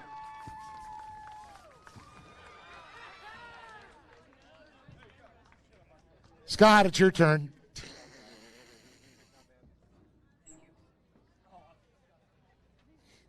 Yeah, I'm going to smell like champagne all day.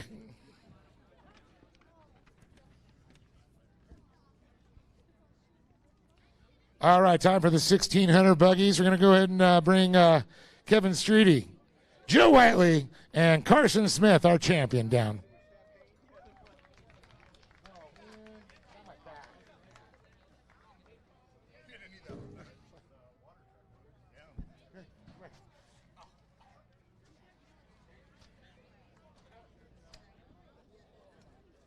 Yeah, I'm gonna get pulled over, I think, on the way home, smelling like alcohol. Ah, look at that douse. The dousing. Kevin, go. Oh, there he is.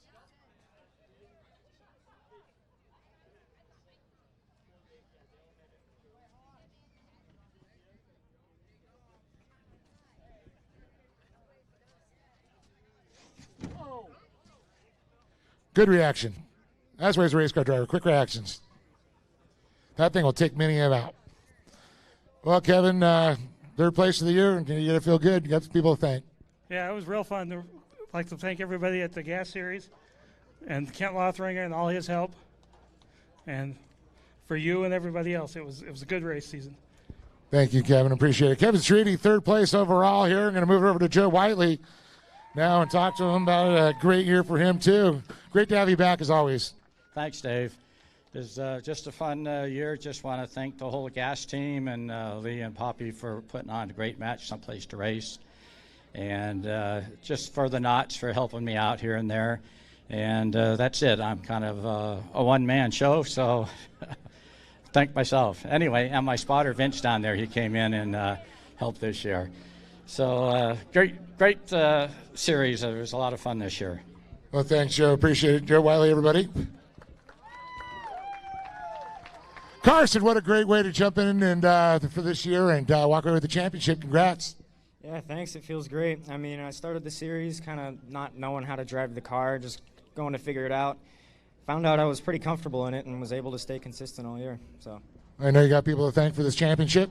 yeah, I want to thank my mom, my dad, my brother for helping out, my girlfriend for coming out, the Kennedys for letting me run their car, Gordon Feed, Action Sports Canopies, General Tire, and yeah, everyone else that came out to help. Carson Smith, everybody, our 1600 buggy champion again, Kevin Streety and Joe Whiteley and Carson Smith taking the top honors.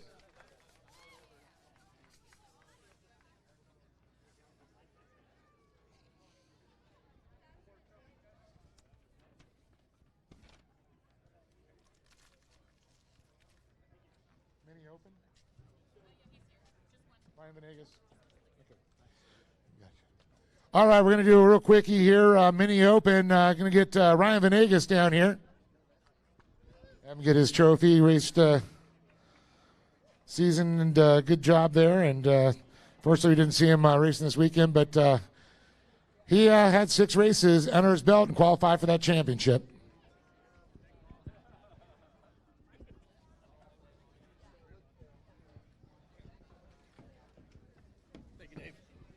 All right. Well, Ryan, I know you got some people to thank for the year and an awesome one here for sure. You know, a few snapshots there. Can I do the... There we go. Ryan, I know you got some people to thank for this year. Yeah, absolutely. Great to race out here with the Mini Open. I've been racing mini stock for a couple of years. A lot of fun. Was able to bump up with my team partner, Eric Jacobus and JE Racing. Mini Open's been a lot of fun. The old ProLite 4-cylinder, 300-something plus horsepower. So definitely a lot of fun. Hopefully some competition soon enough. But definitely a lot of fun to be out here and be out here with you guys and with Lee and Poppy for putting the show on. I want to thank Benchmark Abrasives, Bud Tire Pro, of course, JE Racing, and everybody else for being out here. Thank you. There he is, Ryan Venegas. Everybody give him a big round of applause here, Mini Open champ.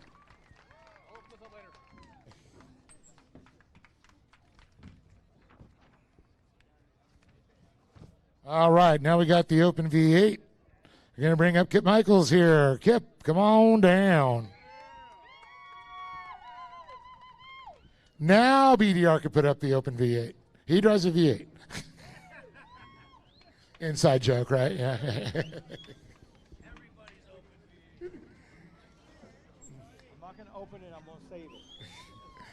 Well, Kip, another great year, and you were talking earlier about your plans for next year, and great way to finish it out with the Pro 4. Yeah, it was pretty awesome.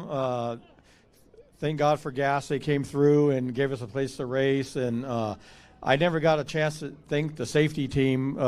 Round 3, I had a little fire, and they helped me get through that, and I appreciate that, but I can tell you the gas series has the best safety team in the world by far. So know that when you're riding, you guys are safe.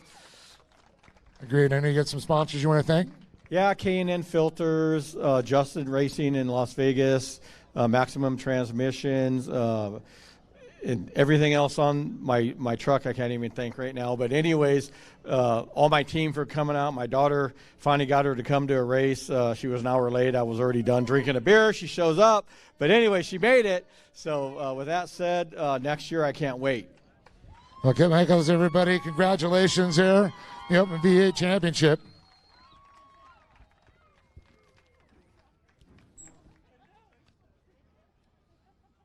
All right, time to move it on to mini stocks. In third place, Aubrey Wardrop. In second, Jaden Wardrop. And our champion for 2021 of the mini stocks, Anthony Chuzzi.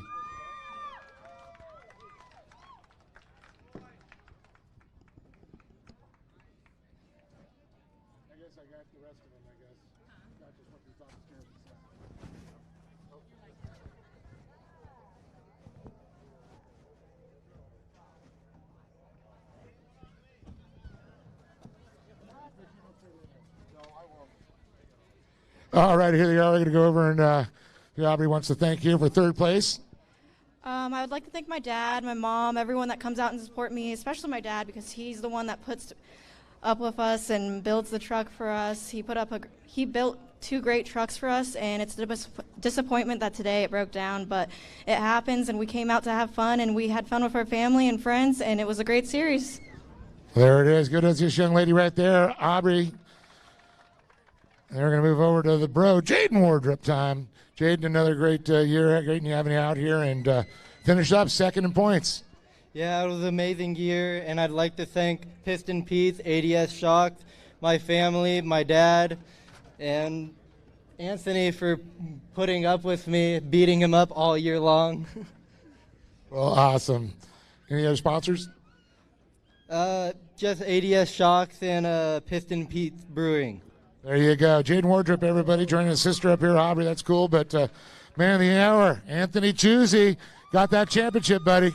All right. All the hard work paid off finally. This year has been one for the books. I have spent more hours in the garage than I ever wanted to, but looks like hard work pays off in the end. I got to say thanks to my whole family, my whole crew, Oliver for spotting for me, my wife, my friends and family back home in Vegas. The Cup is back home now.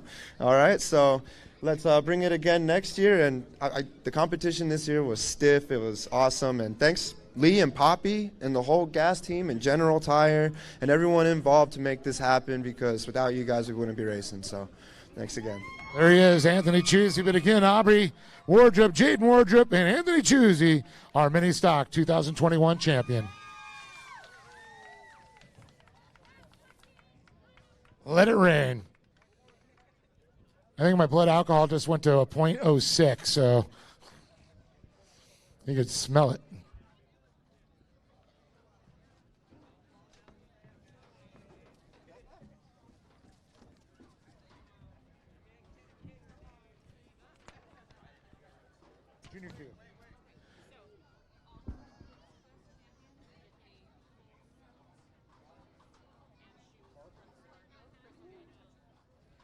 Wow, I just got the coolest thing told to me.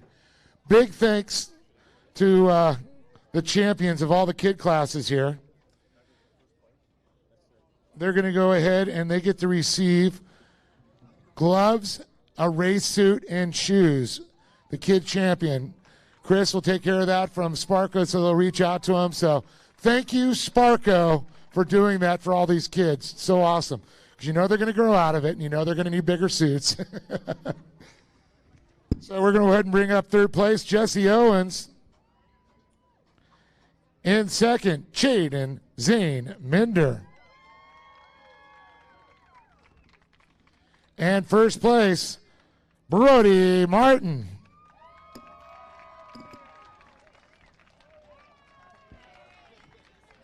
You going to get Jesse's? Okay. She couldn't make it there, so he's going to get third for Jesse. There you go.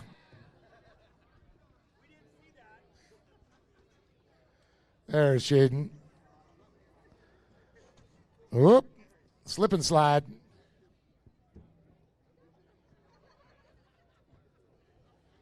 And here comes Brody Martin.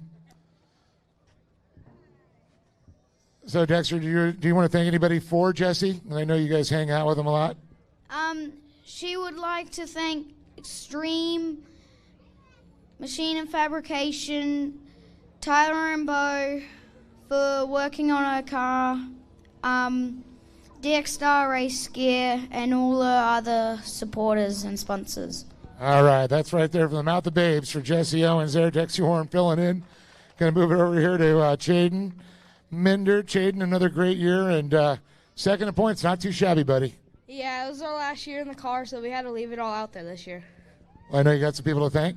Yeah, I'd like to thank KMC Race Wheels, Temecula Motorsports, KB Engineering, Self-Made Train Facility, Rugged Radios, Hoosier Tire, my whole family, my dad for helping me work on my car, and everyone else that helps me. There he is, second in point, Chaden Zane Minder.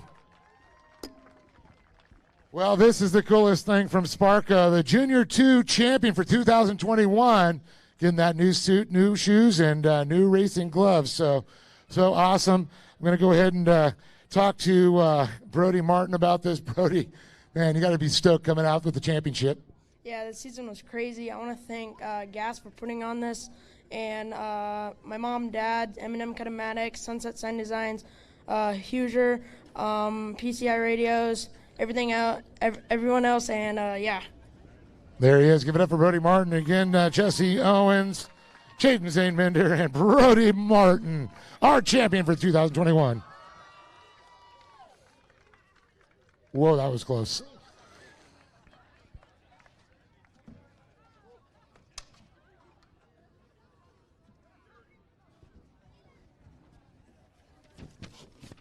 Man, it's so awesome, man. Thank you again, Sparko, for stepping up. We love you guys. So awesome. These kids so deserve what they get. We're going to move it on to Mod Kart. In third place, Trey Angleston. In second, Talon Martin. And our champion for 2021, they call him Slicky, Connor Berry.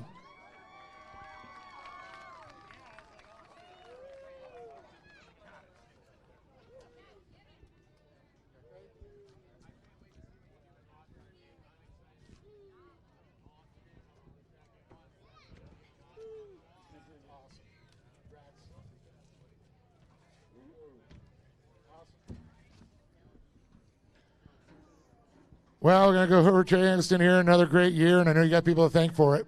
Thank my mom, my dad, Jack, Justin, Travis, James, Above All Construction, Sparko USA, CBR, Rugged Radios, Walker Evans, Alterra Credit Union, and everyone else. Thank you. Trey Aniston, everybody, congratulations. Third place here in the series. Going to move on over here to Talon. And, man, this is a hard-fought one for sure, Talon. Yeah, I'd like to thank my mom, my dad, my whole team for letting me race, and Sparko, Sunset Sign Designs, M&M Kinematics, Pacific Pool Plumbing, FMS Heating and Air, and everyone who came out to watch my race. And I'm really looking forward to driving my Pro Light next year. Woo! I just heard that. Breaking news. Well, Connor, I know you're the last person in Mod Kart to win a championship at Lucas Oil Off-Road, but you're also first person now at the Great American Shortcourse to win the Mod Karts. And also Sparko giving you that beautiful new suit, gloves, and shoes, so you got to be feeling stoked, and you got people to thank. Oh, yeah. I want to thank my mom, my dad, CBR, Chuck G, K&N, Super Clean, Sparko, Dasa, Cameron, and AIM, and Talon and Trey for a fun, exciting year. Well, definitely is exciting. But give it up for this young man here, taking the championship and the Sparko first place prize there. But again, Trey Angleston, Talon Martin, and on top of the box, Slicky, Connor Berry. All right.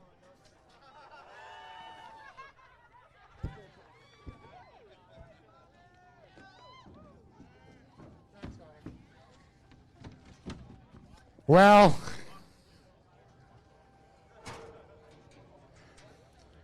nothing like a little bit of apple cider in the ear.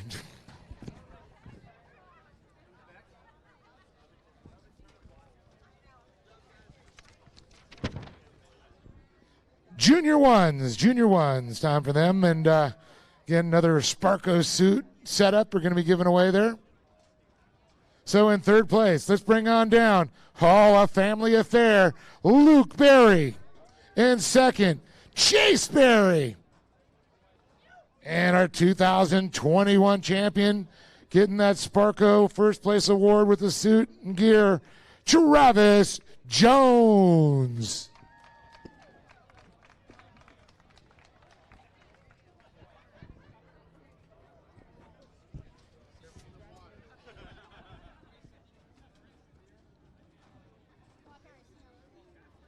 Going to talk to Luke here first. And Luke, great year.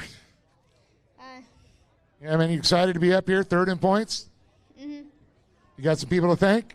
Yeah. I'd like to thank my mom, my dad, Chase, Travis, Todd, Mark, Great American Shortcourse, Sparko, Rugged, Straight Edge, and Varsity Construction. There he is. Luke Berry, give it up for this young man right there. I'm going to moving on over here, Chase Berry. Chase, another great, good to see you out here. Great year for sure. And how cool is it to stand up here with your brother and, second, third in points? Yeah, it feels amazing. You got some people to thank? Yeah, I want to thank my mom, my dad, my brother, Straight Edge, the boat guy, and Rugged Radios, and Barcy Construction, Rugged Radios, I meant, and that's it. All right. Chase Berry, and then now Travis Jones, man. There you go. Sparko, you're going to see if you can hold on to that too there and get that new suit, shoes, and gloves. You got to be stoked on that, bud. Yeah. So you want to thank some people for the championship? I'd like to thank my friends and family, Chase, Luke, and Dane, especially my dad for helping me out and always having me out here to race. Torco, Jones Fabrication, G&J, Concept Powder Coating, and SoCal Bolts. I'll give it up to Travis Jones one more time, our champion here, 2021. But again, he's champion of the Berry Boys. Look at that. You're not seeing double. They're twins. Oh, it's raining. Martinelli's. Yeah, you need goggles?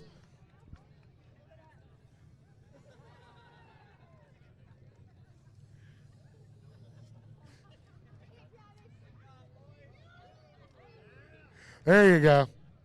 Don't worry, it's just apple cider. Careful, it's getting a little slick from all this playing. It'll be sticky later there, though. Don't worry.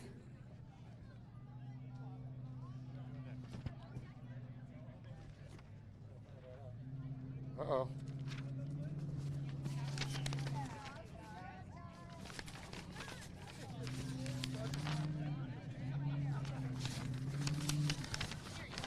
I got it. All right, time for the youth UTVs. In third place, Cole Gamma. In second, Chayton Zane Mender. And Drake Matag on top of the box. Drake getting that brand new Sparko suit, gloves and shoes, thanks to Sparko. Number one in safety. You know, it's so funny. I see a lot of these kids. They make sim gear too. You see all our kids doing the iRacing short course stuff. They're all wearing their Sparko gloves and shirts. I think that's pretty cool when I see that.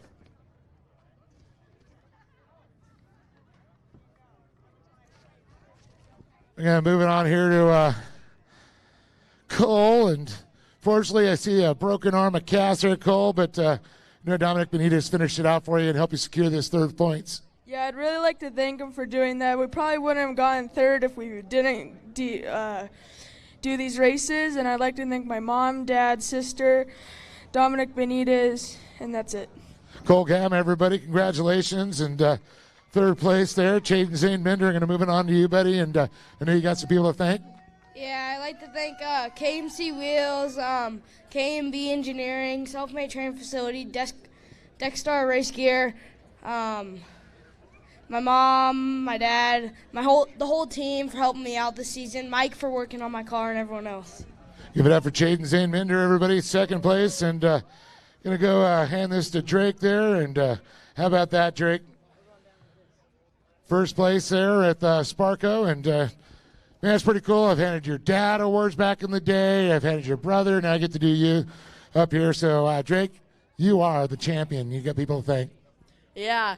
Sparko, Maxxis Tires, Hostile Wheels, my mom, my dad, Joe, Doug, Scott from Stronghold Motorsports helped me out this year, teaming up with them for the for the Midwest Series, and now started this year with them. It was a really cool year, and yeah. Well, talk about a dream season. There you go, our champion, Drake Matag, for sure. Awesome. But again, give it up to Cole Gamma, Chayton Zane Mender, and Drake Matag on top of the box with this 2021 championship. Let's go, Brandon! Oh, yeah, let's go, Brandon.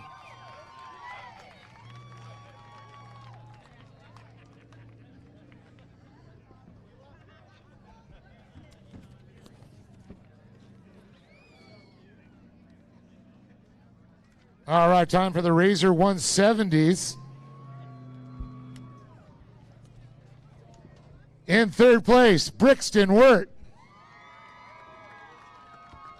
Now, I know he got to come up here by proxy, but boy, this kid traveled the farthest to chase a championship, but he ended up second in points. Dexter Warren. And our 2021 champion, it is George Lamosis.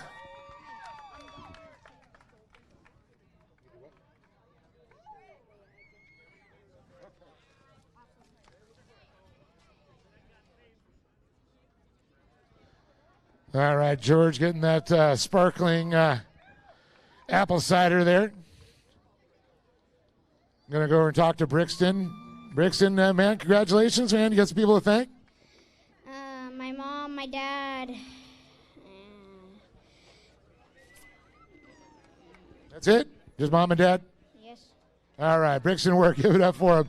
Young man, third place. Gotta love this here. Gonna move it over to Dexter, and you've had an awesome year coming over to the States to do some racing, and I know you got some people to thank. I would like to thank Mom and Dad, Extreme Machine and Fabrication, DXR Race Gear, Drury's Liquid Waste, G4 Skates Belts, and all my sponsors back home in Australia. Very cool. All right, George, buddy. Ready for a new suit? Getting a little taller. Looks like you're ready to grow into another one there. New shoes, new suit, and new gloves. So you got to be stoked, and I know you got people to thank. Yeah, but first I want to give a little speech. This was my last year in 170. Left it with a bang with the championship. Had tons of fun in this last year. And I want to thank my mom and dad especially for supporting me and my two little brothers. And yeah, everybody behind me in my race program, thank you. And thank you, Gas American Series, for this awesome event. Thank you. George Lamosis, everybody, but give it up to Brixton Wirt, Dexter Warren, and George Lamosis.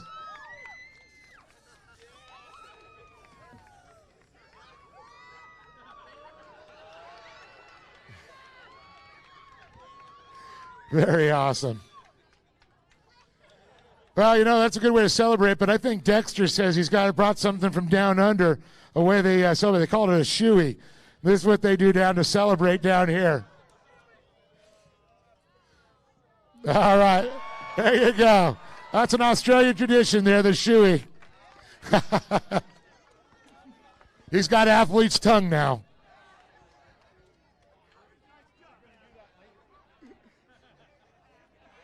Nothing like a long day at the races in your shoe.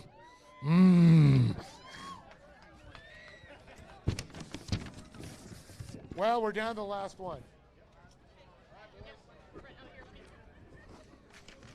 All right. Well, we're down to the last one. I know they're doing some calculating, some tabulating. The shoes and socks came off. They figured it out here.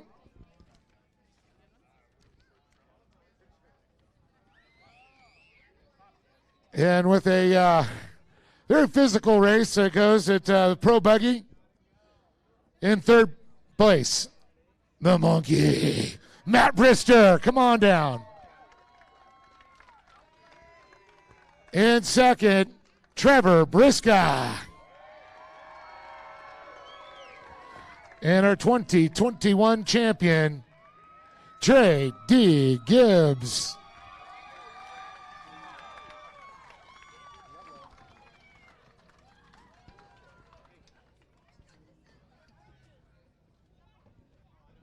All right, here they come.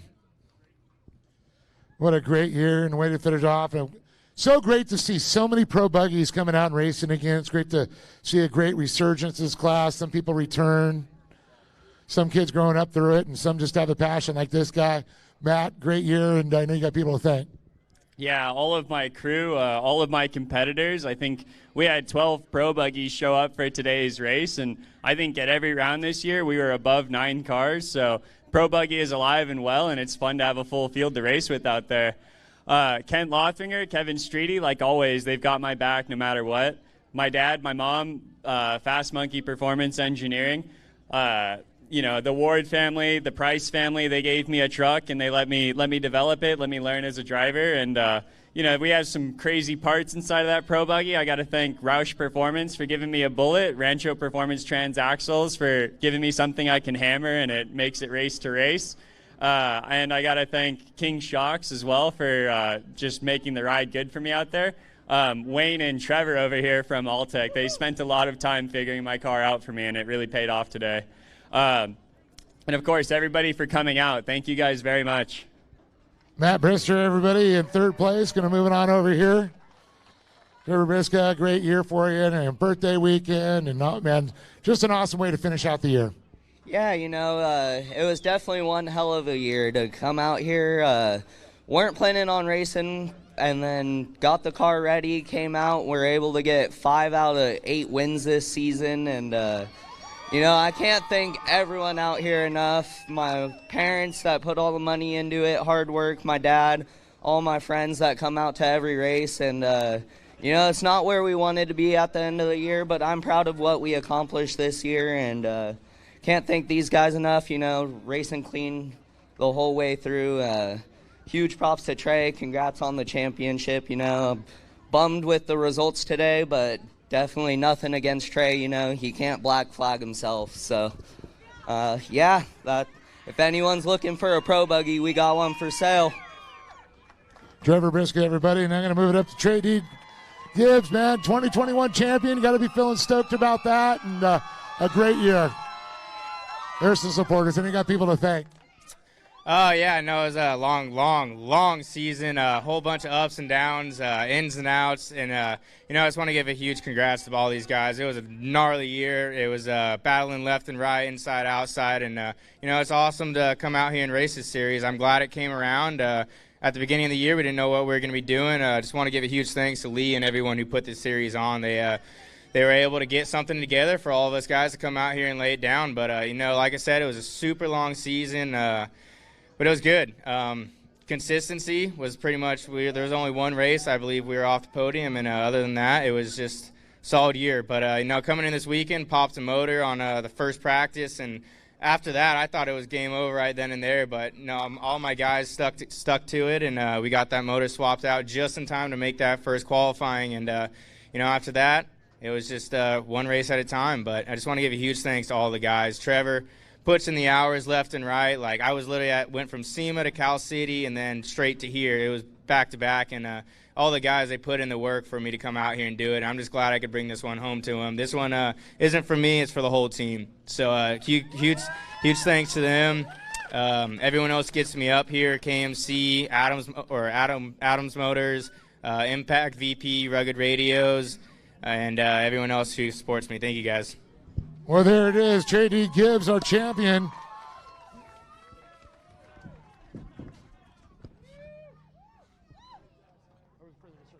All right, I want everybody let everybody know at the grandstands. Please don't go anywhere just yet. Please don't go anywhere just yet. We have one more award.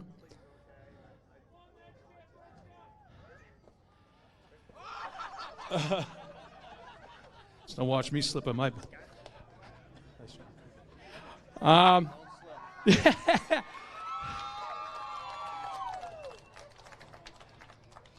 Well, Dave, it looks like I lost my title. This award goes to my partner. He started the season here with the series from the very first one. He has not missed a race all 2021. He's never missed a race, I think, back in the Lucas days. This comes from the series. And it looks like I lost my title as Voice of Off-Road. Dave Arnold, congratulations. Wow. Thank you, guys. I appreciate it, man.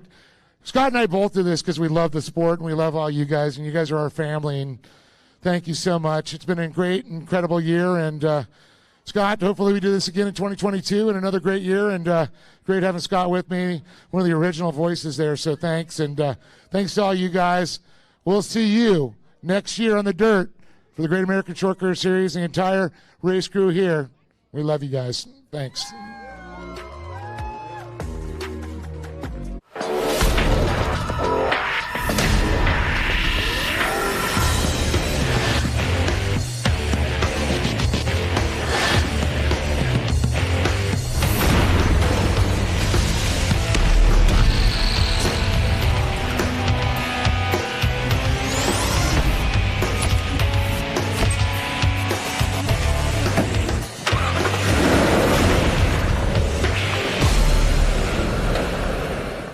I'm Jeremy McGrath, and welcome to Palms River Resort.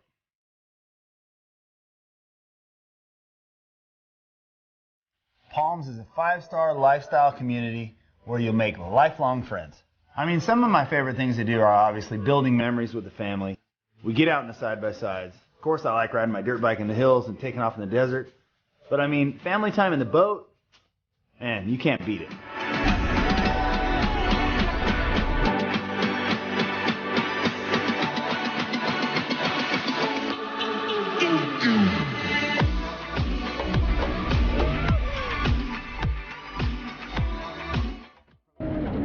We are built on our core values, quality work that comes from the safety on our job sites, the teamwork that makes it happen from employees that are guided by integrity, and making a commitment that we are proud of at Stronghold Engineering. Our values have been instrumental in our success and ability to build or facilitate anything imaginable. Stronghold Engineering, building construction excellence since 1991.